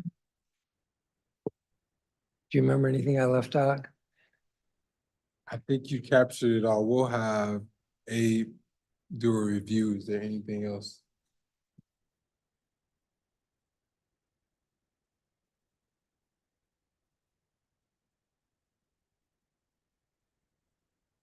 Oh, yeah, Councilmember Freeman, we provide data on special education performance. Okay. Okay. I think we'll leave it at that. Thank you very much, each of you, for your testimony. Thank you. That's going to wind down this hearing. This has been a hearing on the DCPS budget.